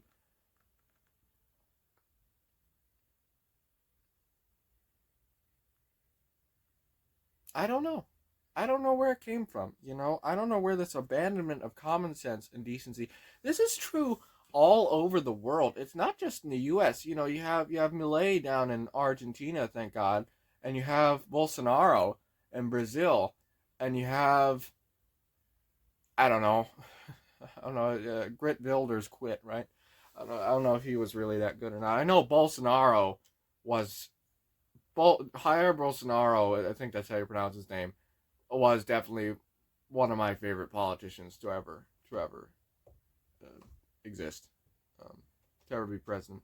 He really honest to God Second Amendment's rights believer, you know, and he saved so many people. Go look up at the crime statistics, even on the liberal Wikipedia, which they attribute it to treaties between gangs and stuff like that. Well, why do you think there was treaties between the gangs and everything, huh? Go look up the gun crime statistics in Brazil during Bolsonaro's time. I think it's mentioned on his Wikipedia article. I'm not sure. And he saved tens of thousands of people's lives. That man saved tens of thousands of people's lives, and he's a really, as far as I know, he's a great guy. I don't know too much about him. I don't know like about his personal life. I don't know anything about him besides like his Wikipedia article, you know. And I don't believe a lot of the bad stuff they say there, but you know, he's a as far as I can tell, he's a great politician.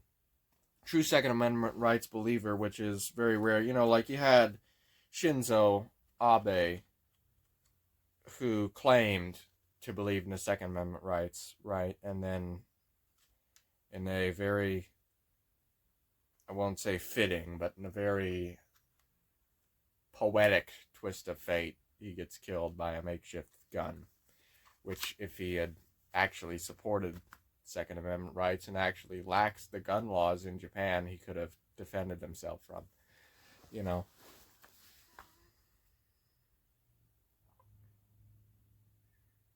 Oh yeah, here we go. Here, let's talk about statistics and guns again. Let's bring it back to statistics. So, Nazi gun control argument, which is a true argument. Nazis outlawed guns, right? And the defense to this argument is, well, actually, the Jews were made up such a small percentage of the population that it couldn't have done anything anyway. That's not the point, is it? That's statistics again, right? Statistics again. Well, guess what? I don't know the statistics of the amount of armed Jews in Nazi Germany, I assume a lot of them hunted for their food. So, you know, probably four out of the how many Jews were killed in the Holocaust? It was like 6 million or something like that. Let's say 4 million Jews in Nazi Germany were armed with just hunting equipment, with just hunting rifles and stuff that the Nazis outlawed. Okay? Statistically, there is such a small percentage of population that they couldn't have done anything. Well, it would still be, 2 million Jews alive, right, who defended themselves, who escaped or fled the country or something, and managed to fight back and kill and shoot the fucking Schustaffel officers that came after them. You know? That would have been a really good thing. You know?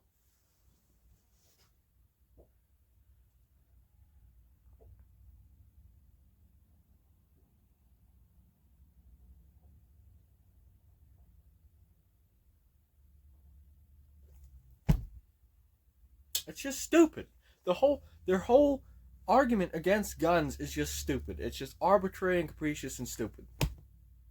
You know, if no, can I take on right to bear arms, Joe Biden? We have F-16s and A-bombs. What are you going to do, right? That's what Joe Biden said. Joe Biden threatened the entire United States population, by the way, saying that we have F-16s and A-bombs and we're coming for you and you can't do anything about it. Your little poodle shooters won't do anything about it, right? No, I mean, there's what is it? How many members of Congress are there? Like 437 or something like that. You know, I have to get through 437 members of Congress just to even start considering defending myself appropriately, right? So no, it's not about that. It's about if a federal agent or someone comes to my door or something and they try to kill me, I have the right to defend myself with a gun that is of equal or greater force than they have at their disposal. That's what it's supposed to be. That's the idea. You know? And that's the same thing. If the president comes on my land and says, and tries to take it like a king, I have the right to defend myself and my land. Right? That's why I have a gun.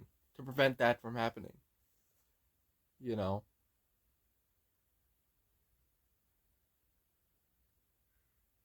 There's a bird sitting out there with something in his mouth and he's just kind of holding it. I don't know what he's doing.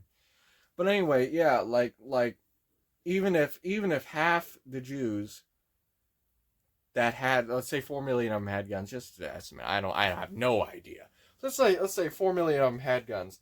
If half of them lived because of that, if half of them died because they would have died anyway, but if half of them died in the line of fire being just gunned down by the SS just for fighting back against them, and half of them survived because they managed to escape because they killed the SS officers coming after them, right? That would be a crazy improvement. You know, you can look at gun statistics. Just go look up again in Brazil. There's a great example. Jair Bolsonaro saved so many lives.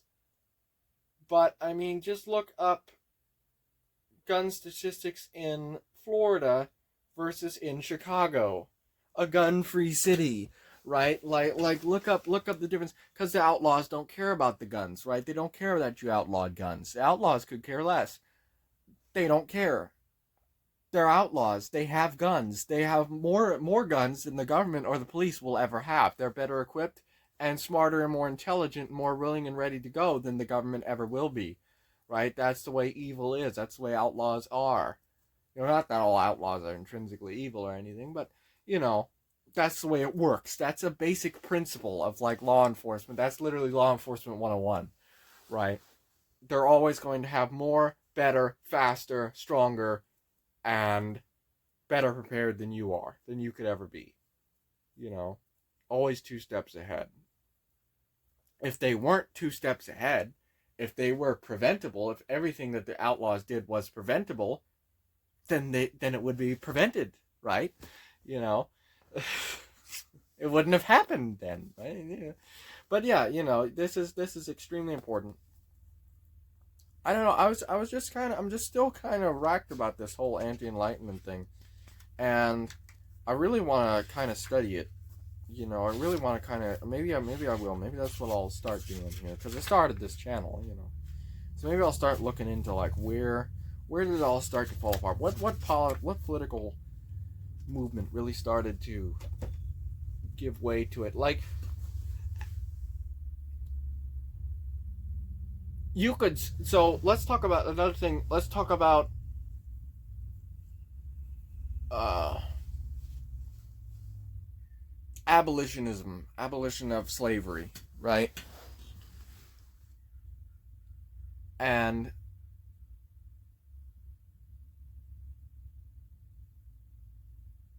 during that whole movement to get rid of slavery from the 1800s, you know, early, you know, bleeding Kansas, early 1800s to the mid 1800s, during that whole movement to get rid of slavery, the most support, especially of like the grand old party, you know, Republican Party, the most support, it wasn't even for the moral compunctions of slavery, which I mean, I agree with. It's not about really the moral things behind slavery, even though slavery is extremely evil and wrong. It's it was a lot of the driving force behind that movement to get rid of slavery in the US and all over the world was jobs.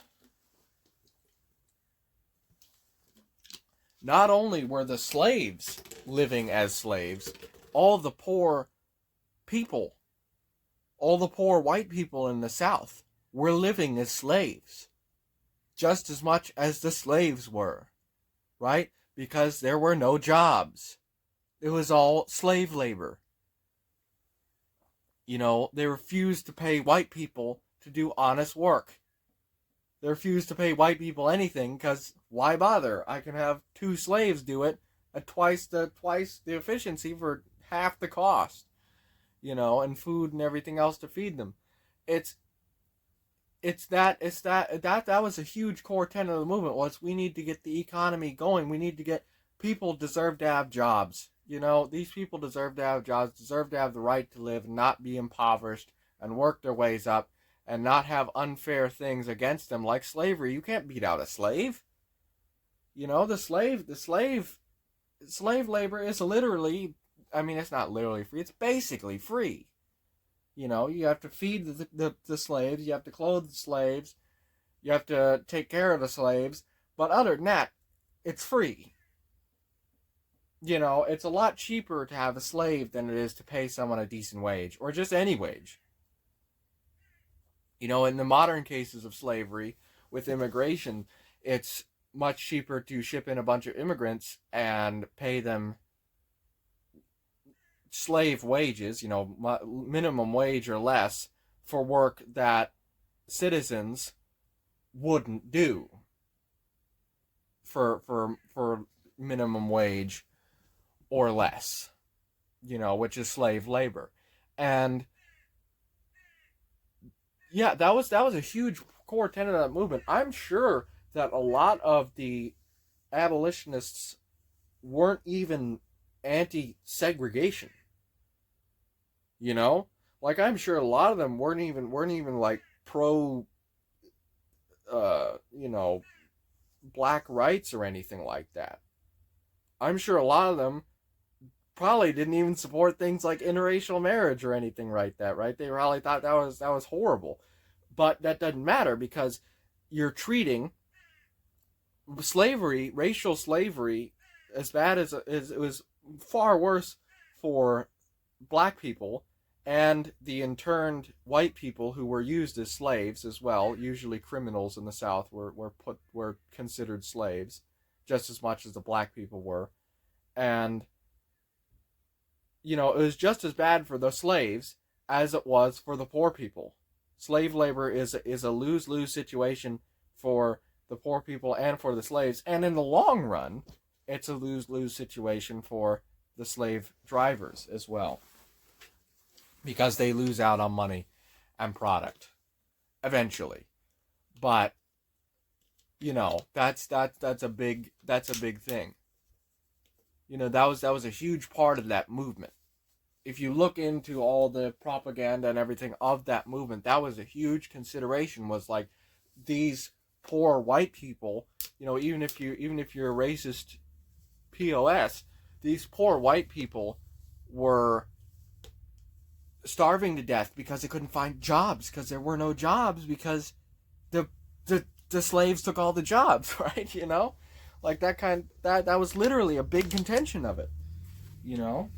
So it was evil and wrong in all accounts. It wasn't just about slaves. It wasn't just about the abuses or the things of slavery, which is horrible, but that was the condition of mankind up and until the 1800s. Since 1800 years after the time of Christ and all of human history before the time of Christ, there were slaves. There still are slaves to this day. They're just slightly different.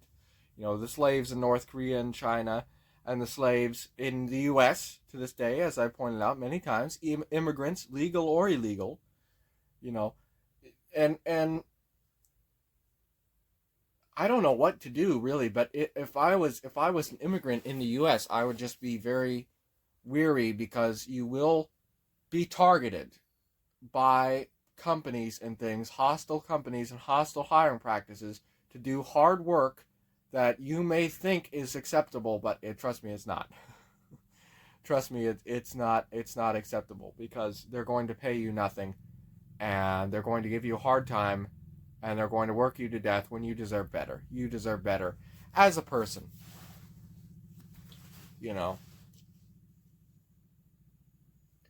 And anyway, yeah, so slavery takes many forms, still in existence to this day. But,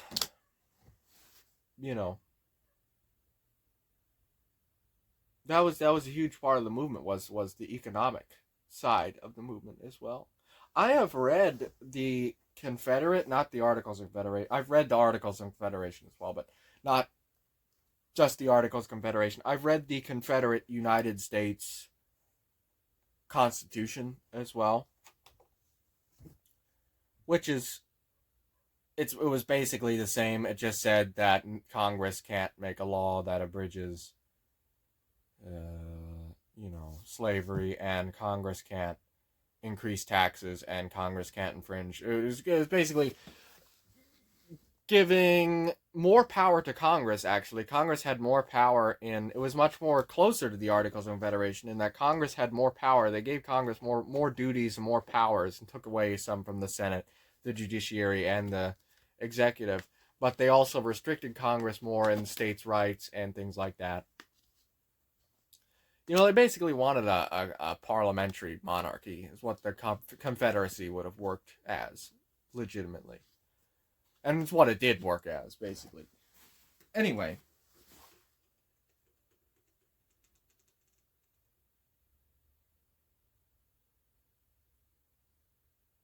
Yeah, I'll mention it here, but I'm gonna save it for the federalism video for a further in-depth explanation. For the etymology of federalism and confederalism, like confederation and federation, just so you're aware, technically they mean the same thing. Typically, historically, a federation has been a cooperation of willing participants, in a sense of, we're all going to agree to this one thing, and we're all going to do our different things, and agree to be different, agree to disagree, and an attack on one is an attack on all. A confederation has typically meant, we're going to exist independently of each other. An attack on one is an attack on all, but we can't diverge at all from each other. And we will infight and war with each other during the Confederacy. This is true of the North German Confederation, is a great example of that, and other confederations as well. Iroquois Confederation as well. Like that's always been the term, basically. Like a confederation is sort of a forced participants given the circumstances, and they all hate each other, and they're not going to cooperate no matter what. versus federalism, which is more we agree to cooperate, we agree to be one entity, and we agree to disagree. We agree to support each other's right to disagree as well, to the death. And that's a much better government, obviously. So anyway,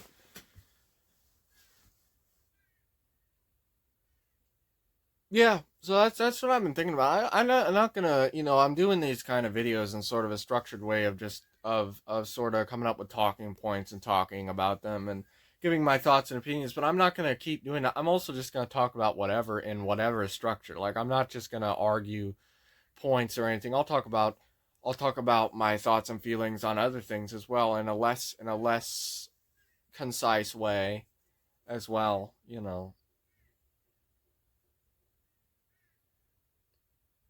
Talk about things I've seen or whatever.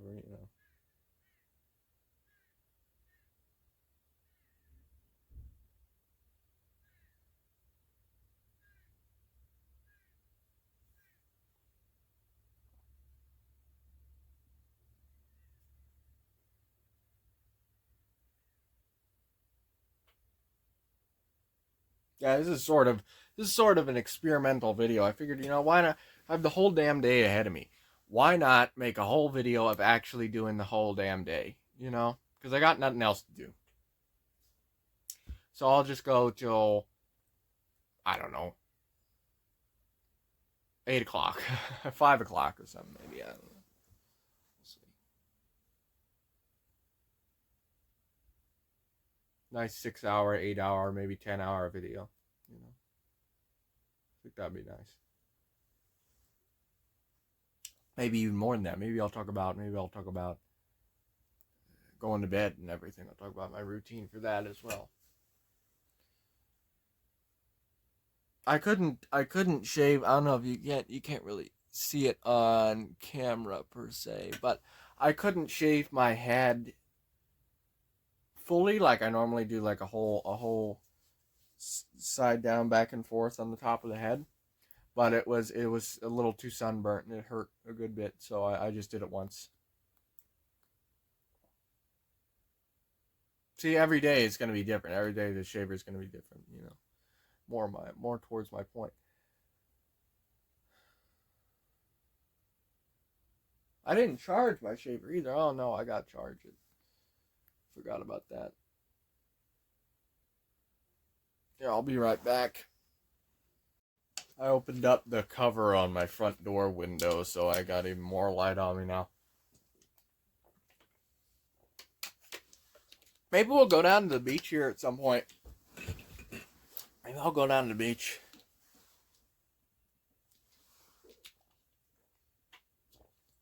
You know, why not? Get some variability in the video. This is just basic things. I could be talking about all these kind of video concepts, right? Like framing and props and everything else, right? Like that's the kind of thing you think of when you do videos. I've done videos for I did videos off and on for 6 years. I'm kind of familiar with the idea, the concept, and you know, I watch a lot of content as well. I've consumed a lot of content. Gotta stop. I really gotta cut out TV. I don't know. I thankfully I've cut out bad TV. Like I've cut out brain rot TV. I've cut out like propaganda TV. But I watch like cooking shows. You know what I mean? Like I watch Triple D or Kitchen Nightmares or something. Like I gotta cut this out. I gotta stop. I don't know how. I'm addicted. Help me. Ugh. This same damn bird that has been there is still there. I guess it ate whatever it was in his mouth. It's still there. It's looking at me right now. It's a drone bird. It's one of them Chinese drone birds. Not even real. Just staring at me, saying, "Hey, what are you doing here? What are you eating some kind of anarcho-conservative redneck bush okie from Arizona? What's going on here? What's going on here? It's a Federalist paper, man. I still got to read it. Still haven't read it. Might read some on camera. Why not? Why don't I read some on camera? Oh yeah, That's good stuff right there. Read some of it on camera. There was a video on my channel a long time ago that what there's another one of these drone birds looking at me. There was a video on my channel a long time ago. Of course, I privated it a long time ago. That was I tried to do I did like a reading. It wasn't really a challenge. I called it a reading challenge, but it wasn't really a challenge. It was just basically timing how long it took me to read some passages of the Bible while I was reading the Bible. I decided to make a video on it and see if I could remember anything that I read and whatever, that kind of stuff. Which you don't really, people read.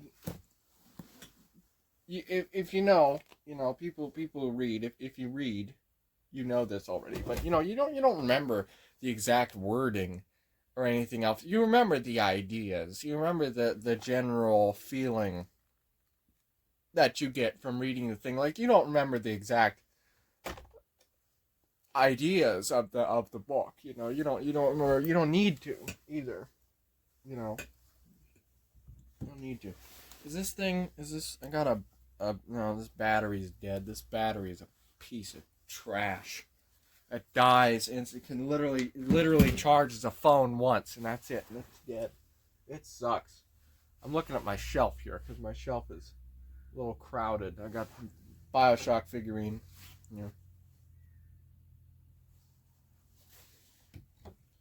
So, yeah, Constitution of the United States. I guess I can go put this away. Done talking about the Constitution and the Bill of Rights and all that kind of stuff. And the Articles of Confederation are a joke. I'm going to do a whole video on it. But the Articles of Confederation is way too centralized. The Articles of Confederation is an extremely centralized government. And that's my problem with it. It's a very centralized government. So I'll go put this away. Oh, we're not gonna pause the recording when I put this away. No, we're not. We're gonna keep the recording going. That's the way we do it.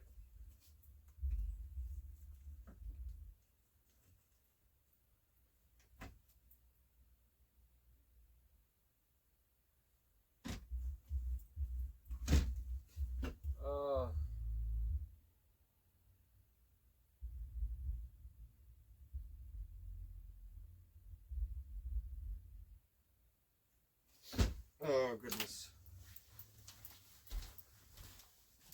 I have returned. I was looking at the books to see if there was anything else I wanted to talk about, but I can't think of anything right now. I don't know if you can hear that. There's birds on the roof.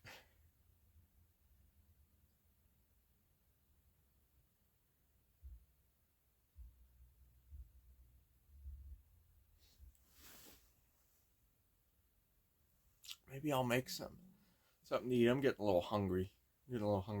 Typically, guess I'm not that hungry. Yeah, let me do a Roman salute right now. No. I'm just looking to see if my hands shake at all. Typically, when I'm hungry, my hands will I'll start getting a little tremors. I don't eat much, which is kind of concerned. I need to eat a little more than I do. I'm very slim, so I definitely need to eat more.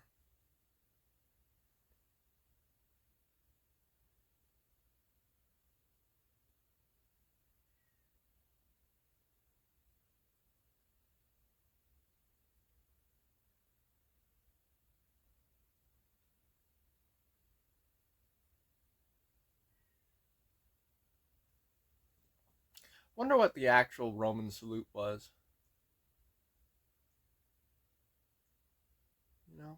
Because that was an inception from like Shakespeare or something. The Heil. It was. I'm curious. I don't think they know. I'm not. They never did too much research into it, but be interesting to see.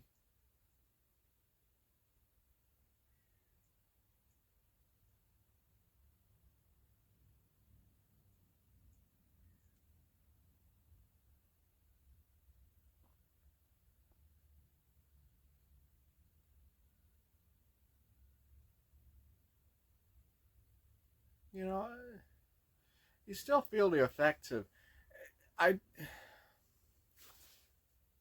history is important, but I think it's backwards from the way a lot of people view history. What I mean by that is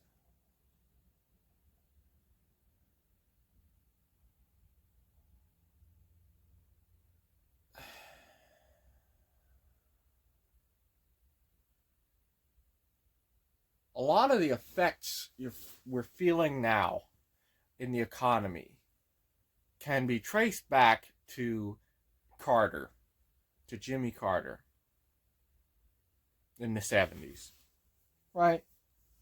Selling out the oil, selling out the manufacturing, all that kind of stuff. These kinds of things can be traced back well, actually, no, not even Carter. Could be traced back to Nixon selling us out to China, right? Selling out manufacturing to communist China. You know, like Nixon and all this kind of stuff. Like that's where a lot of this kind of stuff started from. But it's not. History is not some romantic thing that exists. It is very eccentric. History can be very eccentric, but it's not some romantic thing that is just this sort of fiction that people view it as. Like, history is very important.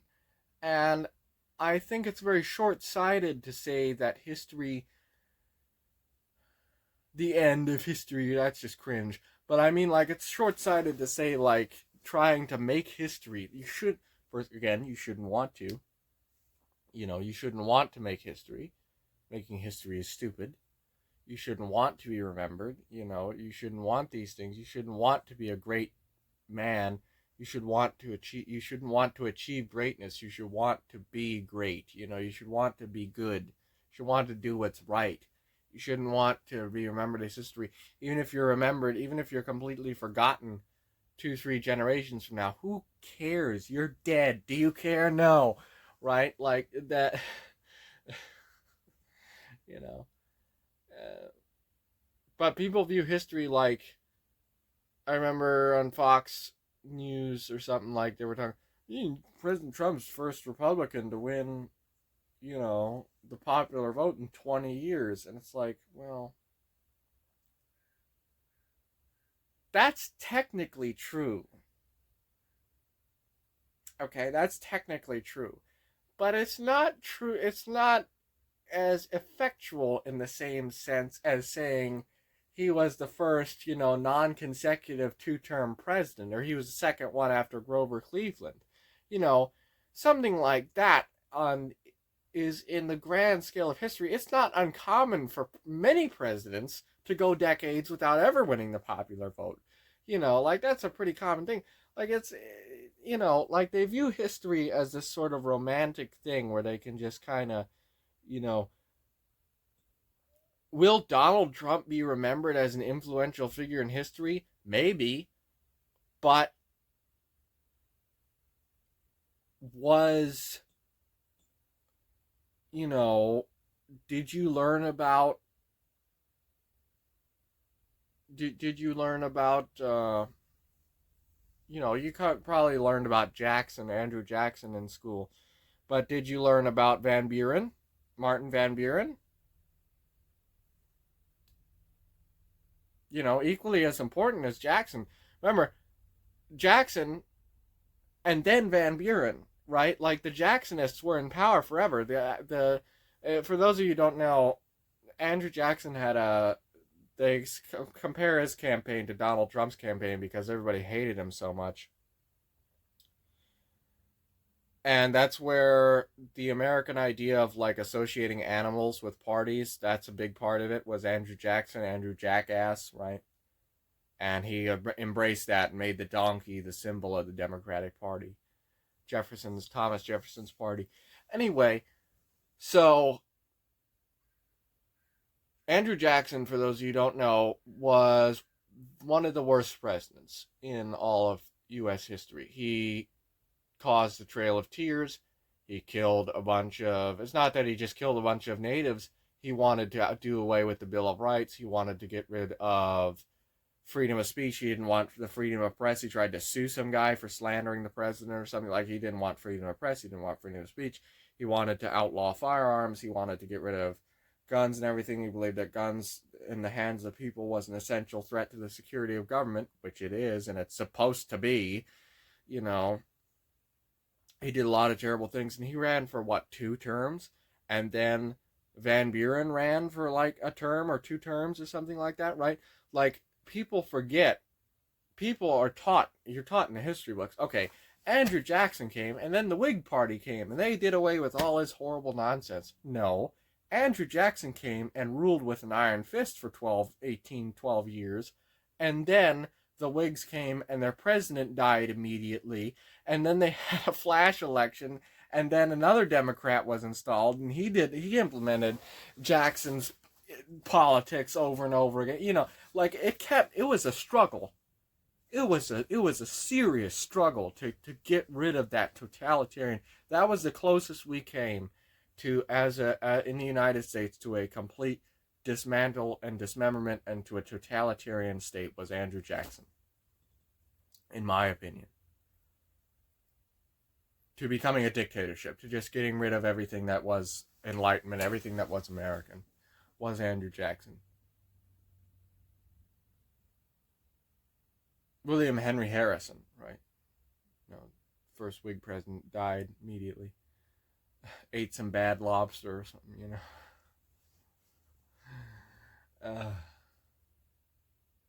People don't even know about the Whig Party. You know, it's mentioned in the history books, but people don't even know about the Whig Party. You know, and unfortunately, the modern Whig Party is a communist joke. But the Whig Party back then was basically a Republican Party. You know, same thing. And their symbol is an owl because of the slogans in Britain, which was, they called the Whigs "out with logic, on with lunacy," owl, right?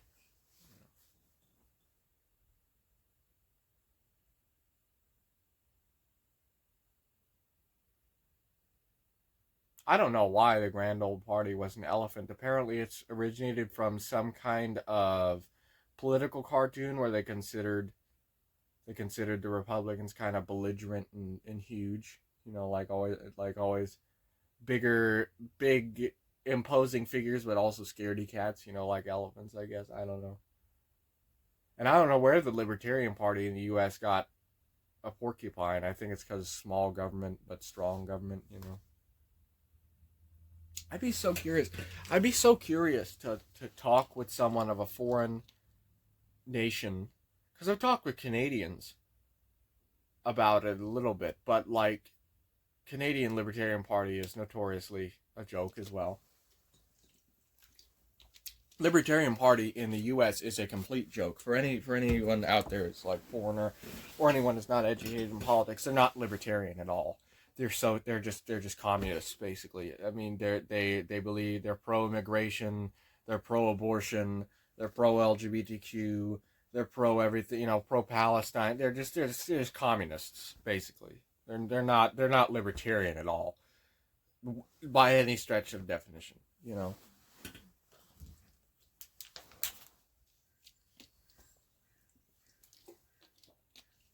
So I'd be curious to see, like, what other people's honest opinions on the politics of other nations are, because I don't know. All we can see, right? All we can see is the propaganda. You know, I can't talk to an honest-to-God Frenchman about politics on the internet. You know, all I can get is propaganda, right? Like, I can't or view his political opinions, you know, on the internet. Oh, I might be able to, but, you know, it's buried by the YouTube algorithm for 400 million years, you know, some whatever it is, right? Like, I can't reasonably discuss politics with someone like, or a Russian, you know. I don't particularly agree with a lot of what Putin has done, but I don't mind Putin. I think Putin's an okay guy, you know. He did a lot of terrible things in his life, but, you know, he did the right thing for his country, you know, except for the Ukraine war. That was a joke. That was stupid. and a joke, and but he threw out the oligarchs. He got rid of the oligarchs. He got rid of a lot of the broader corruption. There's still a ton of corruption. Couldn't fix the mafia. I think he just worked with the mafia. I don't think he bothered to try and do away with the mafia. Did some okay things. Did a lot of bad things too, but that's some okay things. You know. I don't mind the guy. I don't know too much about it, but from what I've read, from what I've seen, I don't mind his stuff. They're backing in another RV, by the way. This location that I'm in this RV park is so strange because it's either they're as busy as could be or they're literally empty. Like that's the two states of this RV park. And growing up around a lot of trailer parks, the town I lived in literally had like 6 trailer parks. 700 people live in the town. There's 6 trailer parks, literally. And, it was never like this. It was never either empty or full. It was usually always somewhere in between. And then during the winter in Arizona, there's a lot of snowbirds. People come down from the colder places to stay in the nice temperate, what they consider temperate in the winter of Arizona. And, typically during those types of months, it would fill up more, but it was always never, it was moderate, always moderate. But here it's just complete chaos. Here it's either dead empty or 100% packed. Those are the two states of this place. So.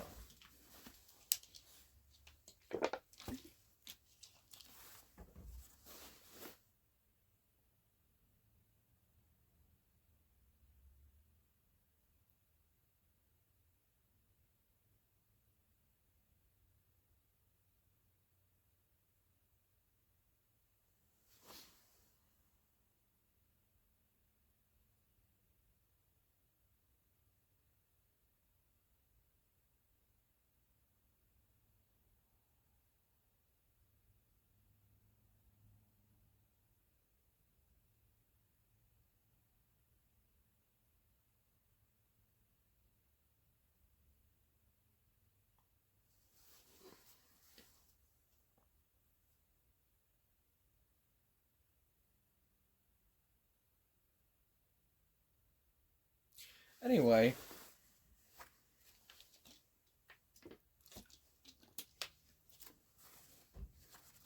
yeah, I don't know about, obviously talking about race and segregation and all this horrible stuff.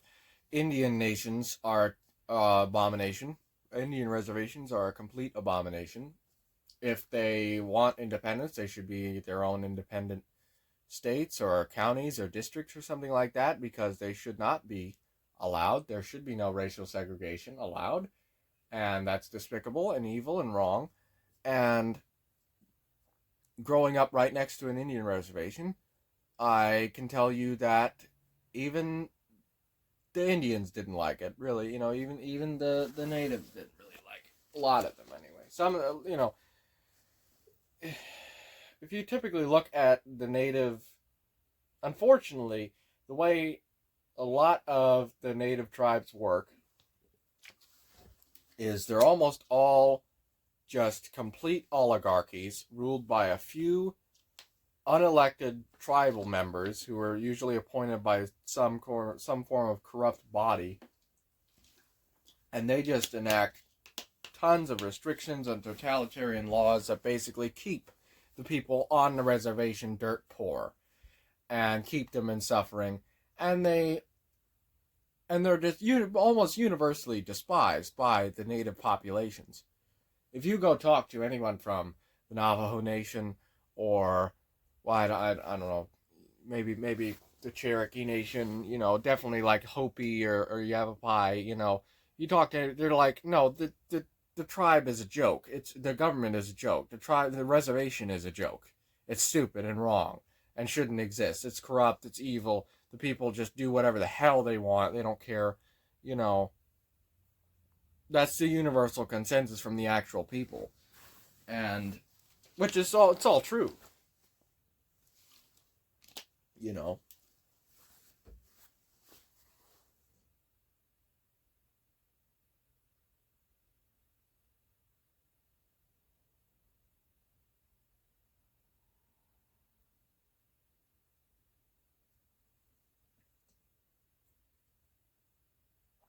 It's just very sad that they have to put up with that, you know.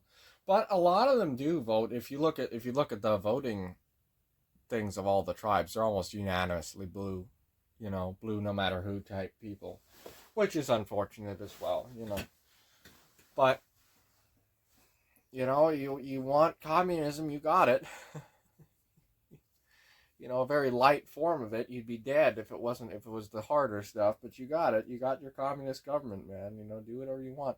It's just very sad. The tribal nations should not be allowed to exist. They're a segregation. They're evil. They're wrong.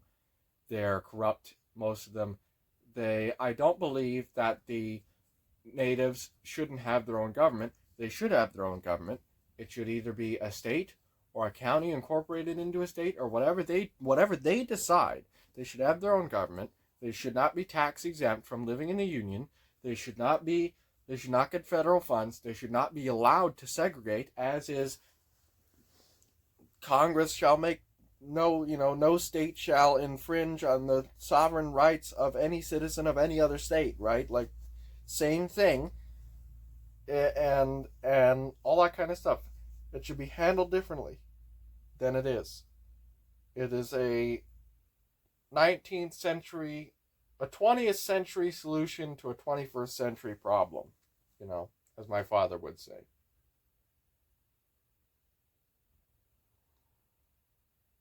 Every people has the right to create their own government. They need their own government, for sure. And they need to not be allowed to be admitted into the union if they're going to infringe on the rights of the union citizens. And they should be treated as hostile foreign nations if they continue to do so once they've achieved their whatever their level of independence they vote on, or however they decide, you know, however they want to decide.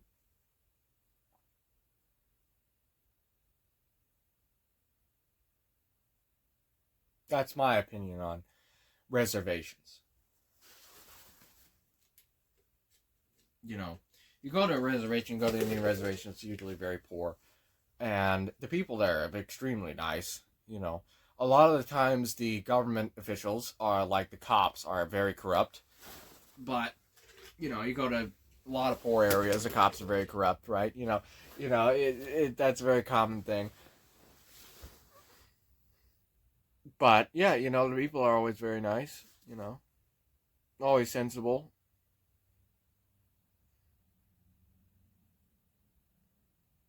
It's funny because the closest high school in Arizona State that was near us was 45 miles away. And one of my neighbor slash friends, I didn't really know him, you know, I never really hung out with him, you know, 8 times my whole life. Um, I did a video with him actually once. You can't find it now though. Private it. He was a tall guy, you know, he's built like me and skinny, you know, and he had a bit of a complex because his father was a very good father, believe it or not, but he was kind of harsh. You know, he was kind of one of those harsh, kind of manly man type guys. And I only say he's a good father because he was a better father to those kids than any other of their dads. Their other fathers were just absolutely abysmal. But anyway, so yeah, and he wanted to play like football. You know, he didn't even like football, but he wanted to play football basically to impress his dad, you know. Going up and playing football as a scrawny, you know, weighs 140 pounds. I weigh 145 pounds. You know, weigh 145 pounds, 6'3", scrawny little guy. and go up against and play football against some 6'7", 280-pound, muscle-bound Indian kid, you know, who's 2 years younger than you, something like that. You're dead. There's no way. There's no way. you know, and that's the way a lot of them are. Native Americans are I guess genetically or whatever it is, God's given them extreme strength and size. I think it's because want to know my honest opinion on this? I think it's because Native Americans ate healthier for longer than uh, you know not necessarily white people, but people of my lineage or whatever. You know what I mean? Like they ate healthier for longer. They ate more unprocessed and natural foods for longer, and that's what a normal human probably looks like. That's probably what a normal human is. Grows to like be 6 foot something or other. Healthy, strong, things like that. If genetics exists, if that's the truth of genetics, because there's tons of really, really short Native Americans as well, just like white people, just like all people, you know. But the ones that are meant to be athletes are athletes, That's the same thing with white people or any other people. But it's just funny with that contrast. That high school was on. It was in the way that they do the reservations is so stupid because the city that was there was the county seat. It was it was the largest city. It had like 3,000 people living in it. It was the largest city, and it was technically in the reservation, but they give them special laws, like to let the city be a city independent of the county, independent of the reservation, but all around it is a reservation. It's just stupid. It's stupid the way they divide the land.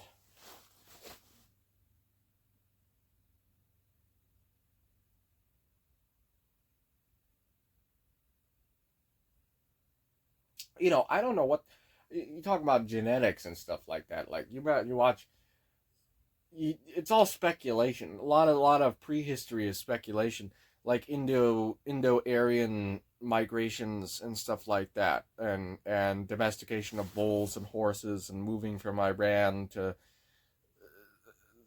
Central to Northern Europe, and the divisions and all that kind of stuff, and the mixtures with the Romanis and the Magyars and all this kind of stuff. It's kind of stupid because it's all nonsense. Because none of it is, I guarantee, none of it's true. You know, like in theory, I am almost not almost pure Celtic, but I'd be extremely Celtic. In theory, I have both my parents and their families and so forth and so on are all Irish as could be.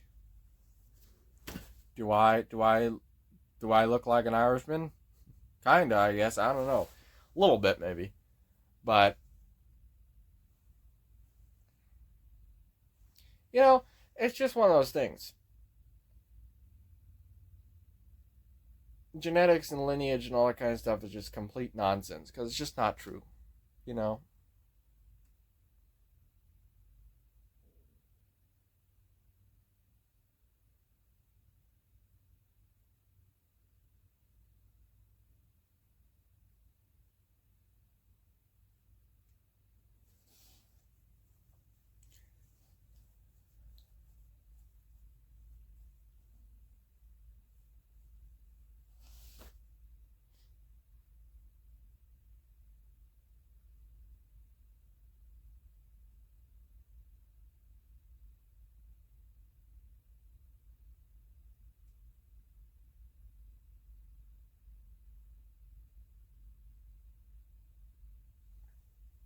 you know what I was gonna do a video on?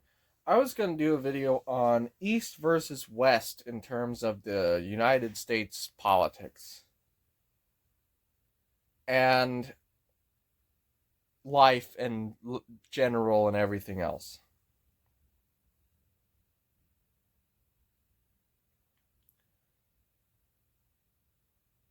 Let me explain. the Eastern United States is much more like the Western civilization, and the Western United States is much more like Eastern civilization. You know, what they consider to be more neo mysticism, that kind of stuff. Live and let be, live and let live instead of much more moralist in the Eastern United States. And you can see this reflected in the political parties. You can see people from the Eastern United States speaking in much more totalitarian, much more moralistic terms than people from the Western United States are speaking. And but it goes deeper than that, in my opinion. It goes deeper than politics and economy and everything else. I think if you are not culture, not tradition, not that environment doesn't determine your belief system. But growing up in Arizona with the mysticism of the desert, the Lone Ranger, the that kind of idea, the Lone Ranger is really, not necessarily a TV show, but the concept, right, of the masked individual who goes against society, and just does his own thing and what he believes to be right, right? That's the same thing. We're just rehashing over and over again, over and over and over again. We're just rehashing and rehashing and rehashing, and it's different. If you're inclined, it's not the environment. I don't think it's the environment. I think it's actually what you like as an individual. I don't think it's a socialist thing like the environment. I think it's what you like as the individual. Because if you are born and raised in the East, but you're inclined to the foggy, misty, roaring ocean and the beautiful verdant trees and the snow-capped Mount Olympus in the background, you're going to think that way. Like, if you're inclined towards mysticism, you're going to believe more of an amoralistic, more individualistic take, regardless of wherever you're born. I was born and raised in Arizona, and all it taught me was to hate the heat, hate the desert. Desert's very ugly, except when it blooms. And I was inclined towards this kind of mysticism, this kind of idea of the forest and the trees and everything, and it's just very esoteric and very, reflects the way my mind works and this kind of stuff. It's very spiritual. It's very, that kind of stuff. I mean. But if you're inclined towards that, I don't think it's the environment. I think it's you're inclined towards that. That's the way you believe. So if you're inclined towards the more old, structured, traditional kind of aesthetic with the Gothic houses and the things that have been the institutions and the cobblestone streets that have been in place for years and years and years, you're going to be more of a moralistic Eastern style person of more, traditionalism, more stuff like that, versus if you are inclined towards the mysticism of the desert and the Lone Ranger and the those kind of aesthetics, or the trees and the rolling things, you're going to be much more amoralistic, much more less tolerant. You can see this reflected in politics as well. Like, you see in the eastern states, in the eastern US states, right? There's tons of moralistic laws, like in Georgia, and free speech, and in Florida with random book bannings and all that kind of stuff, and versus out here in the West, nobody would support that. Nobody. People in Utah are a bunch of rhinos. Of course, they would support it. Nobody in Arizona would support a book ban. Arizona is almost all filled with nothing but libertarians and communists. Those are the two people that live in Arizona. There's no Democrats or Republicans, really. They're almost all libertarians or communists. Rhinos and dinos. Republican in name only and Democrat in name only. And, you get less moralism. And in the West, you get more leave me alone, don't talk to me, more everybody kind of does their own thing and keeps to themselves, versus the East, where everyone is kind of socialist, much more inclined to kind of know about you, know about what you're doing, those kinds of things. Like this is an observable thing, right, between East versus Western United States. And yeah, and it's just like, obviously I believe, towards the Western United States, that's where I would lean, which is really much more like Eastern mythology of sort of tolerance and mysticism and this kind of stuff. Not just living and let live, instead of trying to control everyone, which is what a lot of Western society is and was, where a lot of where socialism was invented, right? You know,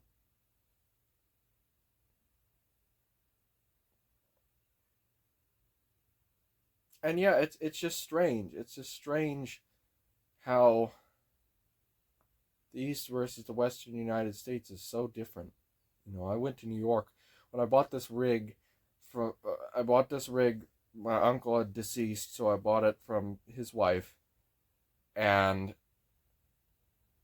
I had to drive it from New York to with my mother and one of my other uncles. We drove it together from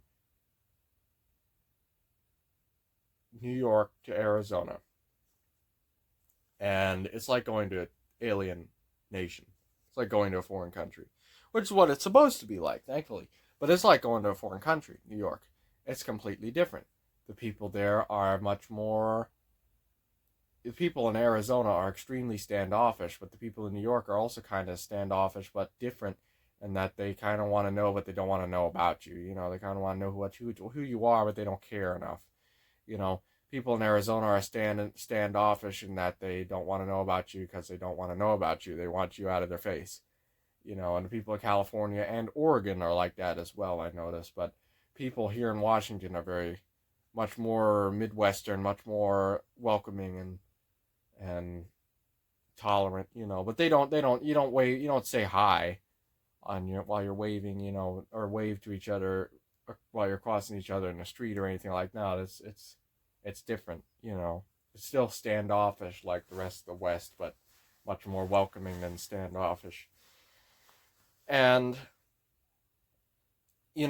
obviously the brands of everything, all the name brands and everything are different. The banks are different. Everything is different. Everything is alien. There's different sodas there. There's Seagram's, which is Coca-Cola's, not the alcohol, but the Coca-Cola's ginger ale is back east, called Seagram's, which you won't find out in the West, right? There's products and stuff missing. There's brands changed and all kinds of stuff, and that's good. That's the way it should be. That's the way a federal decentralized country should be. That so shows we're on the right track. We're doing something right, right?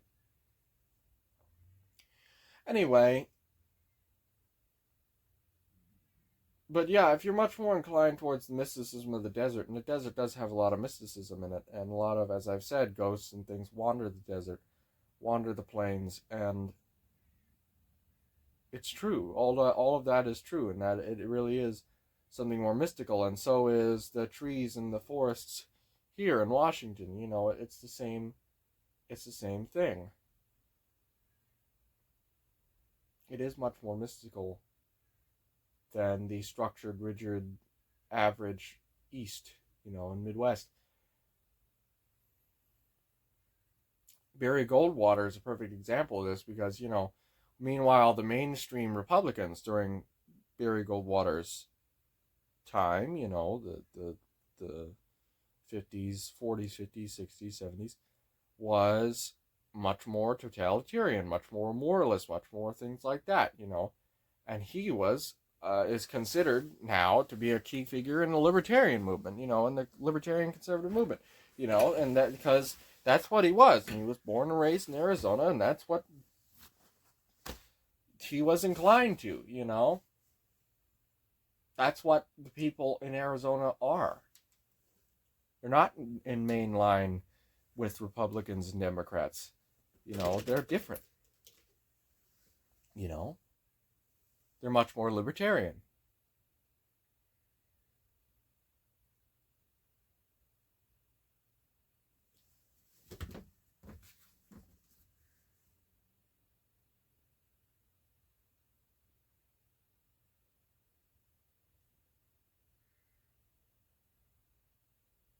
But yeah, the East versus the West, so different.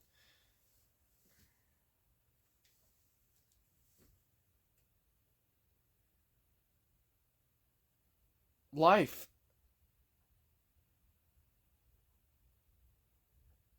you have to, as I've said, accept reality. You have to look at reality. You have to look at what reality is subjective, right? You have to look at what you know to be true, what you've seen with your own eyes, regardless of what anyone else says.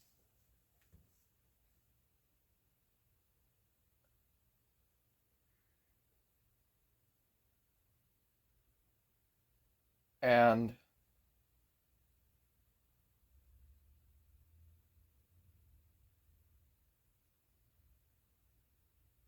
I don't know. It's just that thing of, I think Twin Peaks does a really good example of how people are. And I think Twin Peaks also does a good example of what I'm talking about in terms of mysticism, in terms of things like that, because it is that. I mean, it's more of a mockery, Hollywood style of that, but it's the same kind of thing. In real life, it's much more serious, but it's the same kind of things, and you just kind of get that feeling. You kind of know, there's this, when you come to the mysticism of the desert, when you're out in the desert or you're out in the forests or whatever, you kind of have this in here, in these kinds of forests, you kind of have this feeling, this sort of intuition, this sort of knowledge of when it hits you, it'll hit you. When you see what it is, you'll know. It's not so much destiny as it is a sign of something, of something to see, of something to that's worth looking at, or something that's going to be important, or something that's going to may or may not happen. Something like that. It's not so much destiny. Are these spirits of what will be, or what may be, right? It's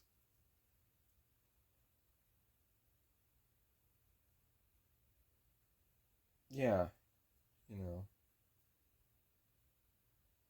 You'll know. You just know when you encounter some kind of spiritual thing, or a spirit or a demon or something else, or some kind of entity or something. You know what to do, what to interpret from it, what to take away from it, whatever it is. You know.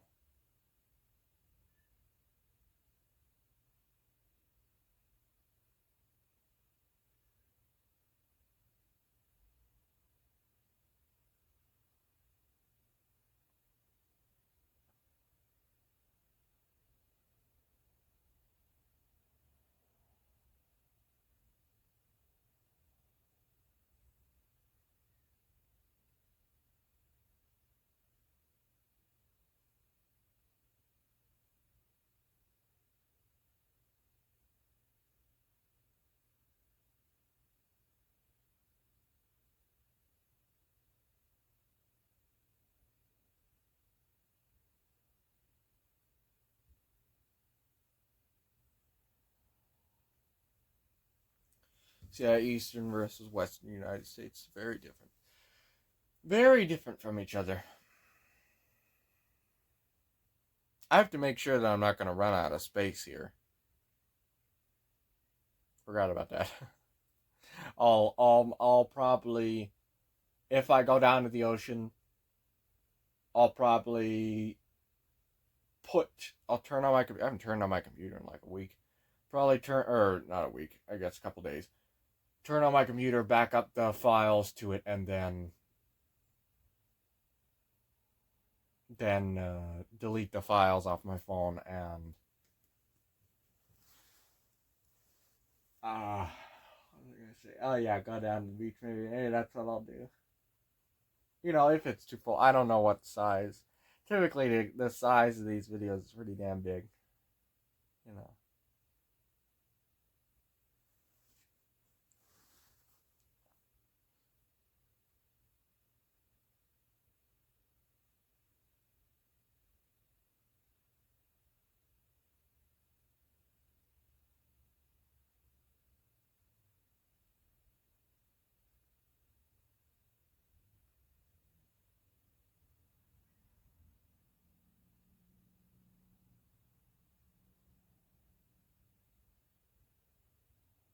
You know, and the whole idea of mysticism being inclined towards mysticism, things like that. Like, I'm. You know what? Let me go get it. Let's do. You know what? Let's go down to the beach and do a segment of cool books. Okay? That's what we're gonna do. I'm gonna save this. I'm gonna back it up to my computer. We're gonna go down to the beach and do a segment on cool books on a specific book. Alright? Talking about mysticism and all that kind of stuff. That's what my plan is. Actually, before I do that, let's keep recording this here. Let's make some food. Let's have a segment making food. You know what? Why not? Why don't we have a food segment? Okay, because I'm hungry. I'm getting hungry. I have to eat a steak. There's a steak in there. I have to eat. So let's just cook some steak here. I don't know how to set this up. I probably will stop the recording and come back to you when I have it set up, so that way I get a nice angle on it.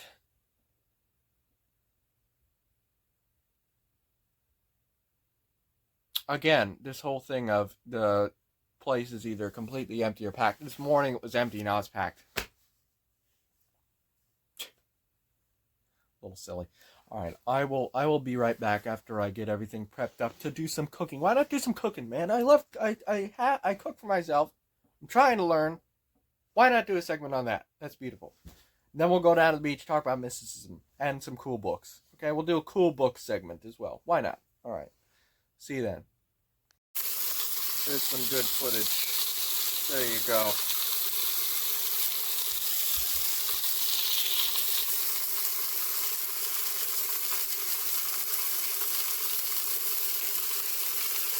Cooking some steak.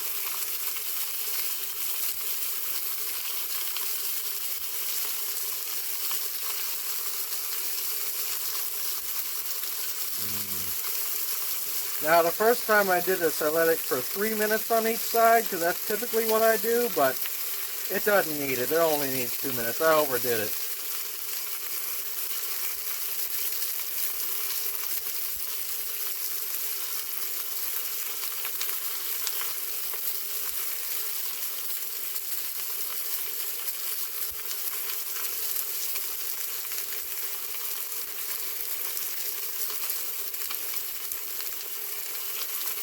Okay.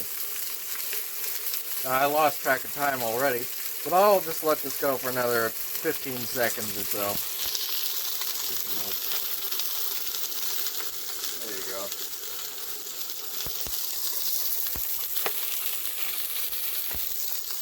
There you go. Alright. That's good on that side. Here, I'll pause the recording. Alright. This has been fighting me here. Look at that. Here, that's probably a little overdone. But that's okay.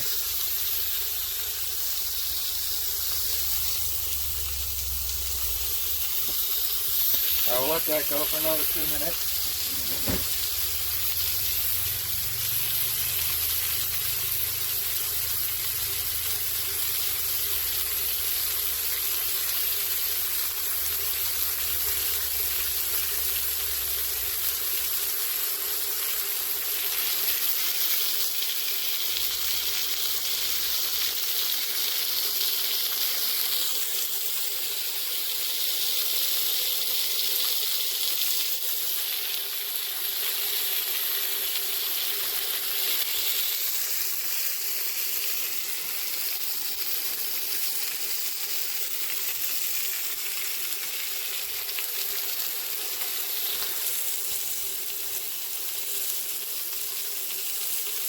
I've cooked pork, bacon, and tons of other stuff in this cast iron skillet.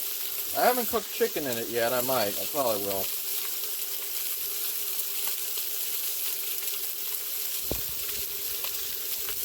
Look at the oil. The oil is...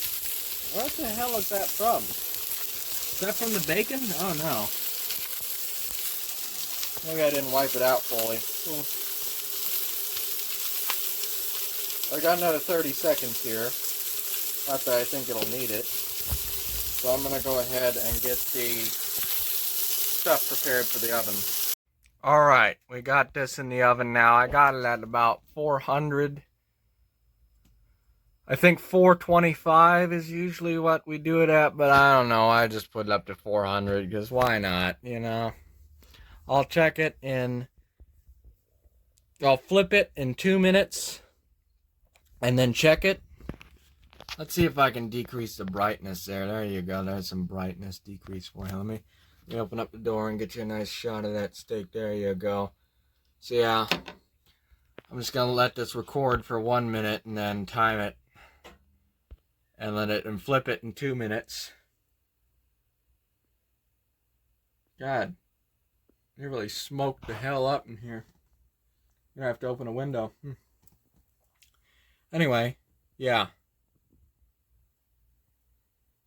Alright, let's see. The time now is 3:25. So, we'll pause the recording here and come back. Well, I think I might have burnt the absolute hell out of this steak. I didn't realize, but I turned the temperature way too high, so I think I burnt it. I didn't even sear the sides of it. I completely forgot about that. But it's all right, I think. I think I burnt it, though. We're going to see. Is that going to leave a burn mark on the Formica? I don't really care. Let's set it over there. We're going to see. I'm going to get a knife here. I got a spork. I only have sporks in this house. That's the only thing I allow in this house is sporks. Got a good steak knife here. And yeah, we're just gonna cut into it and see if it's done or not. I think it is. I think I overdid it. Really. But we'll see. Maybe it's perfectly medium rare inside. I have no idea. I'm pretty sure I overdid it though. Pretty sure. Because it was something was spitting off of it and smoking. Oh, well, there goes a bit of it. So, let's see if I overdid it or not. You can't see the steak, damn it. Let's see if I can gerrymander this. There's a shot of the steak anyway here. Let's see what it looks like inside. I'll just cut it right in half. Why not? Oh yeah, it's overdone. Way overdone. Oh well. I mean it's overdone. It's well done. I damn it. That's the second time this happened. I know how to cook steak. But it's well done. I put it in for even less time. Damn. Oh, that's all right. You live and you learn, right? So now here's the thing. I put Tabasco on my steak. I like steak with Tabasco. You know. I like spicy food. Growing up eating Mexican food, I like spicy food. Well, I didn't really grow up. I actually grew up with really pasta, with like Italian food, because that's what my mother loved. That's what she would make. You know, I eat pasta and steaks and salami and some other stuff too. I'm not remembering. That's what I really grew up with. You know, it's weird because I grew up with that kind of stuff. I grew up with like pasta and stuff, right? But I still look at like meatloaf and that kind of stuff I never even had as a kid, as sort of like American cuisine, you know?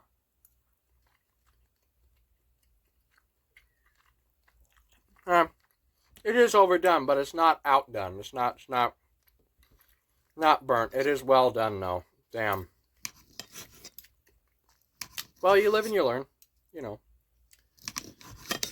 Now I know that my equipment is super sensitive. I did this. I made several steaks with this exact stuff before, but I guess I must have done it differently then. I don't remember.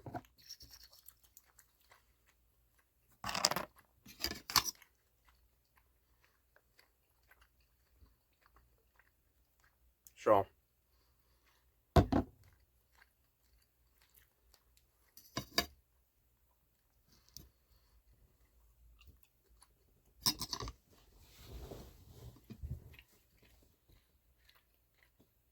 someone's outside walking their dogs right now.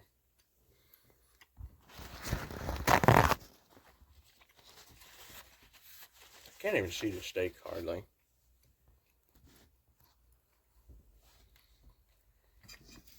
Covered in Tabasco, as always. 3 simple ingredients. Tabasco. Not sponsored by Tabasco. Holding out for that sweet Tabasco sponsor, man. One day, I eat enough Tabasco to fill the whole Grand Canyon, so 3 times over. And that's just per quarter. So.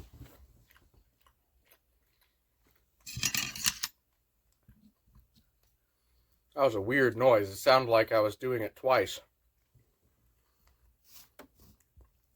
It's gotten this. Look at how juicy this meat is. I'm so sad that I overdid it twice in a row because this is so juicy. You know, you can't even see the juices on camera. They're there. The juices are there. I don't know if I can do that there. You see that? Like it's uber juicy, and I overdid it twice. That just sucks. You know? Yeah. Goodness. Well, it's all right. I'll know better next time, you know? I'll know better.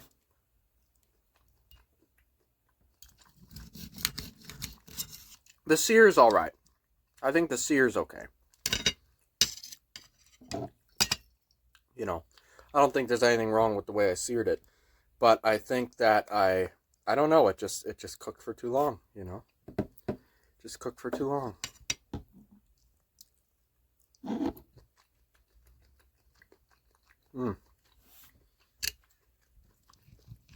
That's a fatty piece right there. This is the end piece. You know? So it's a good bit fatty, which is fine. Get the juices on there.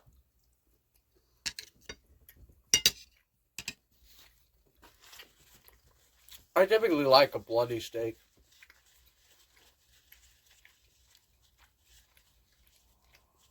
You know, I like a bloody steak. I like eating the blood, you know.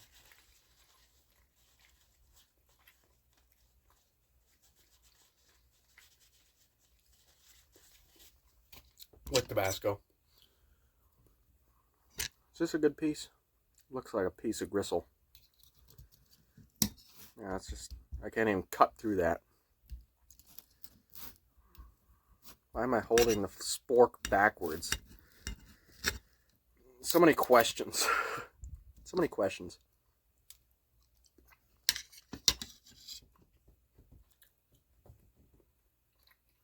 This is a good meal.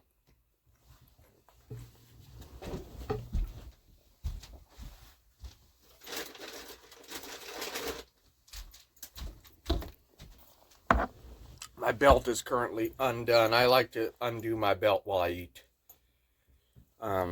It's just nicer when you do it that way. I'm gonna blow my nose here Got any snot on my nose? Well, too bad if I do. Uh, yeah, this is like all fat right here. Like, look at that. That's all fatty stuff. Which is all right, whatever. It's whatever.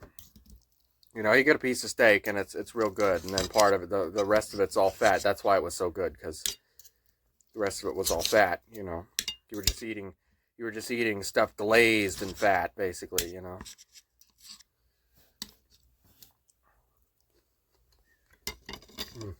That's fat too.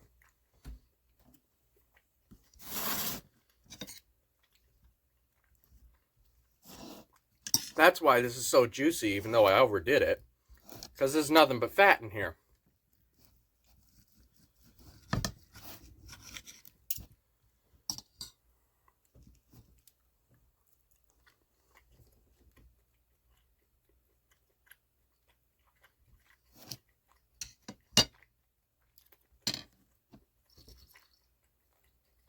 Needs another layer of Tabasco. Not enough Tabasco. Never enough Tabasco.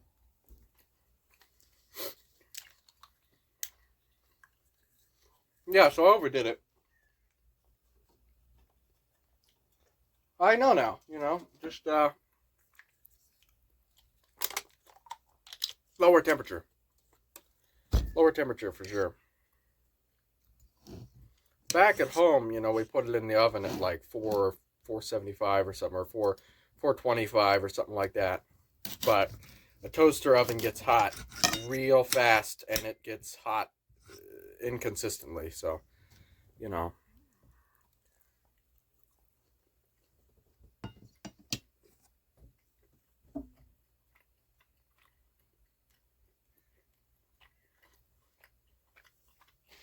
Yeah, I grew up with lots of Mexican cuisine around. Not that I ate a lot of Mexican cuisine, really, but real Mexican, not Tex-Mex stuff. Real Mexican food made by Mexicans. It's always delicious. Perpetually delicious. There was this really great restaurant that had opened up. It had been open before, but it was nasty before. So we tried it out again when they reopened in their new location, and local restaurant. Something changed. I think they switched to real Mexican food.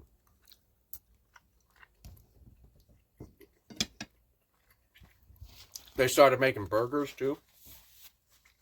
Best burger ever.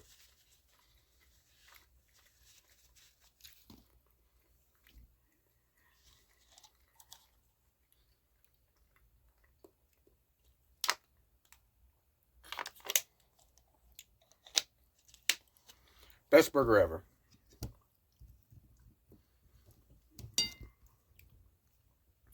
I've been trying not to eat out at restaurants. I went out and bought a pizza.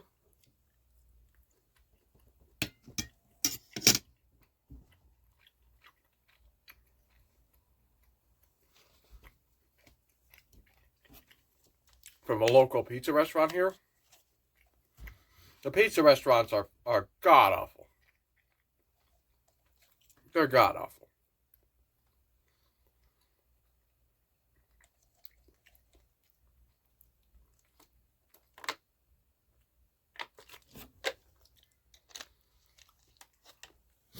Really, they are.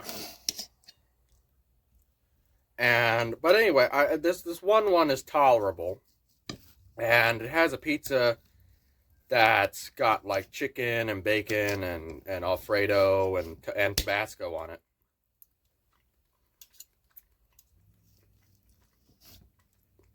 So I've been kind of snacking on that. I live on snacks, really.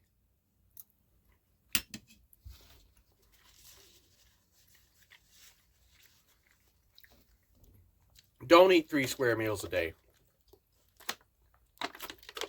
That's how you become fat. Snack.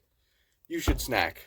Snacking is the way to live. You if you want to be healthy, if you want to lose weight, big part of losing weight and being healthy is snacking. You shouldn't eat 3 square meals a day.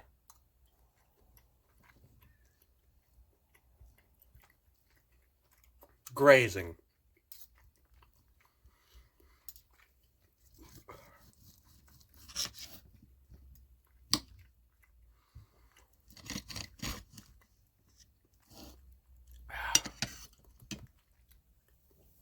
This Tabasco makes my nose run like crazy.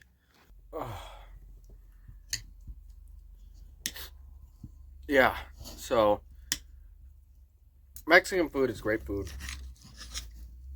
You know, it's most of the time it's real food. If you ever had, you gotta have real Mexican food from Mexico. You know, I've never been to Mexico or anything like that. I've never actually left the lower 48, but I've had real Mexican food from Mexicans.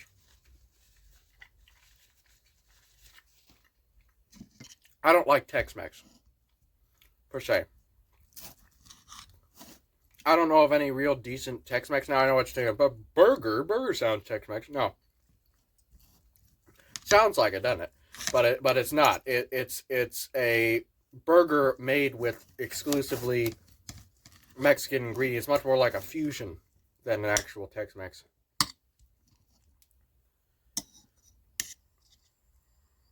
Tex-Mex is kind of like Tex-Mex is kind of like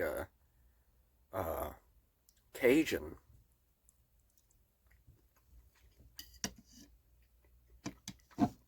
You know, I don't really like real Cajun food. I like fake Cajun food. I like Popeyes.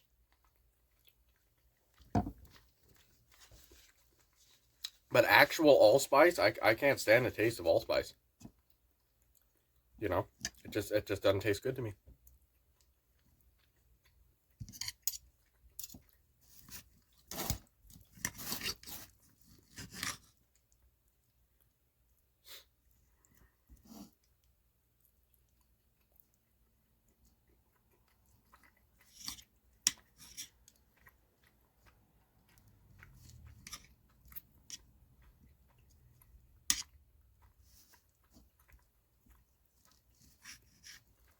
This is all just gristle on this.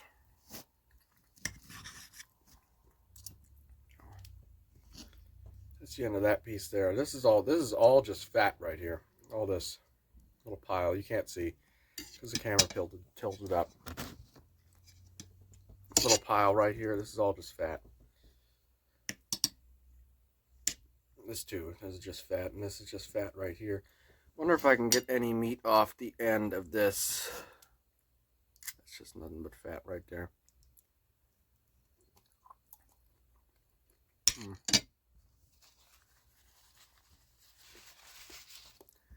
Inedible.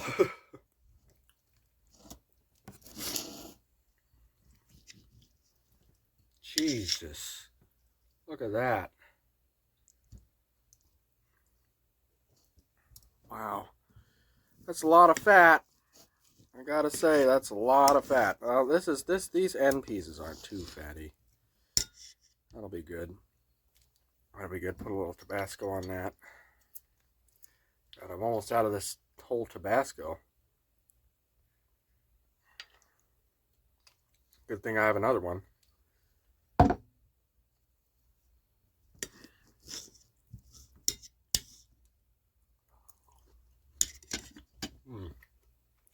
That's all fat too.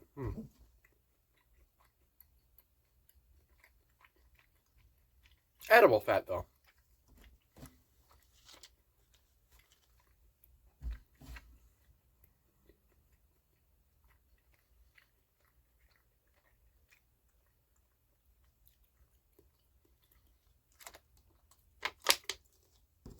It's edible. So that's good. You can just cut off the fatty piece of this if I want to.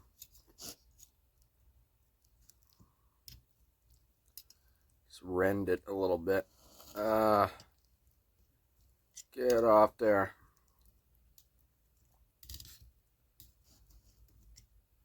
Yeah, steaks are always hit or miss, you know. I love steak, but it's always hit or miss. Sometimes you'll get a really great steak. Other times, half the thing will just be nothing but tendons.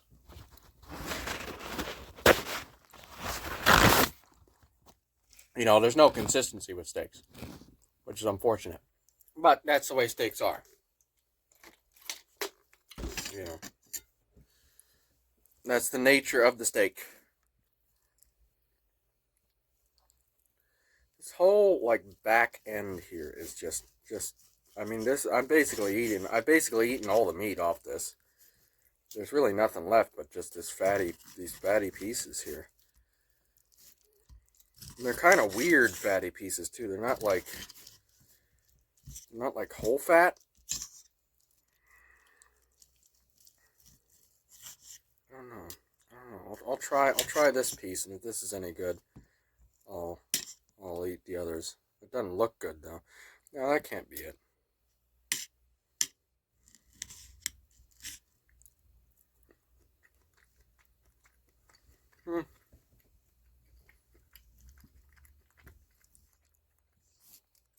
It's all right.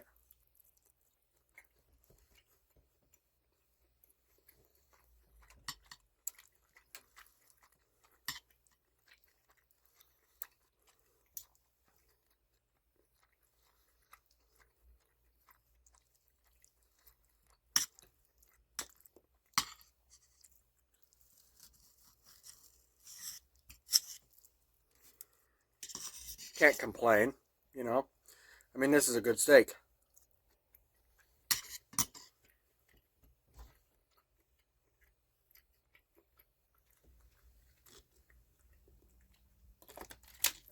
All that fat really brings out the flavor. You know what I hate about steaks, though? I can't, you know, it looks so wasteful.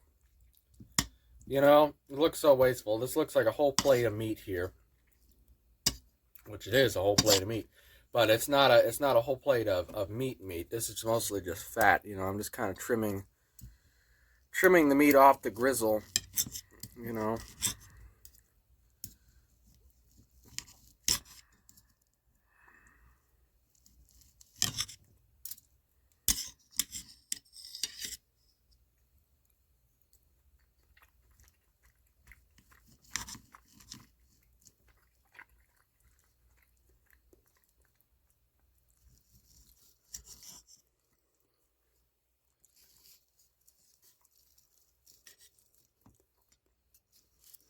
But I'll keep eating it, you know, just bit by bit.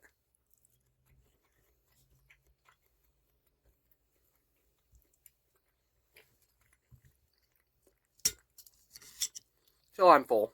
Then I'll give up. Well, I'm not going to be full just from this. But satiated.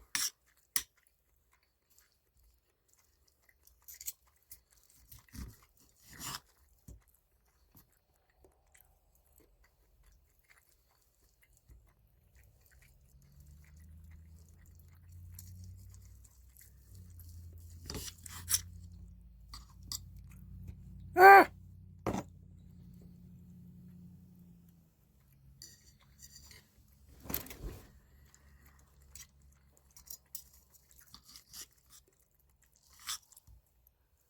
Fell on my pants.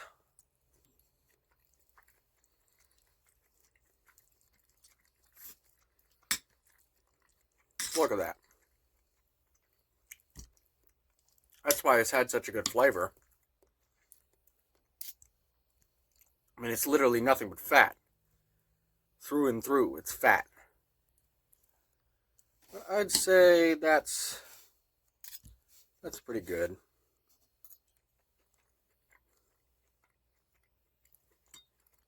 You know, I'd say that's enough.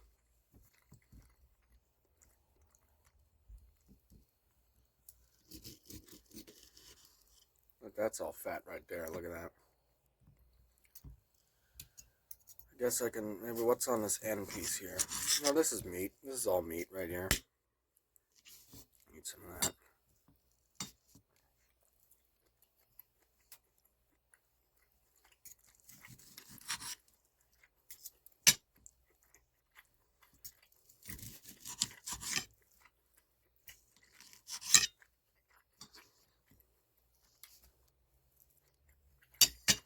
I'd say that's enough.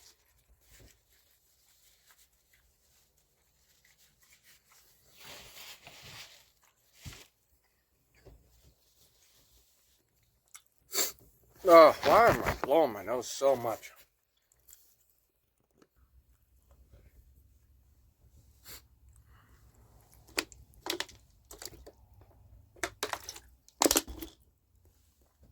Well, I guess I'll throw all the rest of this away. Even though it looks like a whole plate of meat. But it's not. It's just gristle and fat. So maybe I can give this to the birds. Maybe I'll leave it out for a little while and decide what to do with it later. The birds typically eat anything you give them. So I'd be curious to see if they eat this. You know?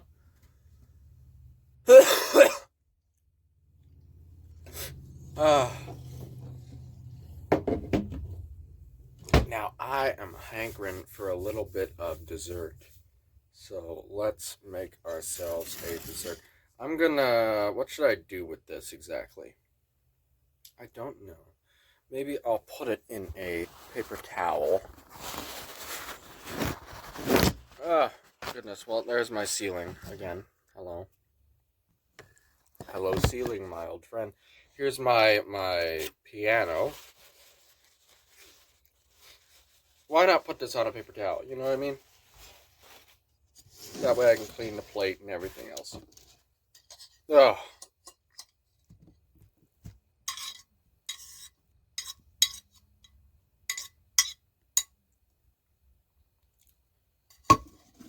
And we'll just throw this away or give it to the birds. I'll give a piece to the birds and see if they'll even entertain it, and then I'll just throw it away if they don't want it. You know what I could do? I'm gonna put this in the tin foil I use here.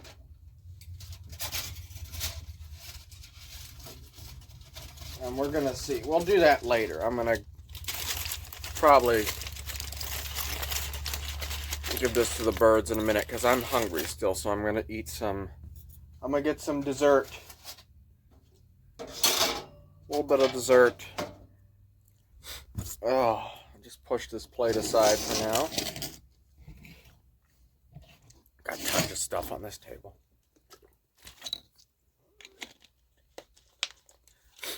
Look at that, not even one whole water bottle. Not even a whole water bottle for all that. Pause it here. Alright, I'm back. My nose is giving me a run for my money here. Something must have blew in the air or something. I don't know. Couldn't have been. I mean, it was a combination of the Tabasco, too, you know.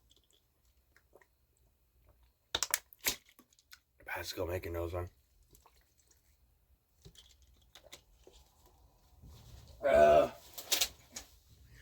Let us get something dessert. Here we go. Here we go. You know what? While I'm up here. There you go. Just like the other video started. There you go. Oh, it's all poetic. It all comes back to itself. Ugh.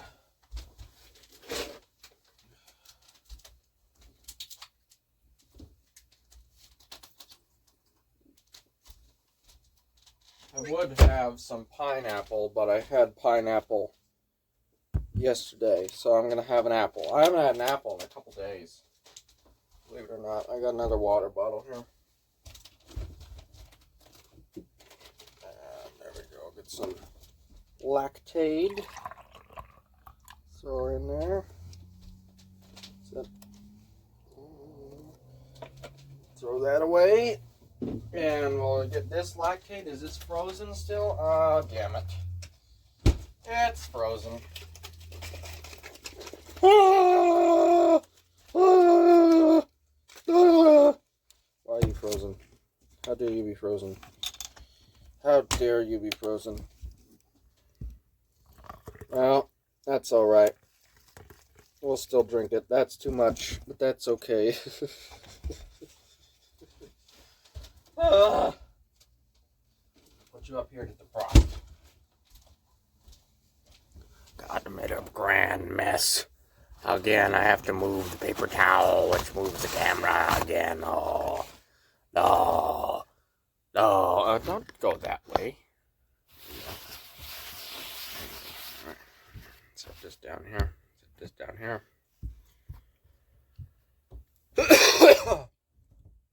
Why did I sit down? I didn't need to sit down. I need to get a stirrer. Ugh.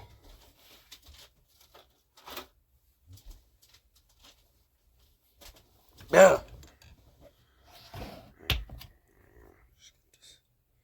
This is too much. This is too much lactate, but that's, whatever. 1, 2, 3, 4, 5. That's typically what I do. About 5 swirls of that, of the honey. I bought this unfiltered honey. I bought this it's really expensive, but I figured why not treat myself? Unfiltered honey. Got two bottles of one wildflower, one clover honey, and it's pretty good. It's pretty good. I like it. I like it better than the other honey.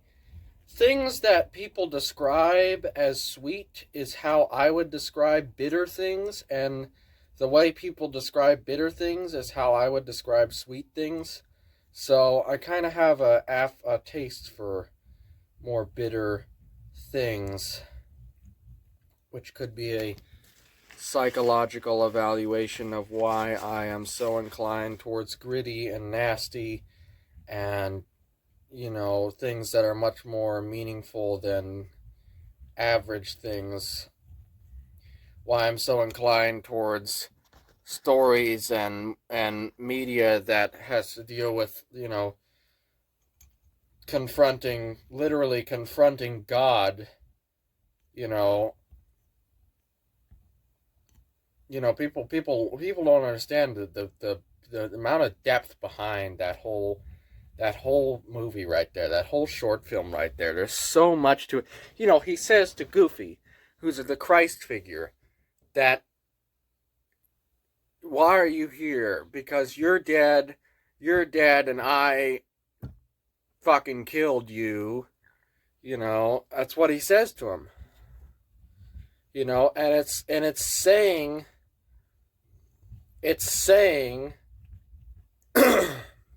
that I've killed Christ. That I put him on the cross. My sins and my things, and he died for my sins, and what have I done? That's the same. That's what he's saying, right? That's what the character is saying. And then he goes throughout his spiel. So you're not, he tries to justify it. So you're not really here. So what do you want? You want me to atone, to make it all right? Nothing could possibly make up for the things that I've done, right? That's what he justifies to himself. But you can. Christ forgives you, and in the end, Goofy forgave him, right? He fades away. He no longer haunts him. He forgives him. He no longer torments him anymore.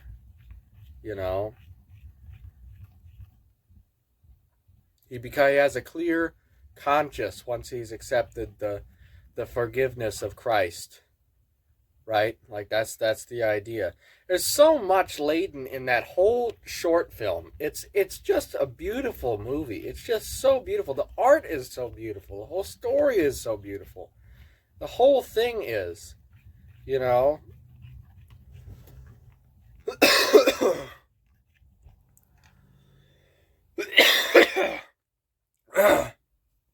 goodness. The whole thing is so beautiful. And Halo, Halo is just loaded with symbolism and poetry, but Halo's kind of more brackish in the way it executes it. I think that this is much better than Halo or anything else. And BioShock is much better than like Halo or anything else.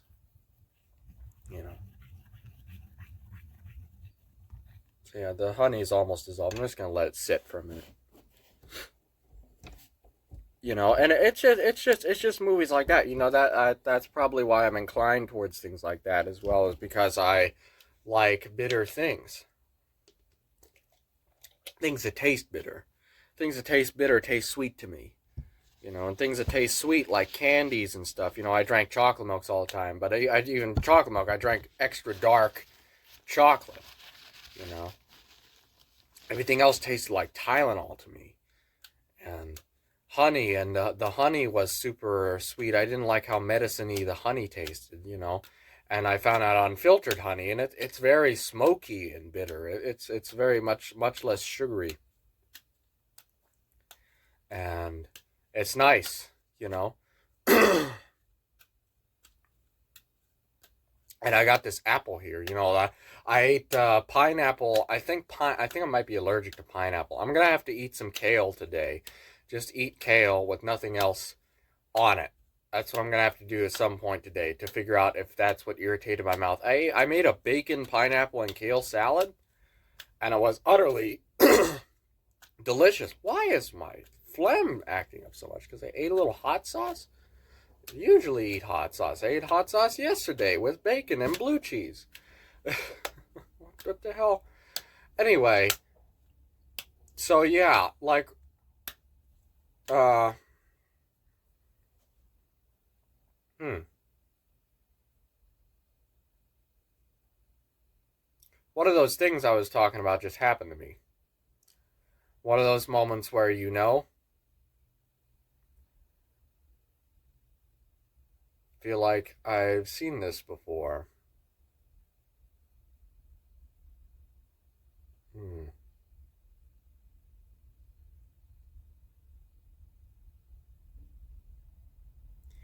Anyway, I had this really delicious sandwich, and oh, it was or sandwich salad, but it caused my whole roof of my mouth to be irritated. You know, and that was weird because I've eaten that salad many times without any irritation, and it did this time though. It irritated it. So I think it's the pineapple, because the pineapple, I ate just some pineapple and it made my throat a little scratchy. So I think it might have been the pineapple. I think I might have developed some kind of allergy or something to pineapple, which is so weird because I've eaten so much pineapple.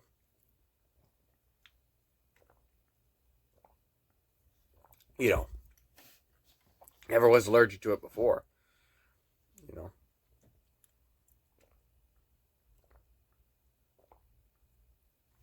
that's some good milk and honey. I washed this off, by the way. I washed it off with good water, not water, the inedible kind of water. And I wash them off before I eat them. Just as a general rule, I'd recommend you do that.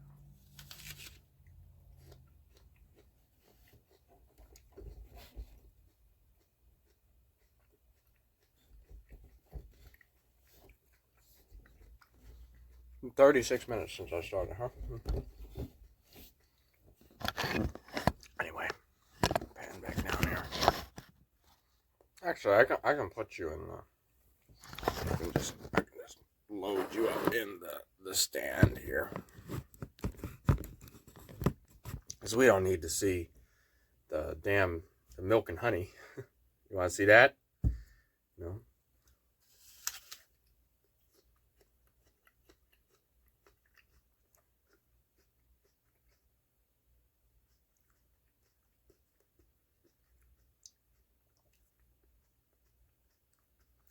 Apples are good. You know, apples taste good. Specifically, Granny Smith apples. You know, the green apples. I know, more bitter, right? I think this tastes better than the red apples. You know? I saw some weird kind of apples in the store the other day. Might try those. Some I never heard of before. I don't remember what it was.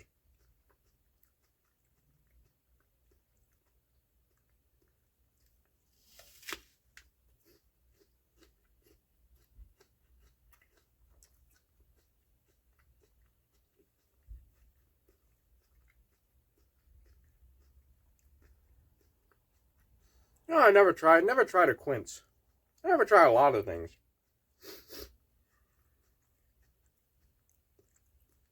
I've never had a quince. I've never had a lychee or anything like. I never had a lot of things. I'm gonna try some of these things if I can get a hold of them.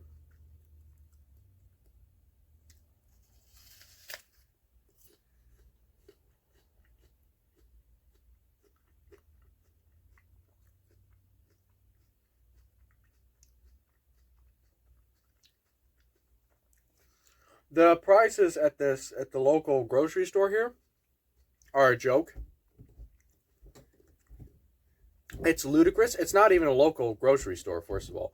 I'd be okay with it if it was a local grocery store. I'd rather pay more at a local grocery store than pay slightly less at a Walmart. But it's not. It's a chain, and it's a joke. It's not a locally owned thing either. It's just a franchise. It's a joke. It's crazy, the prices here, because it's a tourist area and they know they can get away with it. There is a local market down the ways away from here actually. But I was thinking about going to that just to check it out. Maybe the prices are better, maybe they're worse, but at least it's a local damn market. I'd rather pay more at a local market than buy stuff from a Walmart. So.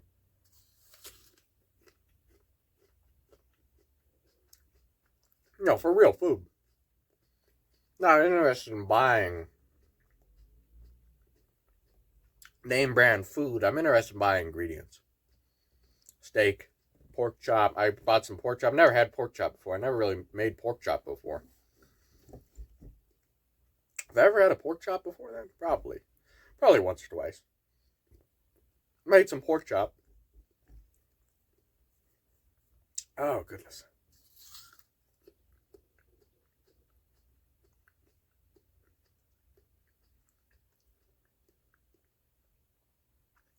Apples are a lot to eat.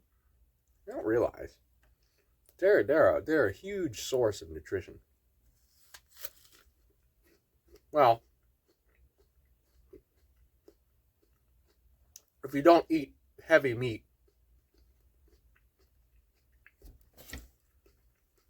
if you don't eat a heavy meat diet, you're not going to get any nutrition out of the apple. The meats contain things that make the apple nutritious. Allow you to actually use the nutrients in the apple. But apples themselves are all right.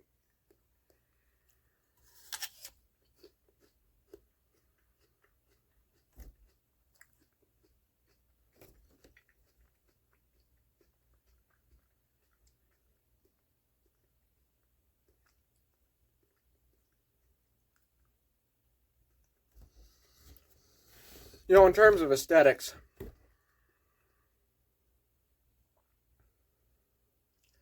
go look up the. So I'm super into, like, as is.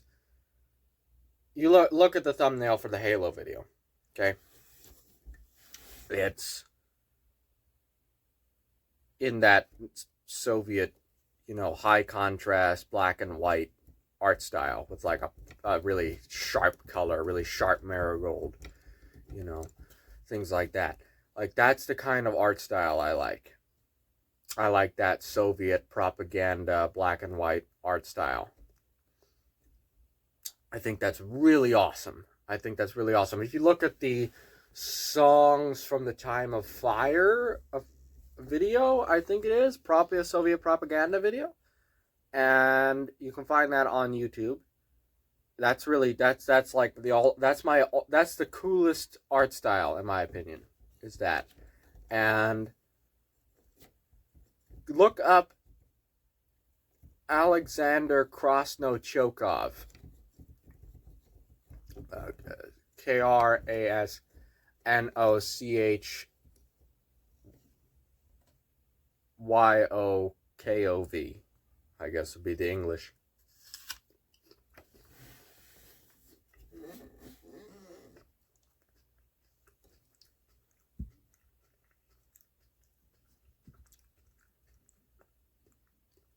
Krasno.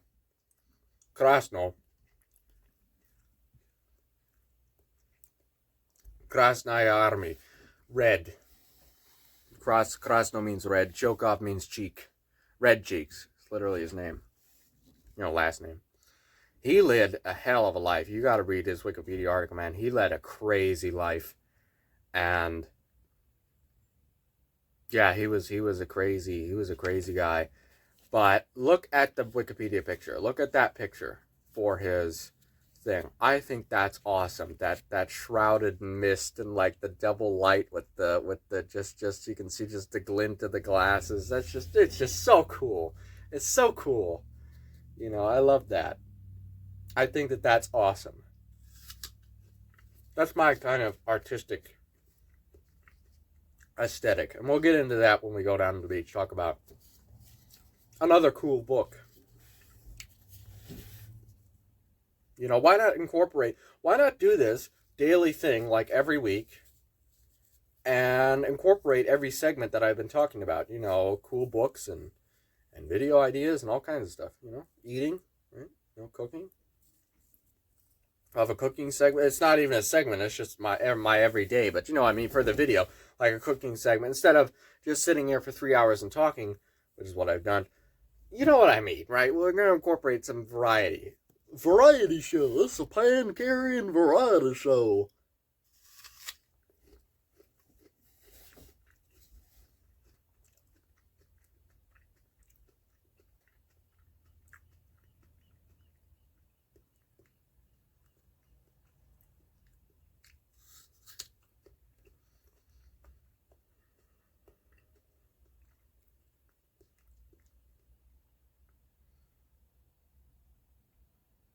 Yeah, in case you're wondering, the word Pankirian, I probably talked about this in other videos, but they're all privated now. The word Pankirian is a combination of the names Pan and Kyrian, and it comes from a idea me and Savern had. When we were kids, we played pretend all the time, and that was like my character. It was about exploring space and stuff like that, and sci-fi, and Pan-Kyrian, across the dark, right, spanning the dark.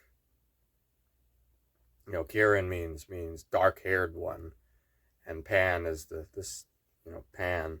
So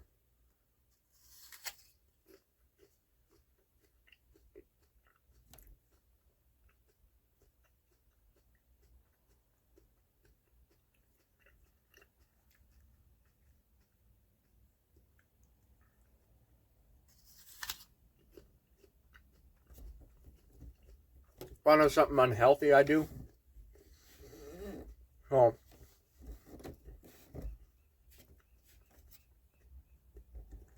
I have a sort of unhealthy practice, mentally unhealthy practice, and I sometimes will use AI. Like I'll go to GPT for All, which is a great AI. Great AI, decentralized, offline AI for your own computer, and I'll ask it, or another AI I used for a little while was AI Dungeon. I think people just use it for porn now, but before that, I used to use it for the same thing, for basically like putting in scenarios where I would be, like with memories I have of me and my friends, and asking it questions about that, essentially, or like telling it to improvise on that, which I think is a pretty unhealthy thing to do. It's just leave it alone. What happened.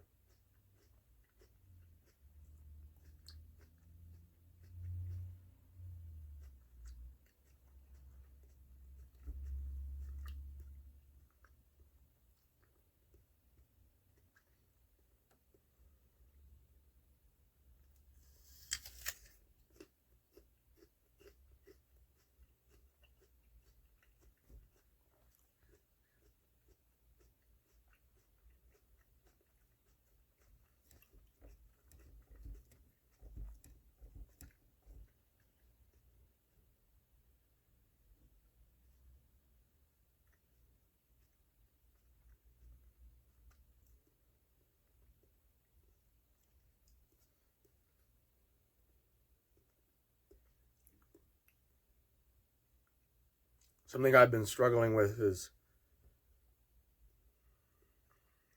getting over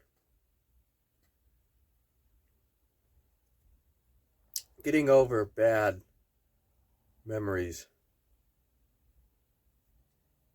You know, all I remember really is the bad stuff, you know? It's more crucial to your survival, I guess. But I need to let it go.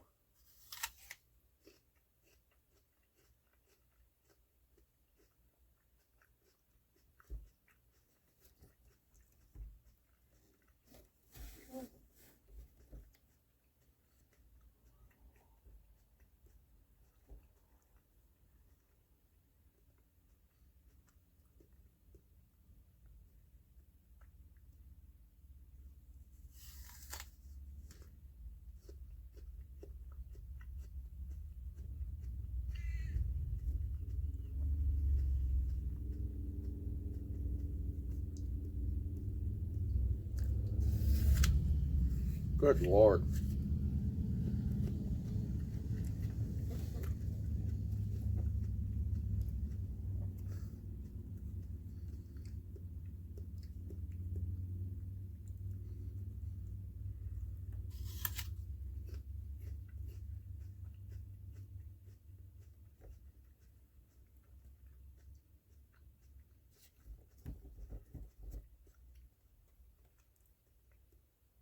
I also got to stop fidgeting. You know, like I'm fidgeting with the keys on my keyboard. You know.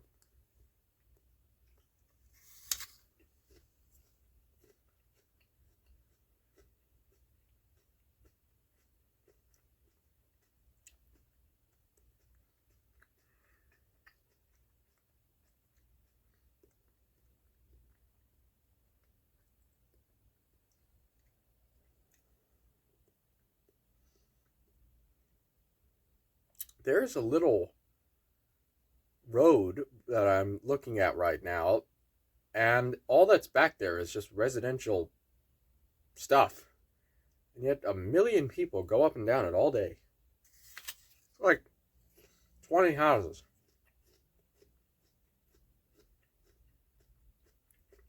20 houses, 300,000 cars.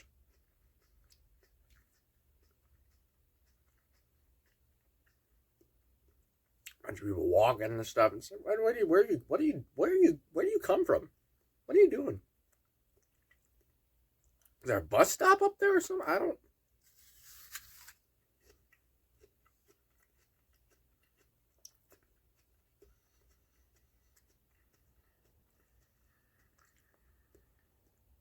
It's another thing you don't see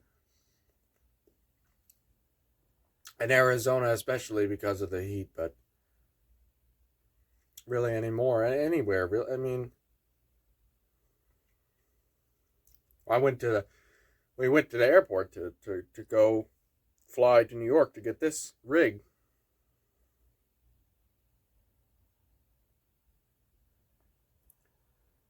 We walked around Phoenix for a minute. Me and my mother. We went walking around Phoenix, Tempe, Sky Harbor, for a minute, and yeah, just walking around Tempe, and it was just like there's no one here. Giant concrete sidewalks lined with palm trees, stretches of highway as far as the eye can see, under the blaring 110-degree sun. There's no one. I'm a poet and I didn't even know it. You know, it's just.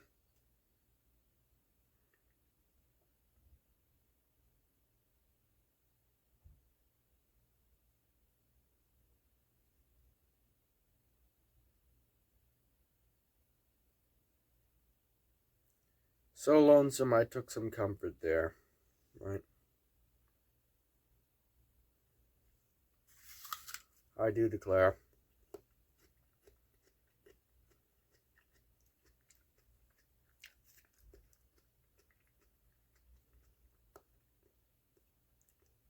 I understand how people can become so lonely in cities.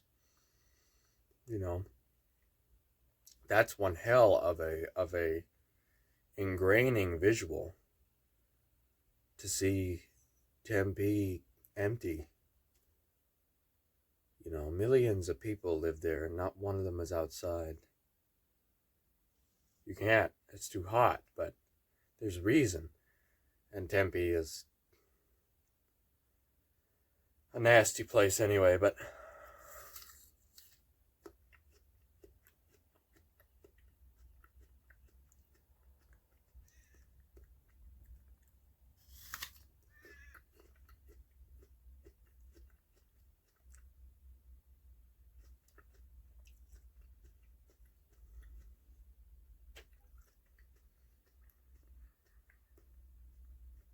you know, Phoenix City, Phoenix proper,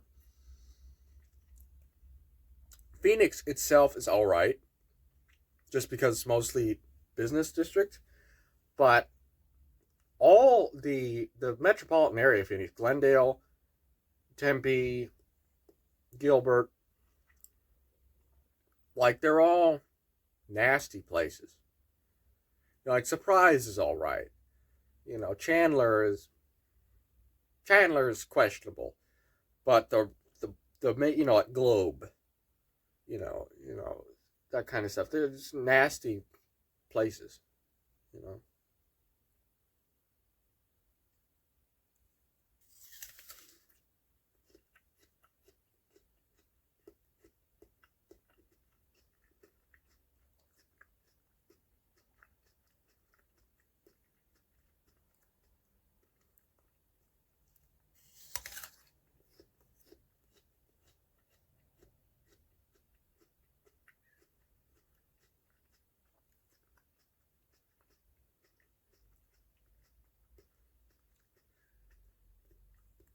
Went to Tombstone once. Arizona shouldn't even be a state. Arizona should be 3 states. Should be whatever that's called, Gadsden, right? That state down there that was proposed. It should be Eastern, Western Arizona, and Gadsden. That's what it should be. Because Arizona, you would go from where I'm from to Tombstone. It's an alien. It's a foreign country. It is.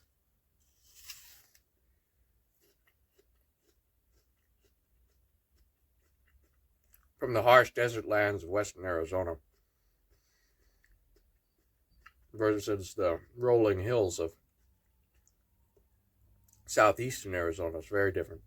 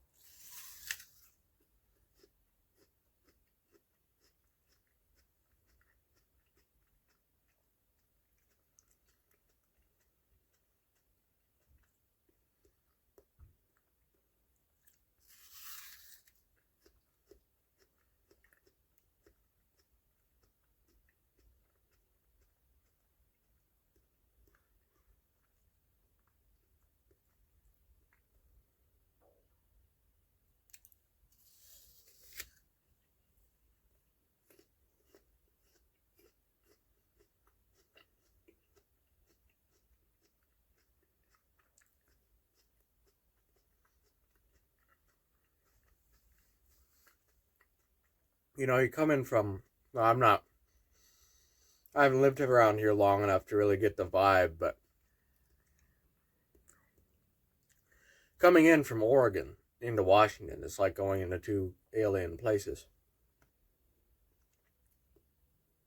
You know, just before Portland, the whole Oregon countryside and through the 5, and just before Portland, you come into Washington, and it's just Washington is completely different.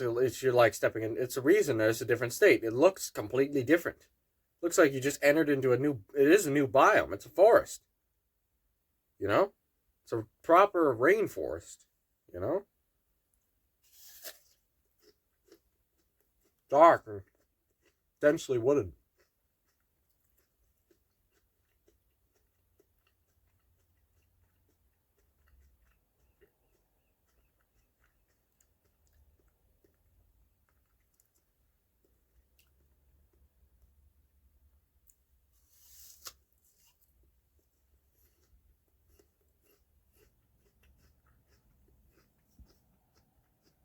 Never been around.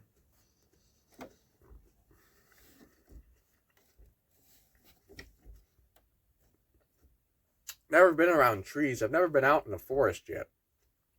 My whole life. Never been in a forest. And I love it. You know, you can tell the air is different. You can tell the air is better by the forest than it is in the desert. It's cleaner. It's more rich in oxygen. I don't care whatever they say. The scientists say you can tell.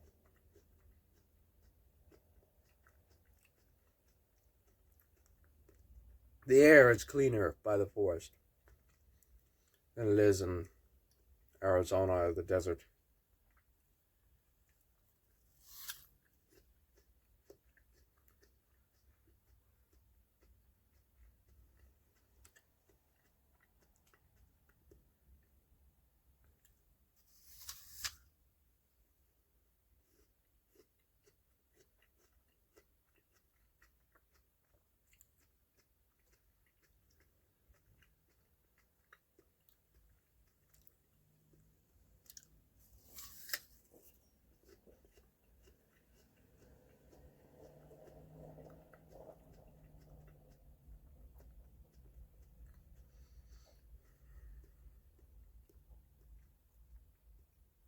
You know,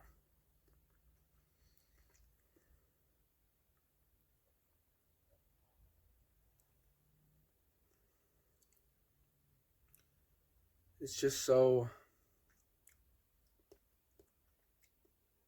different. I like it. I think it's better by the forest, by the trees, by the ocean. You know, I don't know if you can see it on camera. You probably can, actually. You've probably been able to see it this whole time, but you'll definitely be able to see it if I. Oh, maybe not. I don't know. But I have sunburn on the top of my head and on my face right here. Like this kind of malar sunburn.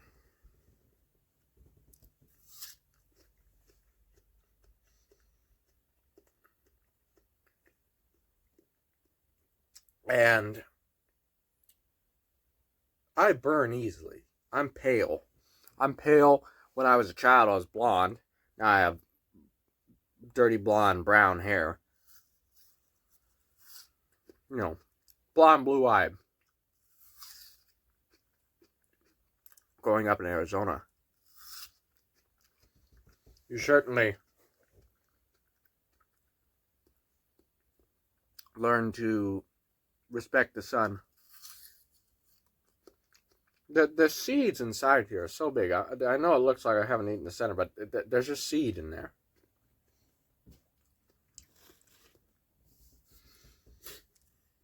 You know, you learn things about being in the desert. You learn things. You know, you stay between the washes.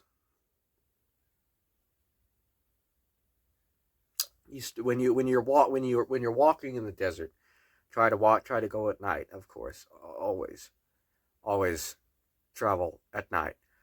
But when you sleep, even when you sleep during the day, whenever you say you don't have any shelter or anything, try to find shelter. Say you don't got any.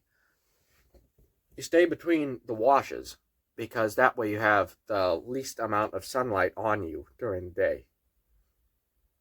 Right? Because you have usually two hills on either side of you. So you're shaded for 8 hours a day, or 6 hours a day. Things like that. You learn to really now. Don't ever put sunblock on you. Don't ever use sunblock. Do not ever use sunblock ever, for any reason. Never use sunblock.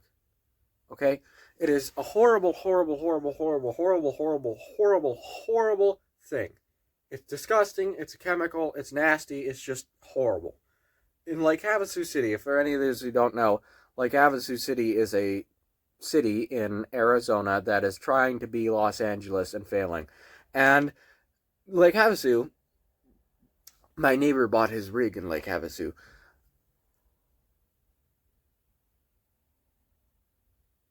Everyone in Lake Havasu is pale. Even the colored people are pale. Okay? Because they all lather themselves in sunblock 24/7, and it is strange. It is like going and seeing a bunch of albinos. I mean, that's basically what it is. Like literally, it is so weird, and it's disgusting. You're deforming yourself by doing that. By applying sunblock to your skin, you're deforming yourself. Skin's not supposed to get sunburnt. I was outside yesterday, all day. And the sun wasn't even out, hardly, right? But I still got sunburn, super sensitive skin. If you want, you can put oil on yourself, like olive oil, which is what my mother does. And that works. That'll protect your skin from sunburn. But I don't know if that's particularly healthy for you either. It's just the sun. Humanity has been living under it for tens of thousands of years without sunblock. Right? Like, stop. Don't ever wear sunblock. I mean, you're a cringe bug man if you wear sunblock. I'm sorry. I'm looking at a cat. There's a cat outside right now. I think it belongs to one of the neighbors. He's looking at me. Oh no, he's gonna kill me. Okay, well, Siamese cat of some kind. Maybe Tonkinese cat. I can't tell. I don't know cats very well. Very cute. Don't ever wear sunblock. I don't know. I'm whispering a lot. I don't know if you can hear me. My voice is kind of getting tired. But see, like right now, there's this person riding a bike up and down the street. Literally, there's 8 houses at the end of that street. Beyond that street, it goes to a dead end with just like 10 more houses. And there's different people riding everything around here all the time. It's so strange. So strange to see people outside. I come from a place where nobody's outside. You just don't go outside. It's 130 degrees outside, right? You just don't go outside. You know?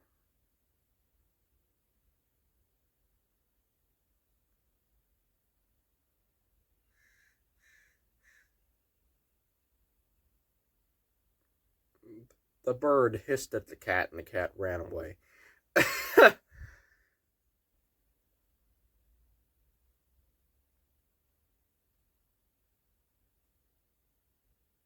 You can go outside anytime here. I'm not sure what it's like in the winter. I haven't been here in the winter. I hope I can stay here long enough to experience at least one winter, before if I'm damned to go back to hell, to Arizona. Uh, but,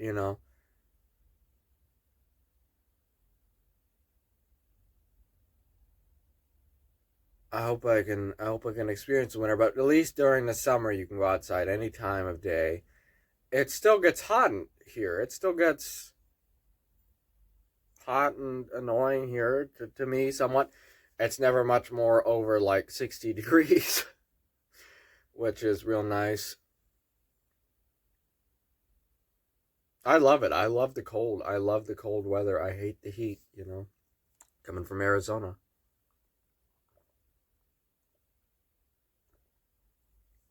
Weather is abysmal. I have no idea what it's like to live in a four-season climate.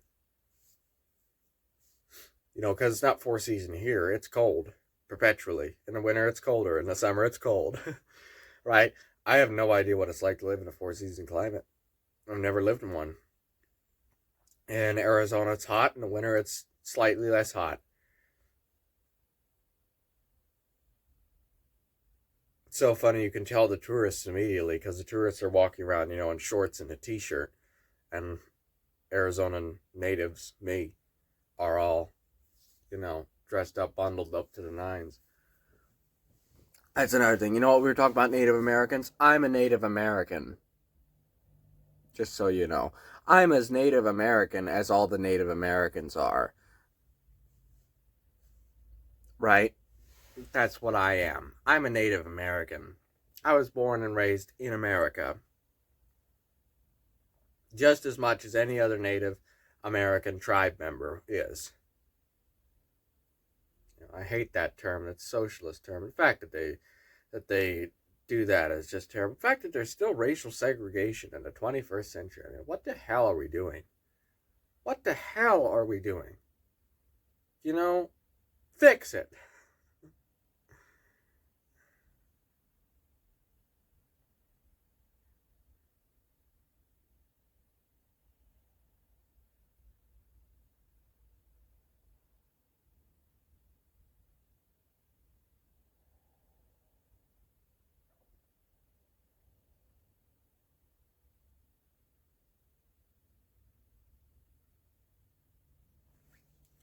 I'm just enjoying my milk here. Why not enjoy life? People are so, I don't know. Sit down and relax. Obviously, DistroTube, or like DistroTube a lot. Like a lot of what he has to say. Sit down and do nothing for 8 hours. I'll do a video on that. You know what? I'm going to do a video of me sitting here or maybe on the couch to give some variability somewhere. I'm going to do a video of me sitting and staring at the wall for 8 hours and doing nothing as a proof of concept. Sit and stare at the wall for 8 hours and do nothing. Let yourself be alone with your thoughts and do nothing. It is good for you. You should be able to do that with no compunctions whatsoever. It is very healthy for you. You shouldn't need constant stimulation. Leo, all of them constantly on their phones, constantly pulling out. It's brain rot. It's whatever. Luke Smith, you should love being bored. It's not just boredom. It's that once you eliminate those wastes of time from your life, you begin to use your time more wisely. And once you can sit and look at the wall for 8 hours without moving, once you can paint a wall, pull up a chair, and watch the paint dry, that's when you've returned to being a normal human being. No longer brain rot. Brain rotted. I don't know modern terms.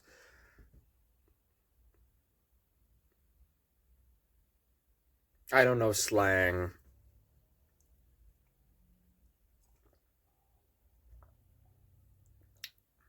Slop is another one, isn't it?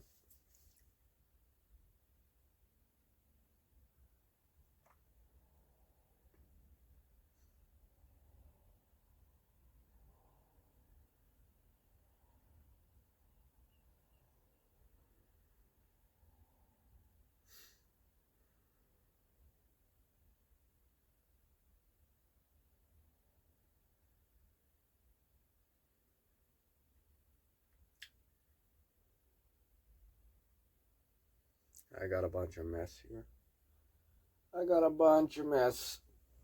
Oh, God.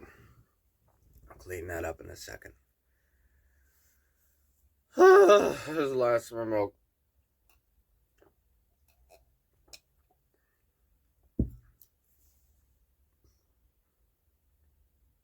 Like, this is what you should be able to do. This is what I do. Now, recently I've been watching TV, which is bad. But, this is what I do. I sit here and I eat in silence.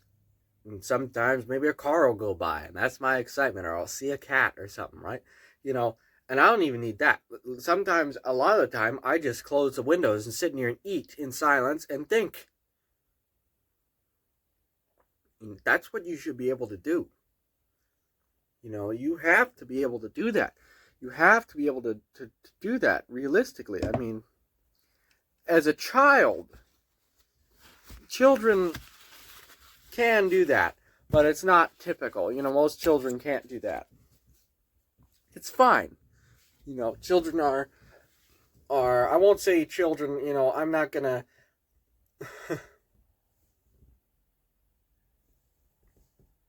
some indigestion right now. I'm not gonna give children any special pass because they're individuals. You need to get a hold of yourself. But children,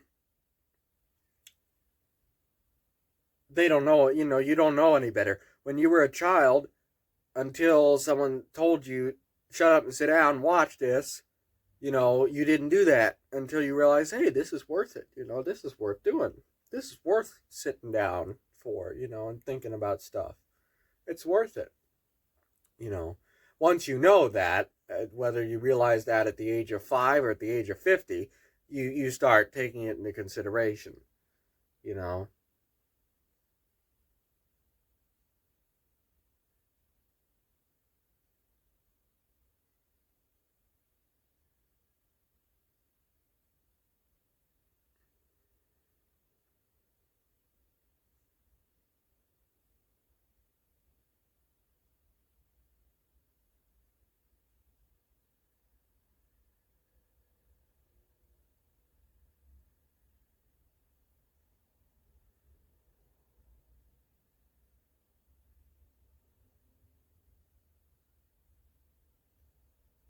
my neighbor's got stickers on his front door of marine life.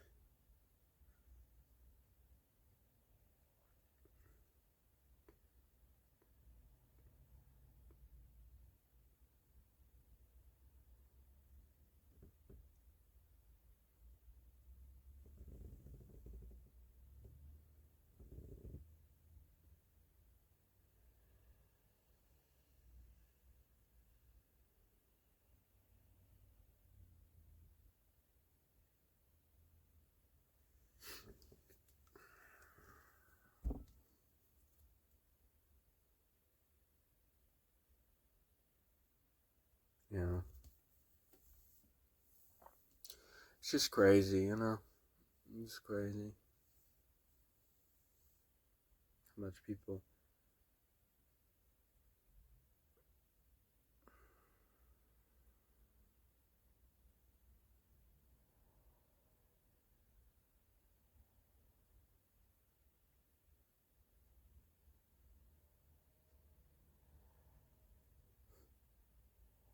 And there's one person, this one female who turned into a.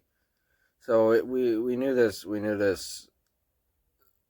My mother was friends with this lady who had a history in her family of having schizophrenic and psychotic children. Sister had 3 kids. 2 of them were psychotic. Or one of them was schizophrenic. The other one was psychotic. Didn't turn out. Mental illness doesn't develop until, typically, real honest to God mental illness doesn't develop until you're in your 20s, early 20s, about, roughly my age. And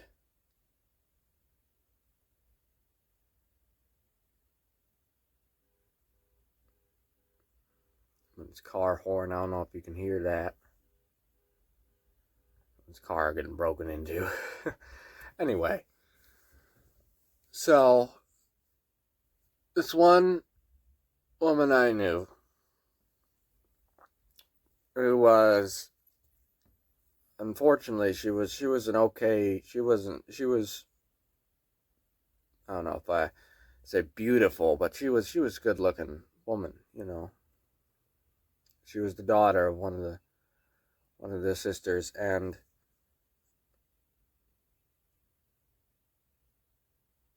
she was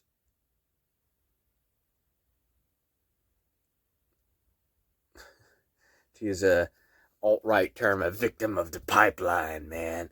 You know, brain rot type person, and convinced herself that she was, transgender, and destroyed her life.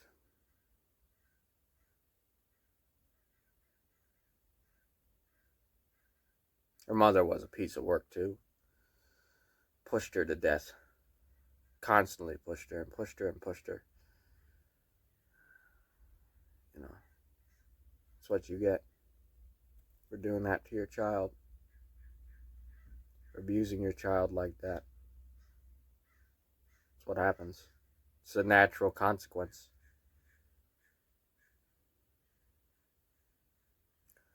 Maybe it wasn't so much genetics playing a role into her mental illness as it was her mother.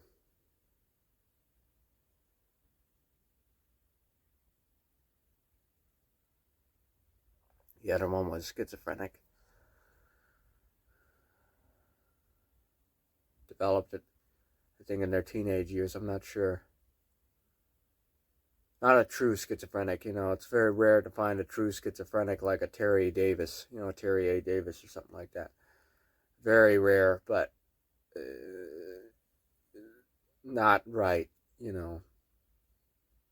paranoid, delusional, violent.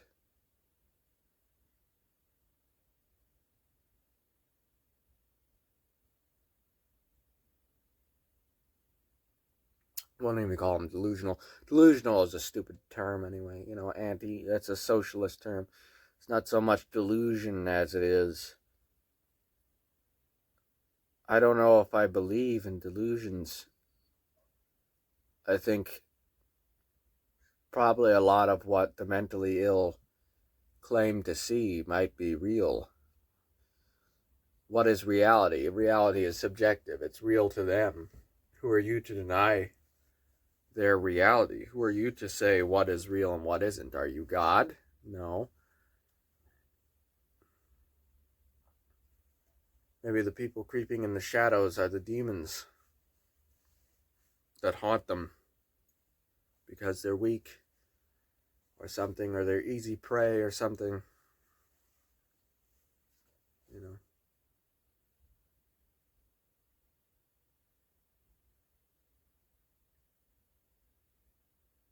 Or the demons that are there all the time that we just can't see, that we can block out, have the power to overcome and banish.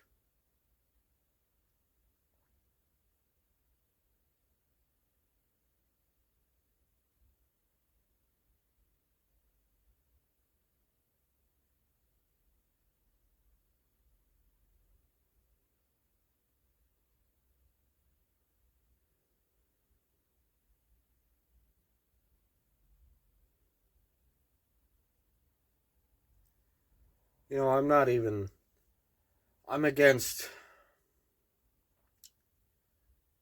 obviously,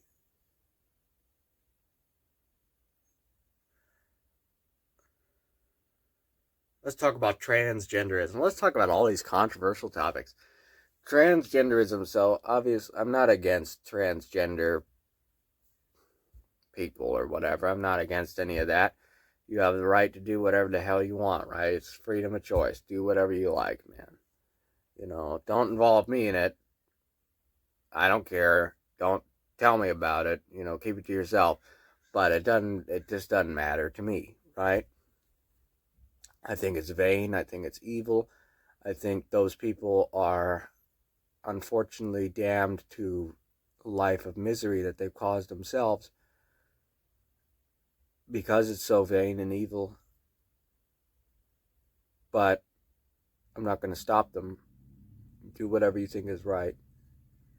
If it brings you peace in the end, more power to you. Whatever. I don't care.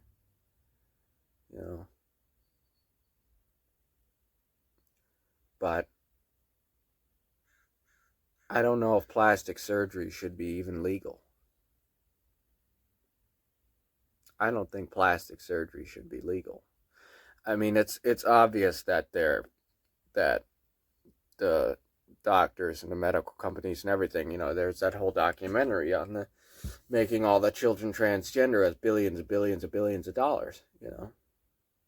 Oh, the cat ran across the street. Don't get hit by a car, cat. Pray for you.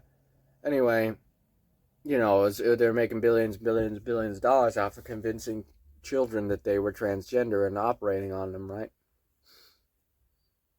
Which is the grossest thing in humanity. But it happened, and it still happens to this day. Either way,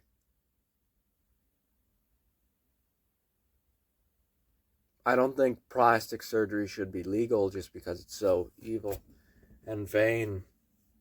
One day we're going to look back on plastic surgery as just as cruel and unusual as lobotomies.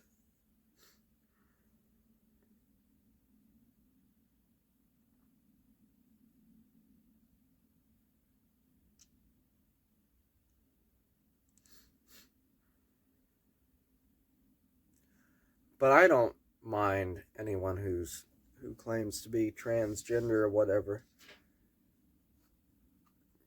Just cross-dressing or whatever else. That's the healthiest, in my opinion. If you just gotta be that way, just cross-dress. Change your name or whatever. Don't permanently damage the body that the gods gave you, even if you choose not to use it. Trust me, that vessel, that body is going to get you through a lot more than whatever you think you need to get through by being operated on.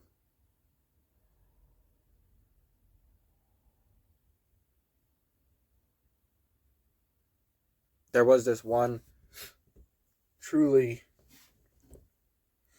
transgender, and that they were I guess I can call them they. Let me blow my nose real quick. I'm getting emotional here. One person I knew was poor, dirt poor, homeless person. Was not a true hermaphrodite, but a hermaphrodite in that they had both genitals, but they had a functioning male genital and just a vestigial, whatever, female part. It was just not a full hermaphrodite. And I guess, and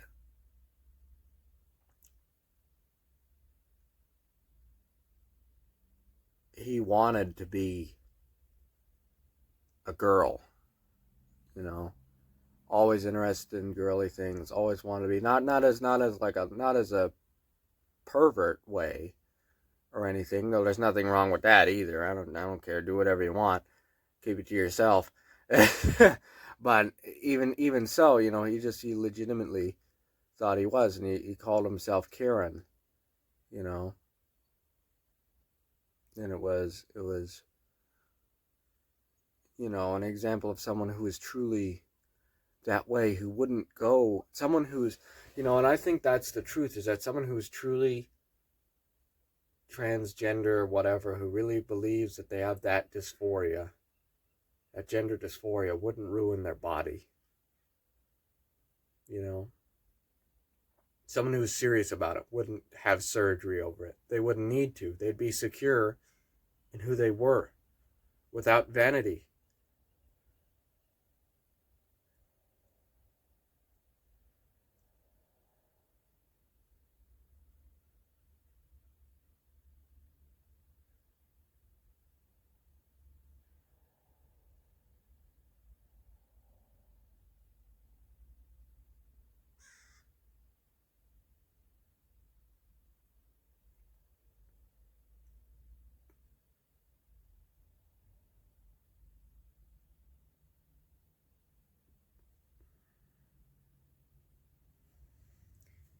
But yeah, it's just abysmal. You don't have to participate in that society. You don't have to accept that. Get out from it. Leave it. Abandon it. Forget it. Wasn't worth remembering in the first place. All those who forget history are doomed to repeat it. But remember it as the history it was. Don't remember, forget that.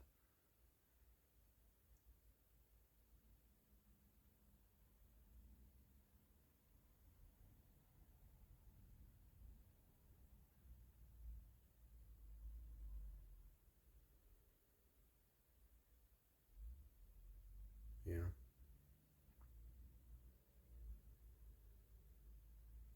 I don't think a lot of the older people are truly affected by a lot of the things they talk about, especially a lot of the conservative pundits. They haven't seen it firsthand just how horrible the trans worship of everything is.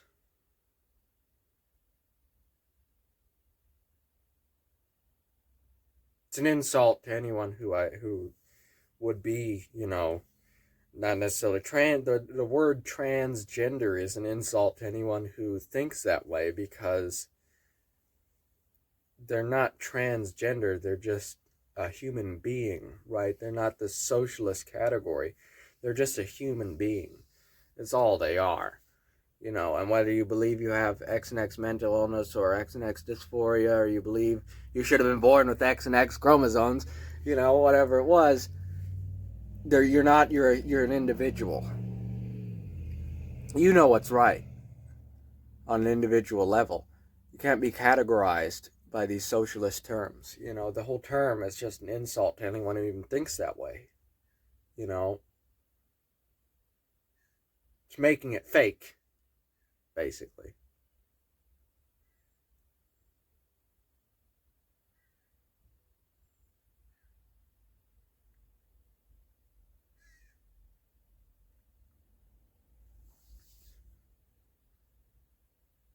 You won't find inner peace in vanity of any kind, be it something as drastic as transgender surgery to something as minor as lipstick.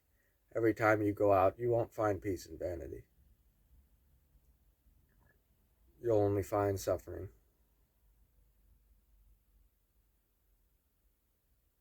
Equal amounts of suffering in each case.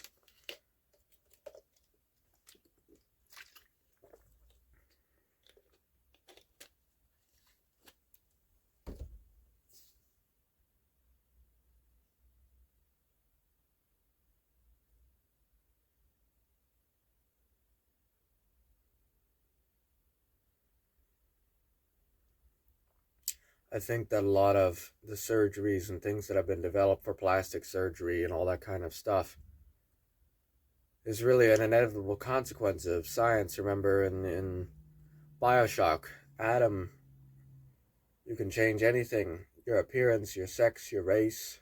It's yours to choose, right? And it's not yours to choose because those things don't exist. First of all, they don't affect the individual. None of those things do. Regardless of whatever you may or may not arbitrarily have, whatever you were born with, in consequence to yourself, was, or not in consequence to yourself, you can't change. That's irrelevant. You're an individual, right? Such a materialistic view of the world socialists have. All that matters is physical appearance. All that matters is literal, material things to them.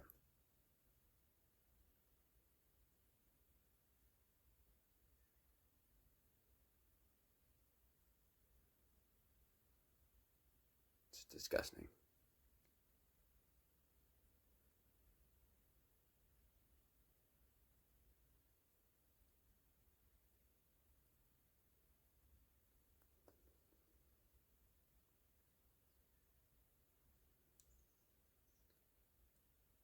Sex is not the most important thing in the world, obviously. Like that's another thing that they always say. It's just,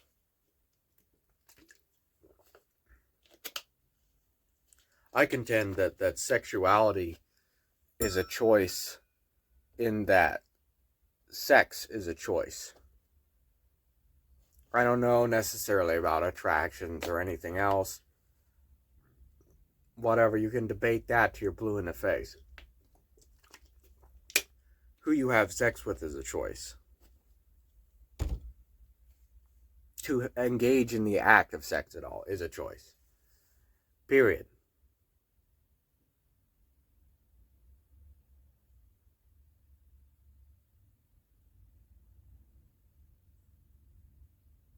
You know?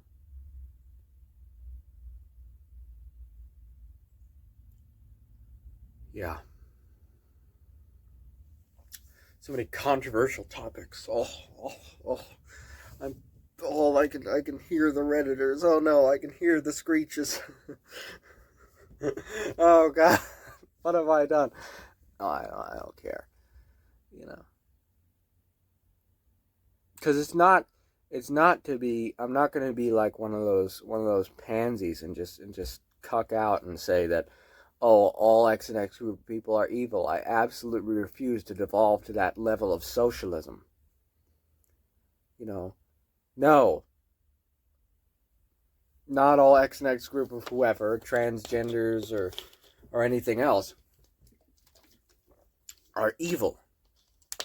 Maybe misguided, maybe full of suffering, sorrow, and regret, but certainly not intrinsically evil. I'm sure there's a good bit of evil ones as well. There's a much larger portion of evil normal people as well, right? It's completely, evil average people anyway. Not necessarily normal. I wouldn't consider them normal either, but evil average people.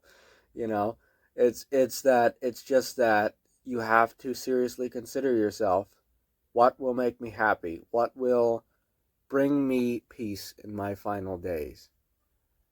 It won't be vanity, as I've already said, and it certainly won't be whatever other socialist thing you can come up with. You have to make peace with all that you have done and all that you failed to do, as I relentlessly say.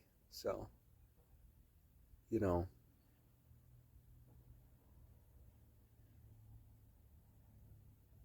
use your head. Observe the world around you. Think practically. Don't hurt yourself.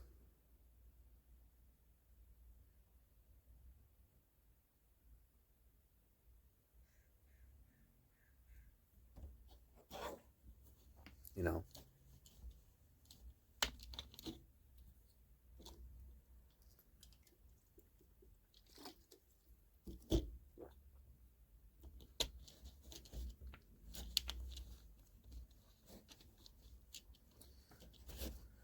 I talked about COVID-19 for a little while, and I watched a video back, and they censor COVID-19,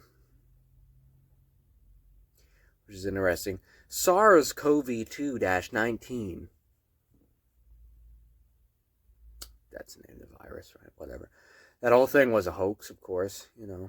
Coronavirus was possibly the greatest. We have been hoodwinked, bamboozled, led astray, run amok, and flat out deceived. I don't know any other Stephen A. Smith clips. That's the only one I know. Anyway, that was possibly, aside from the eugenicist movement, that was probably the greatest accosting of all of humanity since the Nazis. second greatest to the Nazis in terms of killing, maiming, disrupting, and it's even arguably worse than the Nazis. The COVID-19 hoax was arguably even worse because the Nazis at least killed their victims in the end. They didn't even get the satisfaction of dying in the COVID-19 hoax, right? It was all just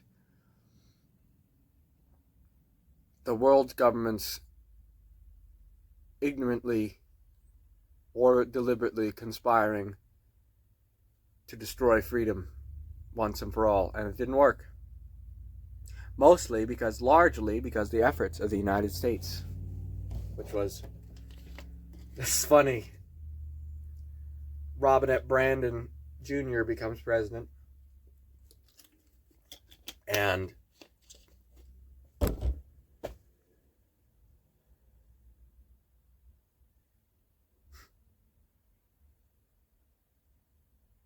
we finally get to see what America is like when it's under that level of threat. And unfortunately, it wasn't vehement enough. Just like in the Soviet Union, you had people selling out their neighbors. You had all these kinds of things. Don't intrinsically trust people. Love thy neighbor, but don't trust them not to sell you out either. Because given the smallest chance, you're gone. They don't like you. Good fences make good neighbors, right?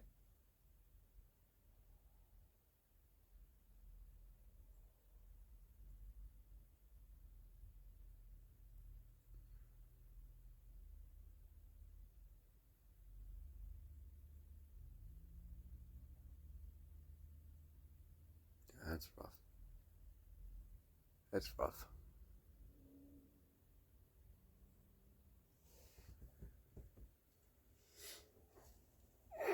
This video is definitely going to get either restricted or taken down or censored or something. Something's definitely going to happen in this video.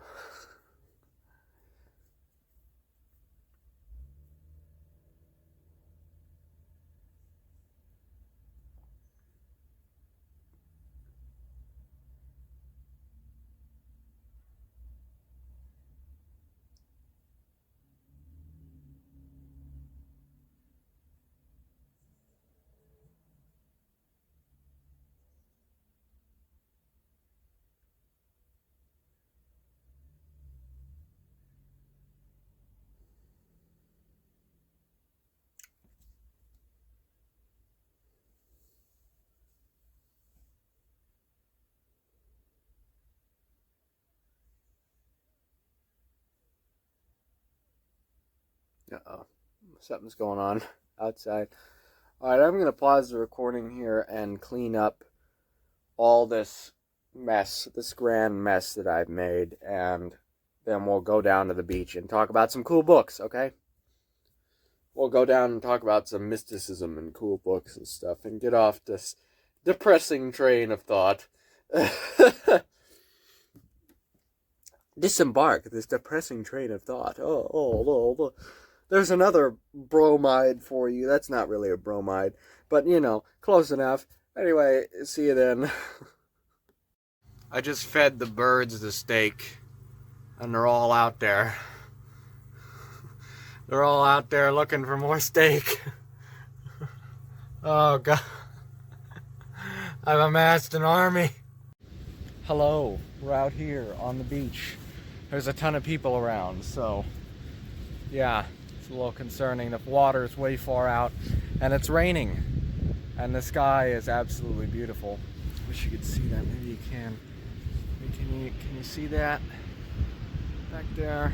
There's people back there too, but can't make them out. Anyway, so thankfully I put this in a Ziploc bag. Imaginos, talking about mysticism and all this kind of stuff, and naturally if you're attracted to this sort of rain-soaked, misty trees type environment, you're going to like mystical things, right, that are similar to it. And Imaginos is just that. This is a signed comic by Albert Bouchard, I assume just fake, from the Deco Entertainment store. And yeah, it's Imaginos. It's really cool. It's shrouded in mysticism. The whole story is. It's all poetic and kind of representative and stuff, and it's very awesome. I highly encourage you to go listen to all the Reimaginos records and the original Imaginos records, and go check out Albert Bouchard's channel. He has a great YouTube channel. I love his series Most Cowbell. I watch it all the time. I've recently taken it upon myself to go back and rewatch the whole thing from start to finish.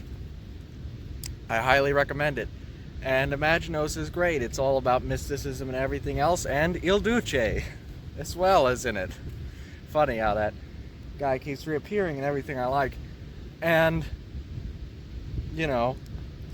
it's all about that kind of stuff. It's all about everything I talked about, really. It's all about mysticism and learning things and becoming disillusioned and angry with life. And he takes out his violent fantasies and causes the first and final world war in this universe, I guess.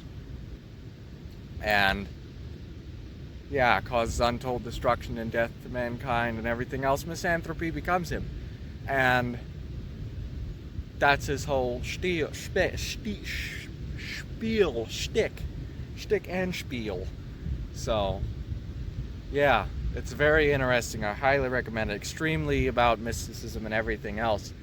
And great songs and everything like that. Great story. And, it's about finding inner peace. And he achieves inner peace in a Buddhist temple in the end, And it's about everything I've already talked about. It's the same story over and over and over again. Imaginos.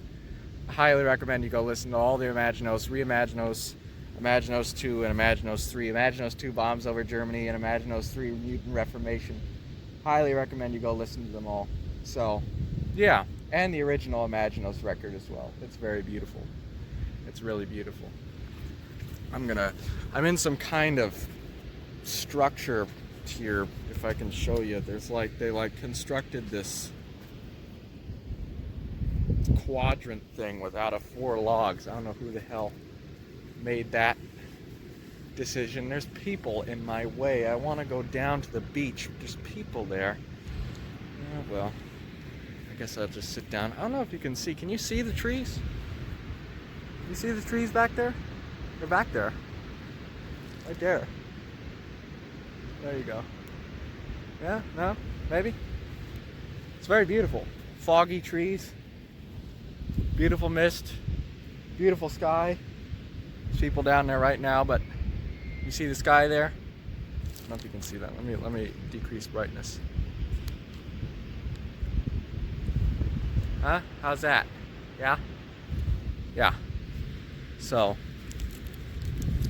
anyway, yeah, so basically Imaginos is the exact same thing. A young man disillusioned with life, becomes angry, learns how to be powerful, learns that he can do anything, and becomes powerful and takes his vengeance out on the world. And that's pretty much the whole story. I guess I can walk this way. There doesn't seem to be many people this way. We're going to be out here for a long time, so it's nice and rainy. The sun is just peeking out through the clouds right now. Here, I'll switch hands here so you can get a nice background of the dunes, at least. Get some background in here. So yeah, the whole story is the same thing over and over again, as always. But I never get tired of it. And yeah, he just goes against the grain and does what he thinks is right, and realizes that materialistic vengeance isn't worth anything, that doesn't get you anywhere. God, I wish I could film that. There's people in the way. Beautiful sun out right now. I'll just have to walk faster. Huh. Walk faster down past this car here, and then there's no people, so I can get a nice shot. So yeah, it's the exact same story. And Blue Oyster Cult is a really great band, a lot of great songs. I really only like the Albert Bouchard, Sandy Pearlman songs. I don't really like the other stuff that they did. I don't really like any of Buck Dharma's songs or anything like that. I mean, you know, like Don't Fear the Reaper is okay. But, you know, I don't like any of the songs, any of the non-Albert Bouchard, Sandy Pearlman songs, you know? And, yeah. Wow, it's really starting to rain here. Whew, better hope this Ziploc holds up. Seems to be on there pretty tight. I'm getting worried now. My signed copy. Oh no. I don't care. Right. And yeah, it's very much the exact same kind of stuff. I gotta get a shot of that. Can you see that? Can you see that at all? I don't know if it's picking up on camera or not. Maybe it is, maybe it isn't. Why is my brightness so low? Let me increase my brightness. Damn it.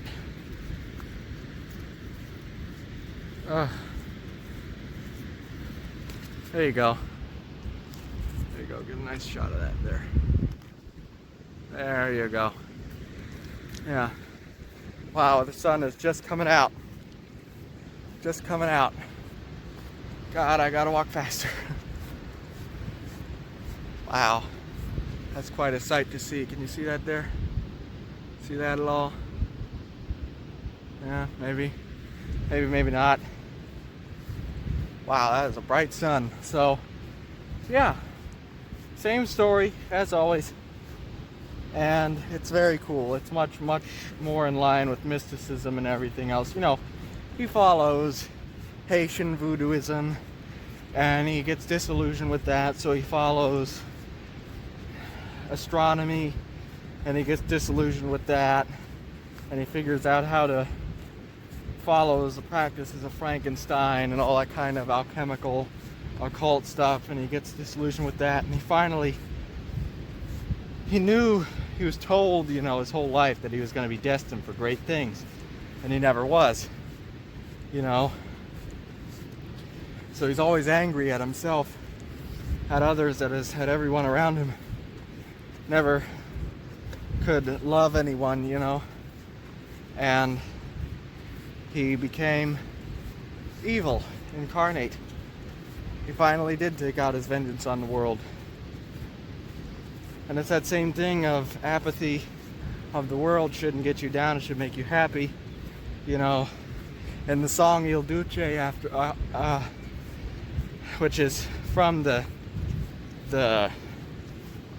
David Roeder Method album Beauty of the Bamboo, and a cover of it by Albert Bouchard, basically. And yeah, it's about Mussolini and love lost, you know. And Mussolini supposedly you know, killed his wife and his first son, had them violently killed, you know, but his woman is gone and the world doesn't care, right? And that's what made him the man he was, you know. The world didn't care about him, and he was going to make them care. You know? Which is stupid. Shouldn't do that. So yeah, cool books. This graphic novel, it's only 10 pages, not really a graphic novel, but it's very interesting, a little bit lewd, a little bit inappropriate, but it's very interesting and shows an interesting side to the tale of Imaginos, a visual side to the tale of Imaginos, which we just didn't have before. Not real anyway. You know what I like about Imaginos is that the multiple people have recognized its greatness.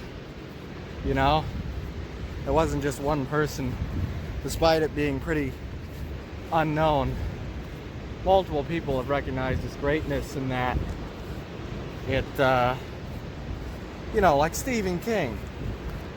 You know, Stephen King did a voiceover for astronomy.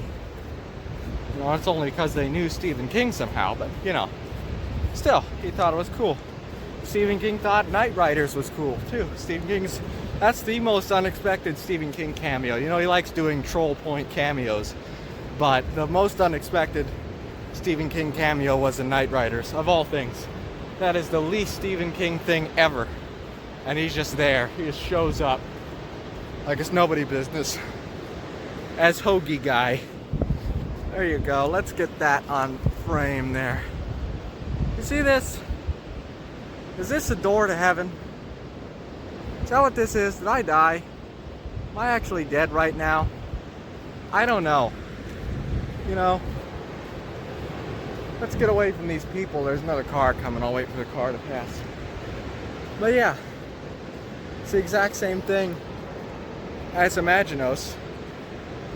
And the same story, you know. And it's quite revealing about the human condition, really. It's quite an undertaking, because it not only conveys what it's like to be a young man, but also the wrong thing to do, you know. And that's what you're an example of ultimately. That's really what life boils down to. You're an example of what not to do, you know. You should want to be an example of what not to do. You know, I tried this, it didn't work out, don't do it. Right? You should want that. That's kind of the idea. This is just so immaculate. I don't care. I'm gonna turn the camera around here. I'll turn the camera around, see if I can catch that on camera. Kinda. A little bit. You know. Someone else running along here. I'm just gonna go down to the beach. Oh. There's that building again. Same old building. These people, I guess, are parked ways away. I'm not sure. Someone running barefoot here. I wouldn't walk barefoot around here. Too much stuff in the water, you know. Wow. Look at this. Look at that. Pretty interesting, huh?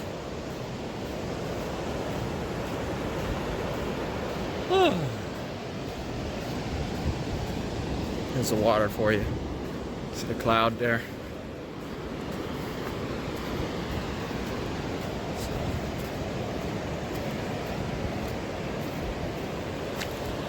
Here, I'm gonna pull my pant legs up. Maybe I'll go out and stand in the water for a minute. So why not? I made it all the way out here. Never been this far up the beach, actually. I've never been this far along the beach. People are taking pictures with the clouds in the background. Oh, goodness.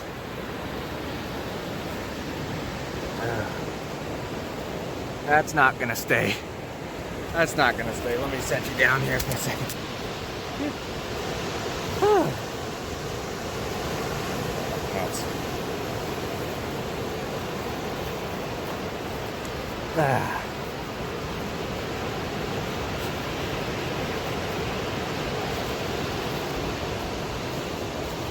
All right. There you go. There's the clouds. Get that. Let's see if we can get that. Let's see if we can do that justice. See that? Something like that. There you go. Hello. I'm here with Imaginos. I'm gonna walk out into the water. I got my pants rolled up. I don't really care if they get wet. But I'm gonna walk out into the water a little bit. There's people behind me. Yeah. So, walk out. Oh. Very beautiful here. Very, very nice. Here comes the water. Very, very nice out right now. It's very, very beautiful out. Those clouds in the background. So yeah, Imaginosis is the exact same story, the exact same thing over again. An individual becoming disillusioned and angry with the world and trying to change it or trying to enact his revenge on it, whatever it is, acting a socialist vice upon it and suffering immensely because of it. And having to live with all that he's done, you know? Having to live with what he's done. These people are running, that's what they're doing, they're practicing running. It's a perfect day to do it in. Ideal weather outside. So, you know. Just look at that cloud streak. Let me see if I can get that. Kinda. There you go, that's a good shot of it. That's a good shot right there. There you go. I'm up to my ankles in water here. If I drop my phone's dead. Let's undo that. But yeah. You know, and Il Duce is in this somehow. I'm not quite sure how Il Duce factors into this. The song is just kind of there. But you know, it all works. It's all very poetic in its own way, you know? Very nice. So yeah, if you like this kind of mysticism, like this environment right here, this whole thing here, then you're gonna love this, you know? Just one of those things. So, let's see. Most people have moved away from down there, so we'll switch hands here. We can probably head back down that way now. So yeah. You know, and the whole thing is shrouded in astronomy and alchemy and everything, and all kinds of esoteric literature like The King in Yellow and H.P. Lovecraft and all that kind of stuff, you know. All that kind of business is this, right? If you like H.P. Lovecraft, which I like H.P. Lovecraft, you know, and you like mysticism, you like this kind of stuff. Let's see if I can get a shot. I don't want to get the car in there. I'm sorry if I do. But you see that trees back there? Isn't that nice? Yeah. I think I got a clip of the car in there. That's okay. You know, it's very, very beautiful. Extremely beautiful with the clouds rolling in right off the ocean and the trees and the mist and everything. Extremely beautiful. My pants have fallen down. Oh no. Oh no. Oh no.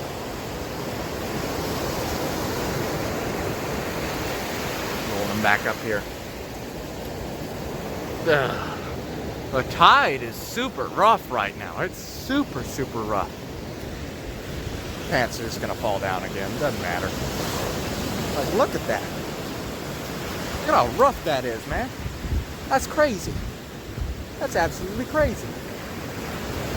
Look at this. I don't know if you can see that, but it's like ripping itself out from under itself. It's crazy. We can walk into the water a little bit. It's super like a drop off here, as you can see. I've been this far up the beach, but I never went swimming here, so I never really went out into the water. My God, is it coming in and coming in fast. Whew. Whew. That's a bird. A bird back there. Bird. Nice bird shot. Oh, goodness, that's deep. Wow, look at that. Look at that. Look at how rough this is. I don't know what's happening. Something's wrong. Something's happening. The storm's rolling in or something. The wind is like nothing. Which is something I just realized. The wind is not even powerful. Usually it's windy all the time here. Uh-oh. We're gonna get a hurricane? Something like that. That's pretty crazy. This is crazy. You know, if you love this environment, the stormy sea, next to the foggy forest, you're gonna love this. It's the same thing. Right? You know, this is a pit I'm walking towards. That's not good. Is there a way off this sandbar? Did I trap myself on a sandbar? Potentially. Alright, well, we can walk backwards. There's no one over there, but I want the ocean. You know, unfortunately, I'm gonna have to walk away from the ocean because there's a sandbar right here that I can't seem to avoid without. I could just walk, you know, I'm just gonna walk through. I don't care. You know, just help. Like I care. You know. Ugh.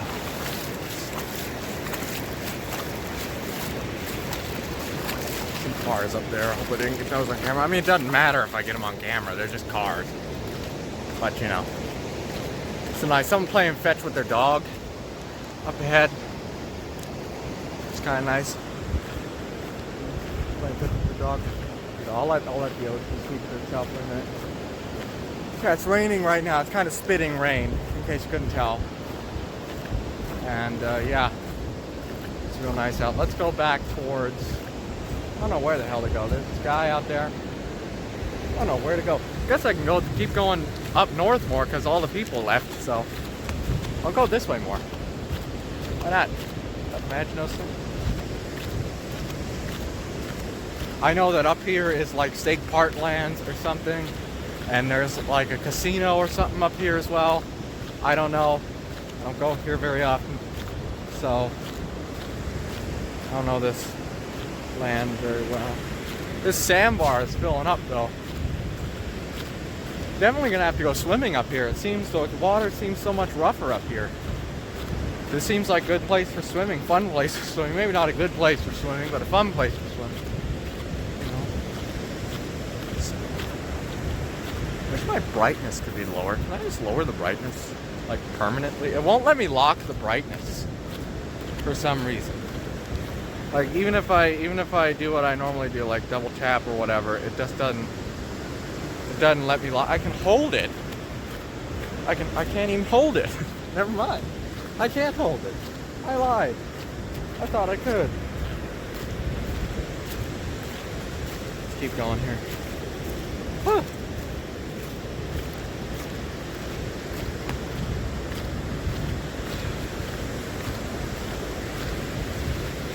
So, yeah, imagine those. So basically, I can break down the story for you if you want.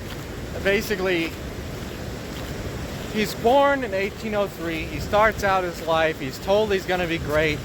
So he realizes that life in where he's born is kind of boring, and there's nothing to be had there. You know, this kind of Western civilization is a joke. You know, all the education, everything. It's just not up to my par. You know, I can do better.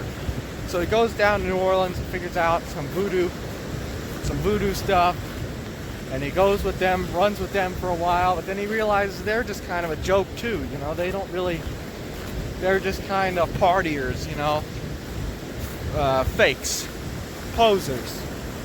And so instead, he goes down to, I forget what happens from there. I think from there he goes and studies in Germany with Frankenstein. Victor Frankenstein learns how to reanimate the dead. From there he goes and studies with a couple astronomers, or astrologers rather, astrology. You know, it's because he kind of confused astrology and astronomy a little bit, but that's okay. You know, the two are kind of similar in the idea of astronomy being like all powerful or something like that. There's another river here. This water's rough. Some rough water here. It's coming in fast. It's rough as hell. Pretty dirty too. Not exactly the cleanest. And that ain't clean. Anyway, My camera's getting all foggy here from the rain. Goodness, I don't have anything to wipe it down with. Can you see me a little better? I don't know if that helped or made it worse. I think it made it worse. That's okay. So yeah, he learns all that. He kind of gets in that. This girl falls in love with him. He uses her as an experiment, sends her off into space. You know, as you do. Can't just dump a chick. You gotta send her off into space. Don't want any connections. You know. And he just goes about, he uses his powers for hedonistic things at first, but then he realizes, like, I have the fate of the world in my hands. And what am I going to do? And he chooses evil, supposedly. But, as far as we know, in the end of this, he's just kind of, you know, it even incorporates things like Hyperborean mysticism and all that kind of stuff. It's very 19th century mysticism. It's very H.P. Lovecraft, you know? Which is awesome, in my opinion. And, but not like cringe Reddit, you know, Skyrim. Well, Skyrim's not cringe, but Redditors about Skyrim are cringe. You know, like Enderall type things. Like, no. This is like, you know, this is like Skyrim in that it's may the gods watch over you, friend. You know, it's none of this Lord of the Rings, Star Wars, baby goo gaga crap. You know, there's a nice break. You can't even see it. The camera's gotten so blurry. Ah! Nice break in the clouds there. You see that? How beautiful this place is, man. Can't get over this place. God, it's coming fast. Oh. There's a group of birds up ahead. See them birds? Yeah. Group of birds. I don't know if I got it on camera or not. I have no idea. See them? I'll walk up to them. They probably won't scatter. They seem like confident birds. They're gonna rob me. They're gonna take my wallet. I don't have my wallet on me. Well, they're gonna peck me to death then. Them birds. Yeah. I can't see anything out of the camera. I can't see anything out of my phone. It's so drenched in water. They're eating crab. They're eating crab. I did that. You know, I did that too. I shot crab too, birds. I shot crab too. I think that's the casino I'm looking at right up there. Can you see that?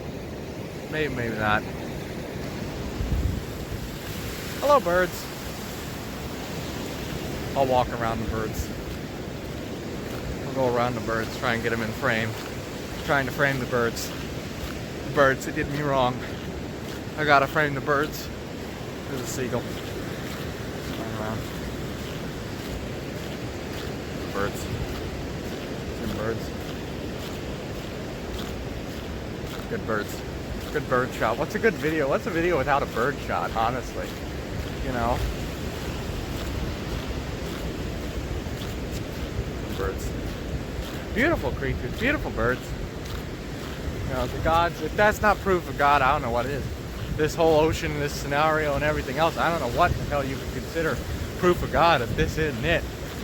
You know, I mean, look at that. I don't know if it even shows up on camera, but it's still breathtaking, you know? Decreasing the brightness kind of makes it look cooler, in my opinion. Yeah, I think I'm officially on, like, state park lands now. I don't come to this beach very often. So I have no idea. But yeah. Some cloud break there. Yeah, that's the story of this comic anyway. And supposedly he triggers basically the First World War. And he does a lot of evil stuff and kills a bunch of people. What in the hell? This thing was just bubbling. Like a geyser. That probably means there's methane around here. Uh-oh. Is that why there's no one up here? Because there's methane and it kills you? Is that why all the crabs are washed ashore dead? there they are, big crab.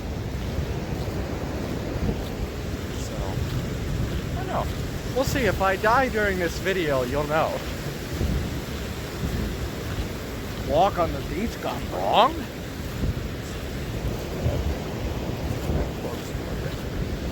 Alright, I can see the buildings now. I'm gonna turn around. Back to the birds.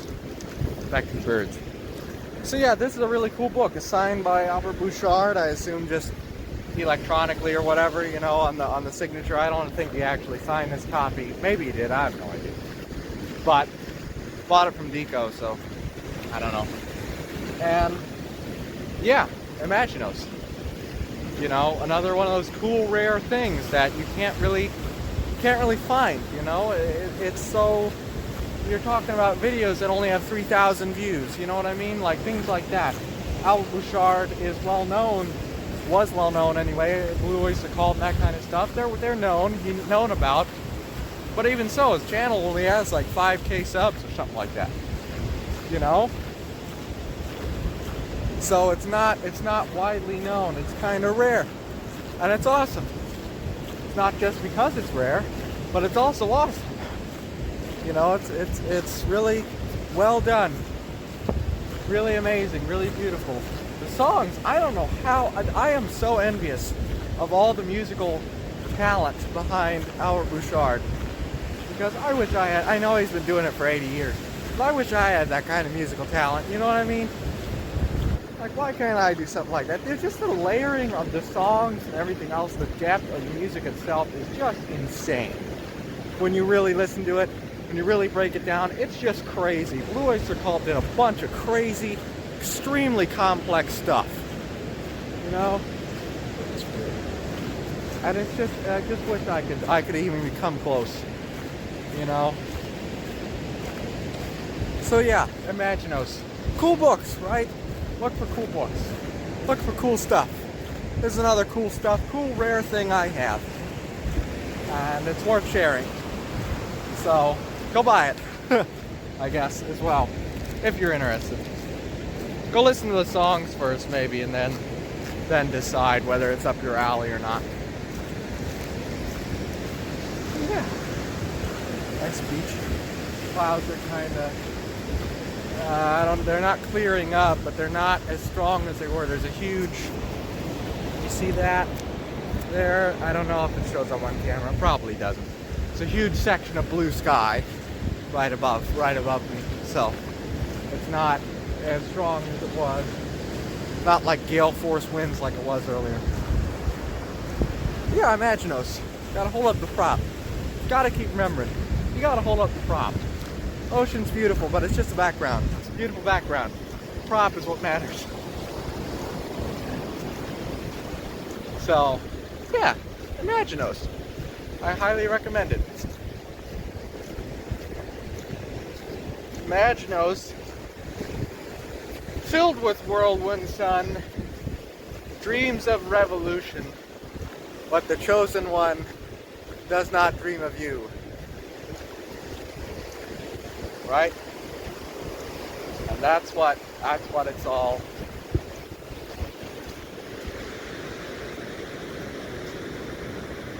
I don't know if that picked up on camera or not, but that was an explosion of some kind. A firework maybe or something. I have no idea. God, that water out there, whoa. Did that pick up on camera at all? That right there? Did that pick up on camera at all?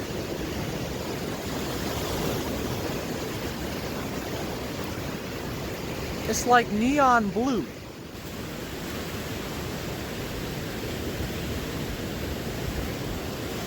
It's like neon blue.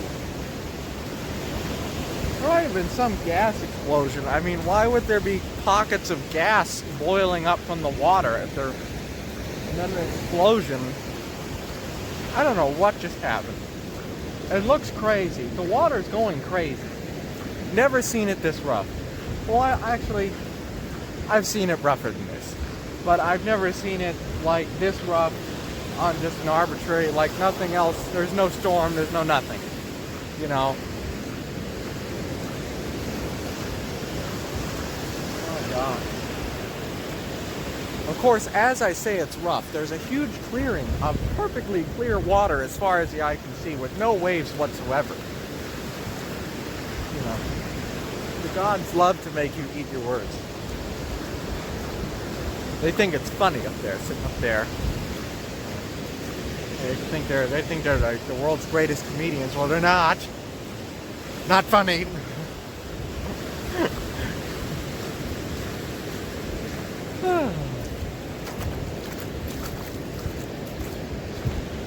Yeah, I'm just gonna walk back to my automobile. My automobile that I've worked on so much. Because I'm such a manly man.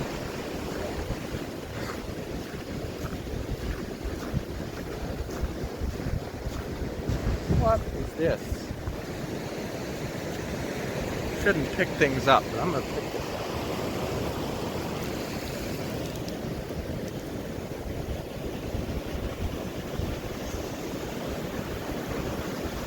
Piece of leather? Fish?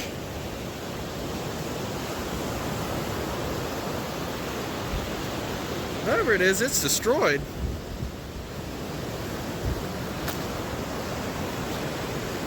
It's gone now. That's for sure. My hand is now covered in slimy goo. That's great. You know, if only I had some place to wash my hands.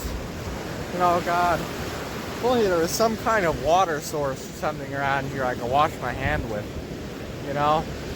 Wish there was. Watch, the ocean will swallow me whole now for mocking it. But yeah, so cool books. Get yourself some cool books. Look for cool stuff. You know? Look for cool things in life. This is an awesome thing.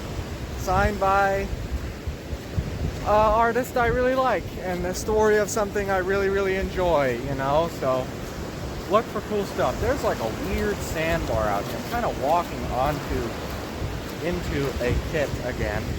I think this is the pit, the aforementioned pit. No, the aforementioned pit is actually up ahead. Walking into some other kind of pit, some non-aforementioned pit. Some nay-aforementioned pit. Yeah, I'm out of it now.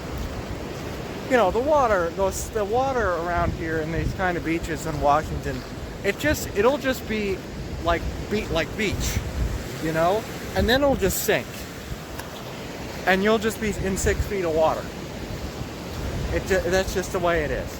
You know, California beaches are nothing like this. It's like an alien country. You know? California beaches are absolutely nothing like this.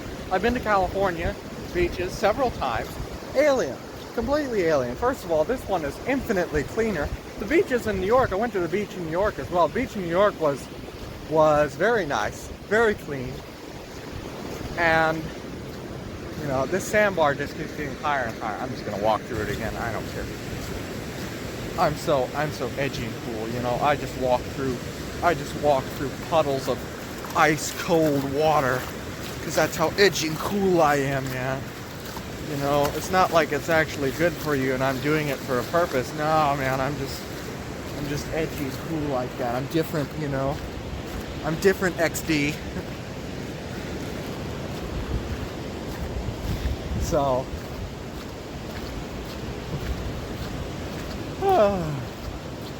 yeah, it's pretty crazy. It's pretty crazy. Where is the sandbar I normally go out to? I think it's up ahead. Is this it? Is this where it would be anyway? It might be drowned under 10 feet of water. Is this might be it actually. This might be the sandbar I normally go out to. It's either this one or the one up ahead. Well, I call it a sandbar. I don't know what the hell else to call it. A big atoll with a bunch of water in between it and the beach. You know, it's landed. You know, and it usually fills up with like 6 to 10 feet of water in between it and the beach. I don't know what else you call that. There's jellyfish on the ground here. or some kind of mucus on the ground here. Something wrong. This might be up ahead. I think this is it up ahead. I don't know though, because that's the pole I usually go off of for this beach. So I don't know. You know?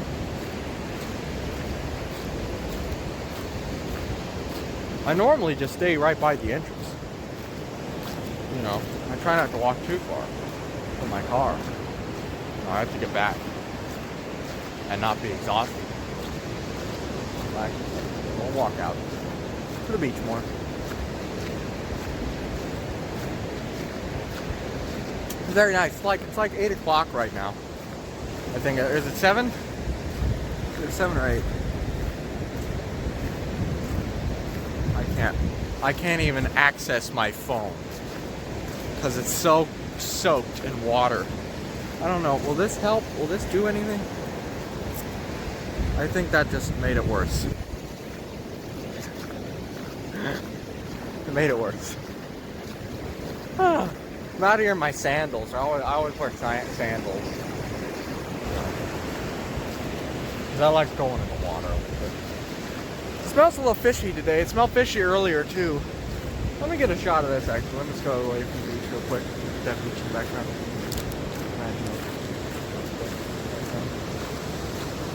I show you this. This is like my. This is what's really cool to me. This stuff.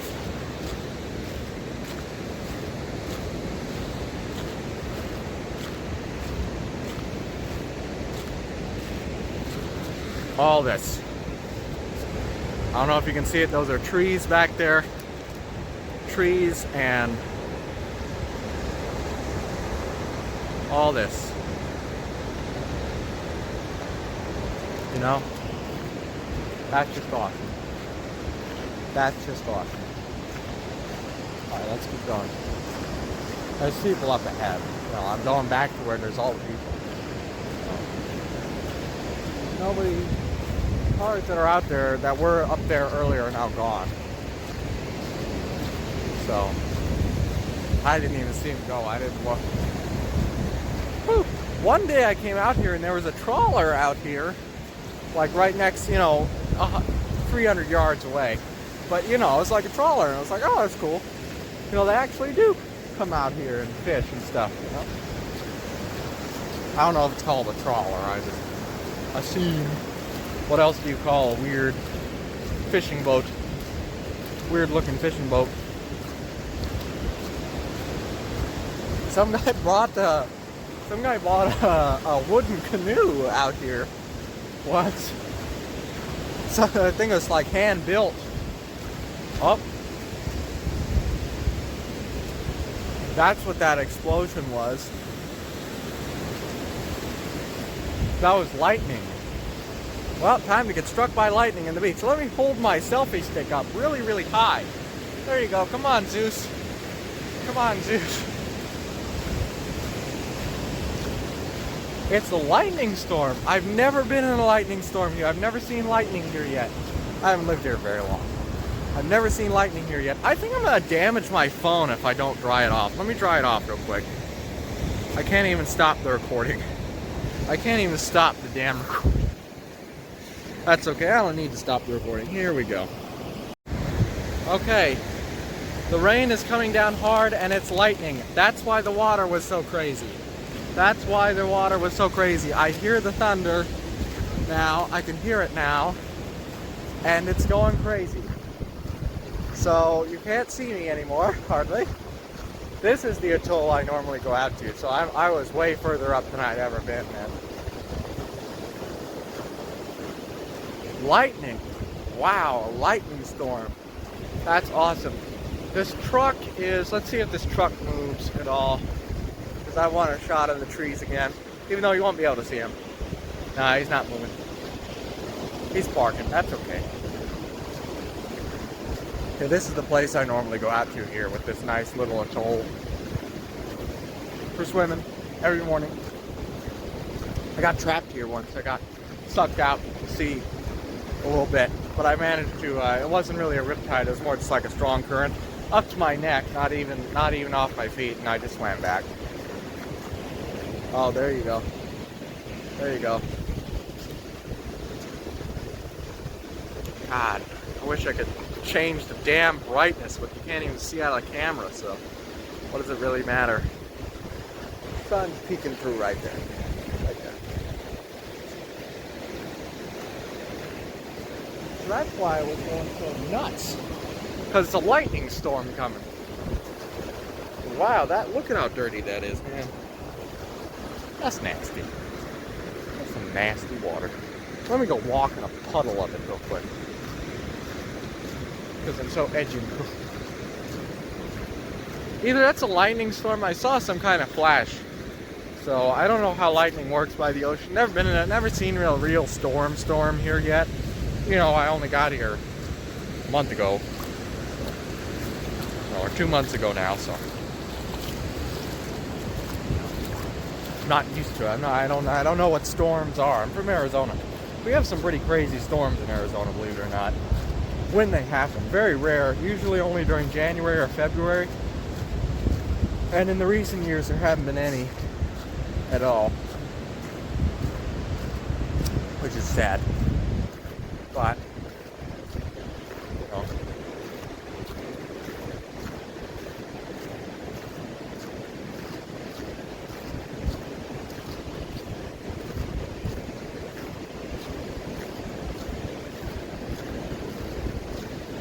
Yeah, I don't know about climate change. I don't think I believe in climate change, but I mean, observe the world around you. You can tell that the climate does shift throughout your lifetime. Because where I grew up in Arizona had 0% humidity all year, and now it's at like 40% humidity at 115 degrees outside, or 130. God, that is some nasty water. Let's get away from here. This is horrible. Oh, there's a little dog. Where's the dog? Good dog. So yeah, we'll go back inside here. Hopefully I don't drown my phone in rainwater. Well, I hope this is alright. It didn't get wet.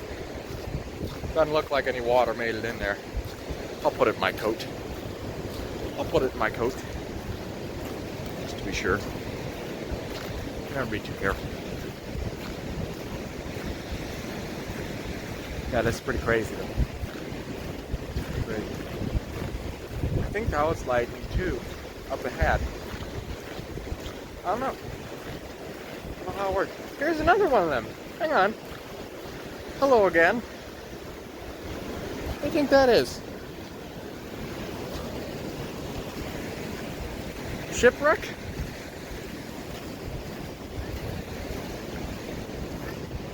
No?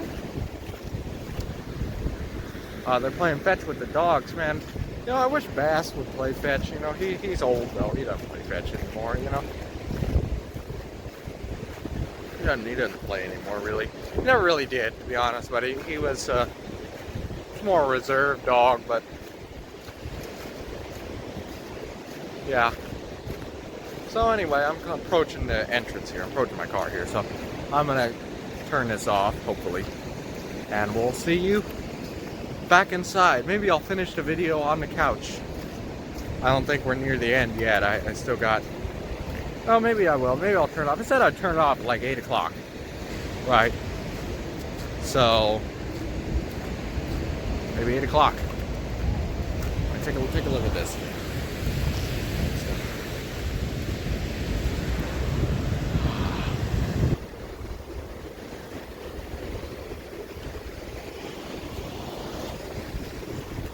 Cool books.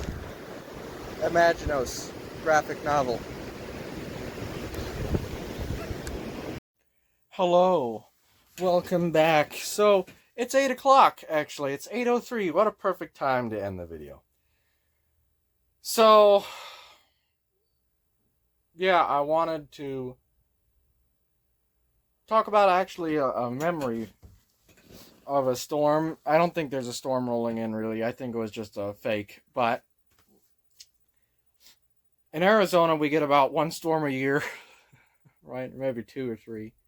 Now we don't get any. There's none in recent years. Literally, no storms in recent years. But one day, me and Rick was over, and it started to rain really hard. When it rains, it pours. It rains super hard, and we had to stay inside. We went out in the rain and stood in it, and was just in awe of how hard it was. The rain was falling, you know. And I love the rain. I always have. I absolutely adore the rain. You know, I love it. I just love the feeling of the rain. I love everything about it. I love the smell of the ozone. I love it. I love the rain. I can't get enough of the rain. That's why I wanted to live here. And yeah. So imagine those, you know, cool books. And what else did we do? We did a lot of stuff today. We did a cooking segment. We cooked some steak. We ate an apple. We made some milk and honey. And talked about how anybody can do anything, how intelligence is for idiots, how ideology defines people, how sexuality is a choice because sex is a choice, who you have sex with is a choice.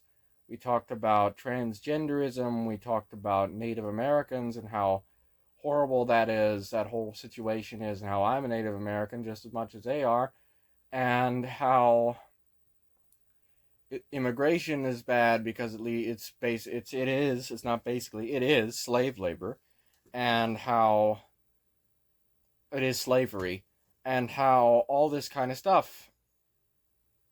We talked about so much today, so much covered in one day. East versus West, right? Let me get my book real quick while we're filming this outro. Let me get my booklet. I have a booklet.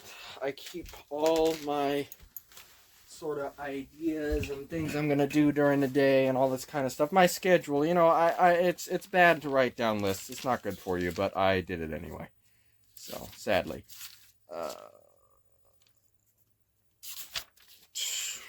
so let's see.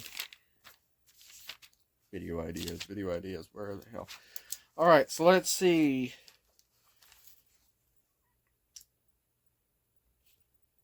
Intelligence is for idiots. Anybody, East versus West, and anybody can do anything. That's 3 topics that I had written down, crossed off, but we checked off a bunch of others that weren't written down. So maybe that'll be the title of this video. Anybody can do anything. Intelligence is for idiots. And the East versus the West. I think that's a good title, don't you? An East versus West. Ooh, so mystical. So, yeah. Yeah, we covered all that today. What a great day. What a full day video. A real honest to God full day video. I don't know when I started filming. I started filming, I think, at 10 o'clock, 11 o'clock. Something like that. It's 8 o'clock now, so just rewind back the hours and you'll figure it out. I took an hour in between once or twice, to set up stuff, or I did before I went down. My phone was low battery, so I charged it up and I did the laundry while I was waiting for that. Let me blow my nose again. My nose is just going absolutely insane today. I don't know why. My nose was just like, you want to breathe today? You think breathing is fun? Huh. Well, can't have that, can we? So, yeah. We stood out in the rain and filmed in the rain a little bit, That was nice. That was very nice. So, yeah. That's a good video. I like this video. Covered everything. Covered just a whole myriad of topics that I can't even remember. Right?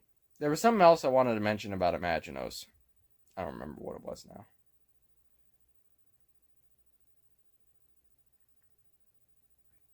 People, it's said time and time again that young men have it harder than most people, and maybe that's true, but people have it harder than most people.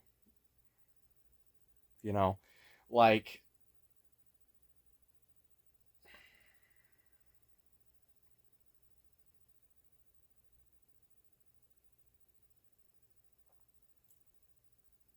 the world is very against young men, very against white people,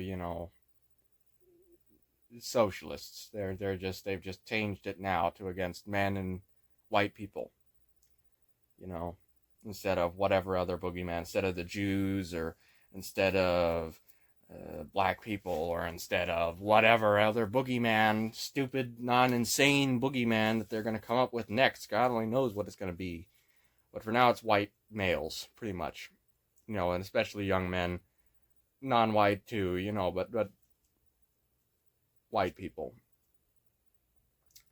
especially, and they say that it's just awful, and it is. It's still wrong. It's still just as wrong as it ever was. But I think the world has seen so much oppression for so long in slavery, in eugenics, and everything else, that these ideas have been tried to the point where they're kind of boring now. So it's kind of like people are apathetic. You know, they're just like, well, it's just not going to happen. You know, the extremists believe in whatever genocide of whatever, but you know what I mean. Like it's failed so many times that it's not going to happen. And I think I'm of that camp. I think it'll pass. I think the socialists will find a new boogeyman to latch onto. You know, whether it's Russia or Israel or Palestine or Iran or North Korea again. That was a weird one, right? You know, whatever it is, they'll find something new to go on and leave us behind, right? You know. But the reason I made this channel, well, not the reason I made this channel is to have a record of things.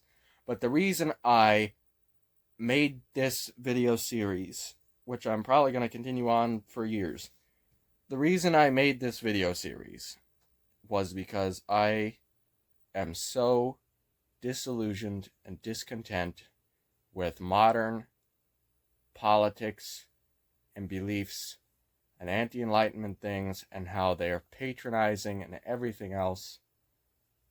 And it's just like, you know, it's harder than it ever has been in human history for a young man to express himself. And when you take away expression, you know, as in 1984, when you take away the orgasm, when you take away the ultimate expression of love and creation and everything else, when you take away everything a man has, make him a eunuch, emasculate him, or whatever it is, when you take away all that a man has, it causes very, very, very severe and dire consequences. You know, and you can't let it get you down. There's always going to be something, whether they're coming after you or they're coming after something you like or whatever it is. It's always going to be something. Socialists never sleep. Evil never sleeps. You know, so it's not just, it's may seem particularly bad, but this has been the state of the world forever. You know, there's no, you just have to remove yourself from that to cease the suffering. You have to completely alienate yourself from that. You know, as I have done, right? I don't participate in any social events. I don't participate in social media. I don't consume YouTube content, you know, anymore. I don't even watch any of the channels I'm subscribed to anymore, even though the channels I'm subscribed to literally have 49 subscribers. One of them has like 10 subscribers, and the other one's Albert Bouchard. I watch those. I do watch those channels every once in a while. But yeah.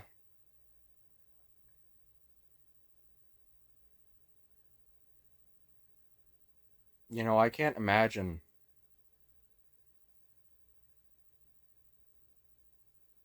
what it's like to be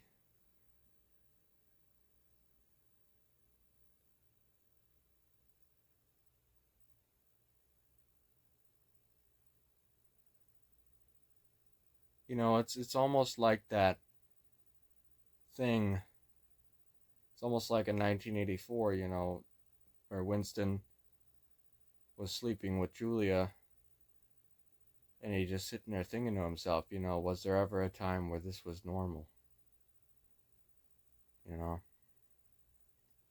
That's kind of where I am now. Was there ever a time where this was normal? Just living life, being happy, being free,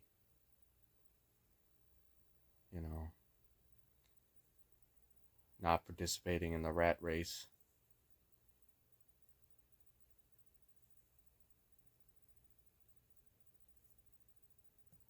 I don't know.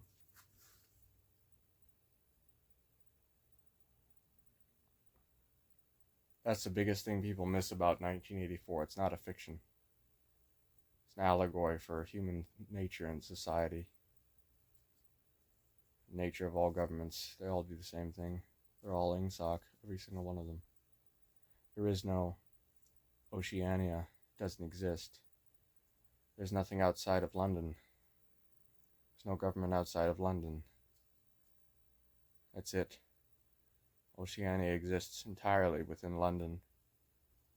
Nowhere else. All of it's fake. Made up. Make-believe. Fear to strike into people's hearts. There is no government. The people don't know each other. O'Brien only knows 2 other inter-party members. That's it. There's no government of Oceania. There is no Big Brother. There is no East Asia. There is no Mother Russia, Eurasia. There are no rebellions.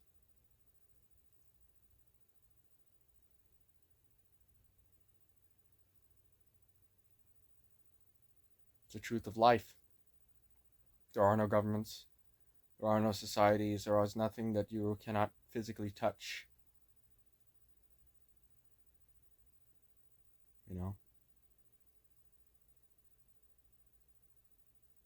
People always seek to destroy other people. The Buddha claims that it's because people naturally seek out their own suffering, their own demise, their own destruction, because they find it pleasurable in their self-hatred and loathing. But I think it's deeper than that.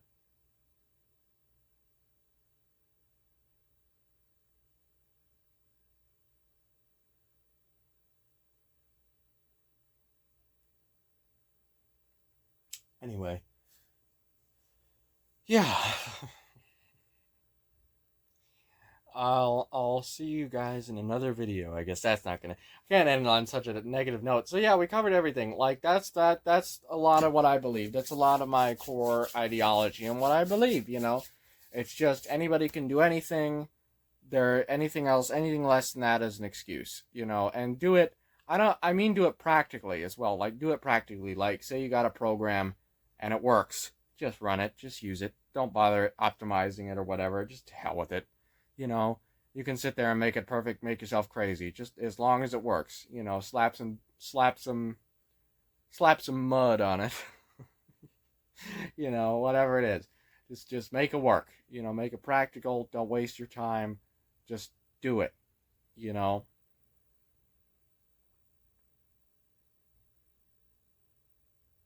I'm looking at my battery down there. I think it actually lost charge while charging, whatever. Anyway. Yeah, so that's the end of this video. We covered a lot of stuff. I keep saying it. I'm just going to repeat myself ad nauseum, I guess. I want to say something. I don't know what I want to say, really.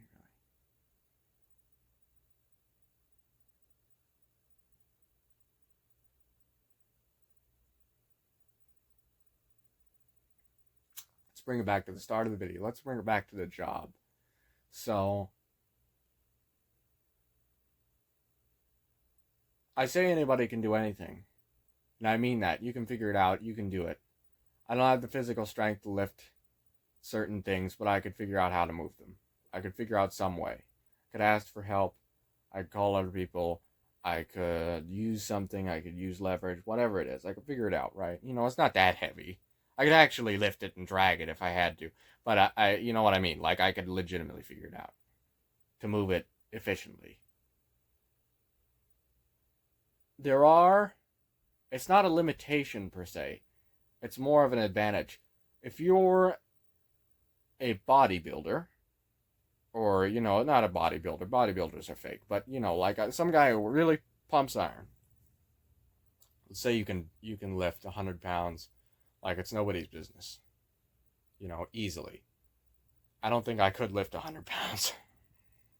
I don't know if I can. If I needed to drag someone out of a building that weighed 210 pounds, I would struggle. The building is on fire. Both of us might not make it out alive. Someone who can lift 100 pounds obviously will be able to take someone who weighs 210 pounds out of a building relatively easily. Like that's kind of the thing. So when you hear like bodybuilders and things like that, or bodybuilders, when people work out, say like, well, it really doesn't help you too much, because when are you ever going to need to lift something that heavy? It's like, well, yes and no. There are certain advantages, right? Like there's an obvious kind of advantage. I mean, it's not worth it to ruin your body by working out to death, or anything like that. And I don't even think working out, you're going to get enough strain on you just from working, just from doing the things you need to do. I will literally, I guarantee you, in 5, 10, 15 years, I will have built muscle just from doing stuff. Just from doing the laundry or working on the car or whatever it is. I'll build up some kind of muscle from that, serious muscle from that. Like you don't need to strain yourself in working out. I'm very against working out, because everyone I know who worked out either died by the time they were 50, or tried or is in such horrible disrepair with the rest of their body by the time they get older. So I don't recommend you work out at all. You'll get enough workout in life. Trust me, you'll get plenty of workout in life.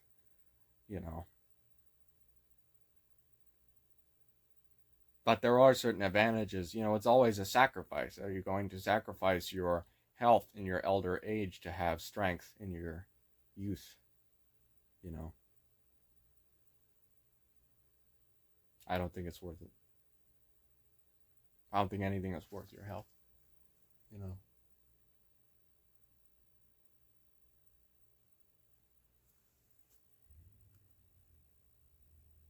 Hedonism is such a powerful thing with people.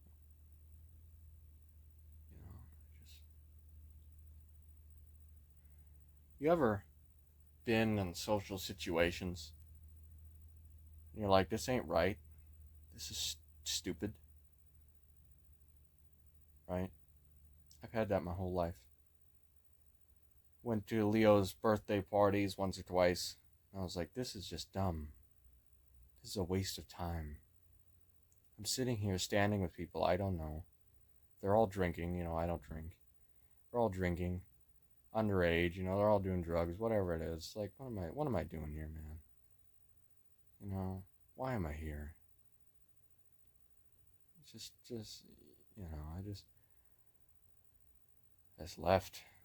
Actually, eventually, I stayed for a long, long time just to hang out with Leo, but eventually I left. I stayed longer than anybody else, put it that way.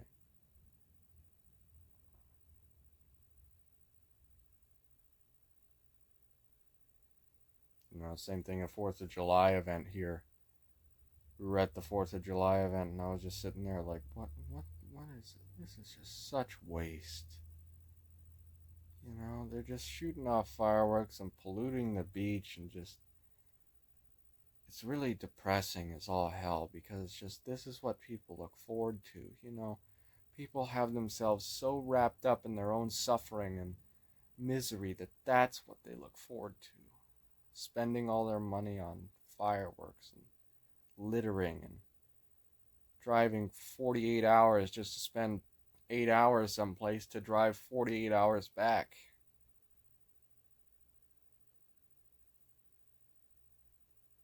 other people really make me sad. Really, really depresses me. I don't have any friends. They disappoint me, right? No truer words were ever said.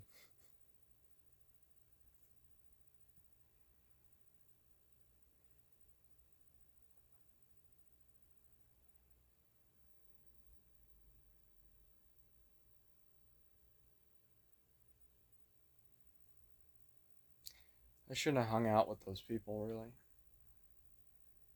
If I had known what I knew, I shouldn't have hung out with Savern and Rick and Leo and everything else.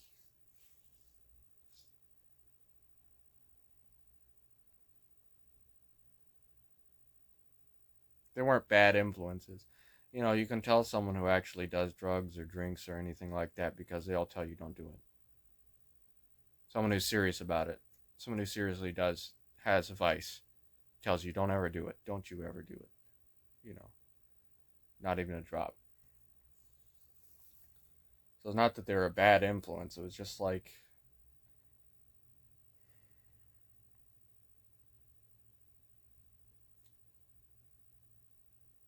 wish I had used my time better.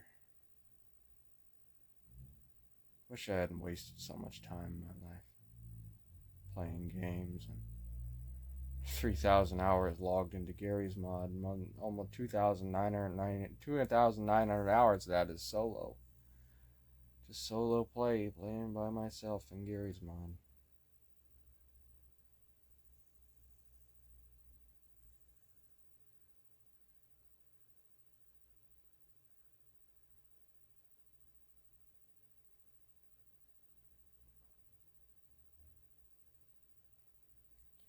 When I was 10 years old, I sort of fell into a depression. And it really lasted until I was 16. And then when I hit 18, I fell back into another depression.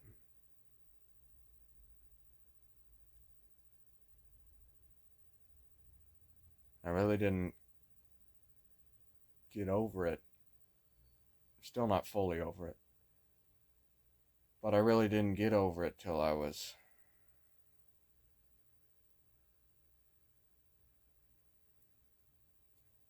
later, mid 19 and a half.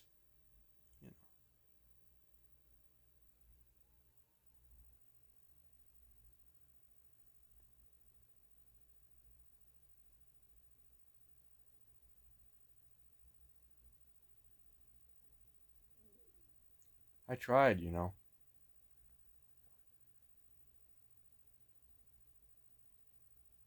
one thing I can say. If I ever get to the pearly gates, I can say I tried,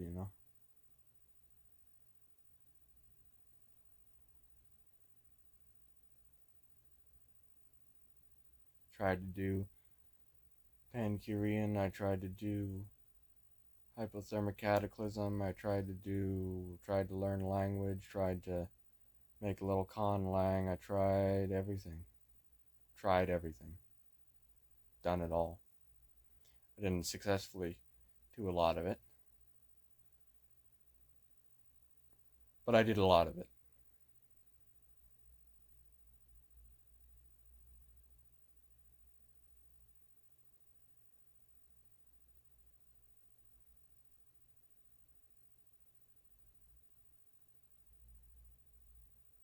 But none of it mattered.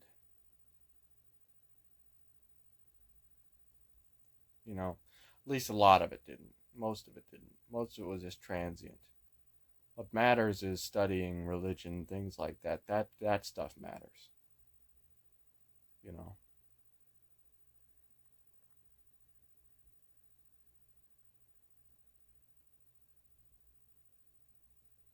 I'm over the regret for it.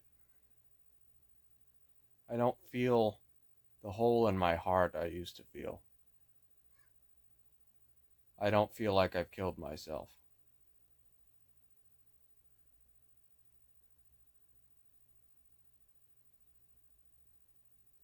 but I still feel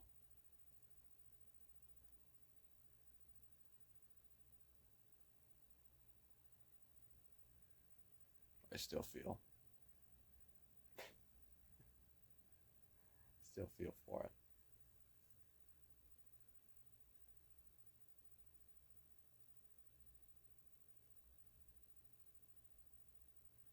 So yeah.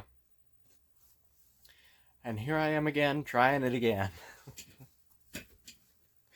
I don't care this time. You know, I'm not doing this for anyone to see. I'm not doing this for anyone. If someone picks up on it, if I can ever make money out of it, that's great. But that's not why I'm doing it. Doing it to have a record. The original intent of the channel. I'm doing it to have a record of what I believe on camera. And if anyone feels sympathetic, hooray.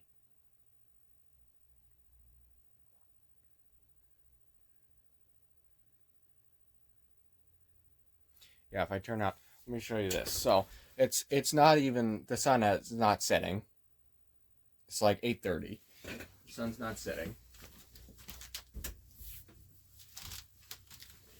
And the cloud lit, you know, the gray-white cloud lit room, Imaginos, and,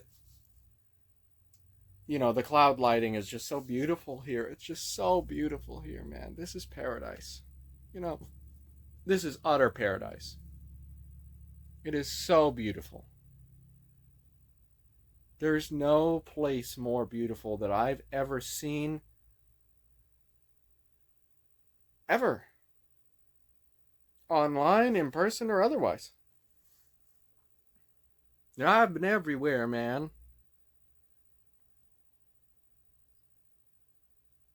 I've seen deserts there, man. I've breathed the mountain air, man, or whatever the lyric is. You know, I haven't been everywhere. I haven't been to the South. That is one place I haven't been. I haven't been to the South, and I haven't been to Colorado. I've never been to the Four Corners either. I haven't been to the South, and I haven't been to Colorado or Kansas.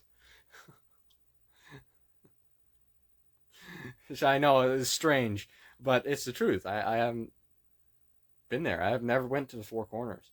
I went to Grand Canyon a few times, you know, when I was a kid. I never liked it. Not too grand. This lighting is really cool. This lighting is really cool. If I take out this, is that too dark, or is that just, no, that's even more shadowy. There you go. There's some shadowy stuff right there. Let me turn down the brightness. Oh yeah, that's brooding. That's brooding and ominous right there. You know.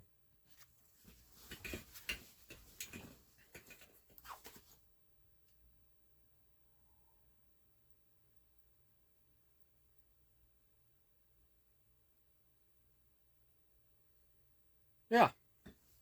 So that's the end of this video. What a horribly depressing way to end the video. It's just that's how I feel, you know. That's what this whole series is about. It's about recording how I feel and all this kind of stuff, and giving a voice to maybe what some other people are feeling. Maybe that's the least priority. I don't know what happened. My hands always smell bad. Is that something else that other people have? I wash my hands all the time. I wash them, maybe because that's why they smell bad, because I wash them constantly with soap. I don't know. That's another thing. Living chemical free without bathing in chemicals, or, you know, just baking soda for deodorant, baking soda for washing your clothes, that kind of stuff, like living without chemicals, you can smell people from a long ways away. Literally, like when I'm on the beach and the wind isn't there, that's never happened. Like when I was out here, over here, I was sitting out front during a little bit of rain, and the wind was sort of blowing against me, but it was, you know, it's always blowing east, but it was kind of blowing against me where I was sitting, and I had to smell, and I smelled like, oh, that's like perfume or something, and literally all the way up the road that I was looking at, you know, 1,000 feet away was a group of people, and that was them. That was their smell. You know, it got stronger as they walked by, and I was like, I'm gonna vomit. You know, like I could literally smell them from that far away. You get a heightened sense of smell when you stop having smelly, disgusting, evil, odorous, nasty chemicals around. There you go. Let's get a 3/4 shot with like a dark thing. That's a good. There you go. That's like a good thumbnail right there. There you go. Oh, I'll get the sun eyes going real good. Yeah, there you go. All right. Anyway. Yeah. So yeah, that's the end of the video. We covered so much stuff. So much stuff.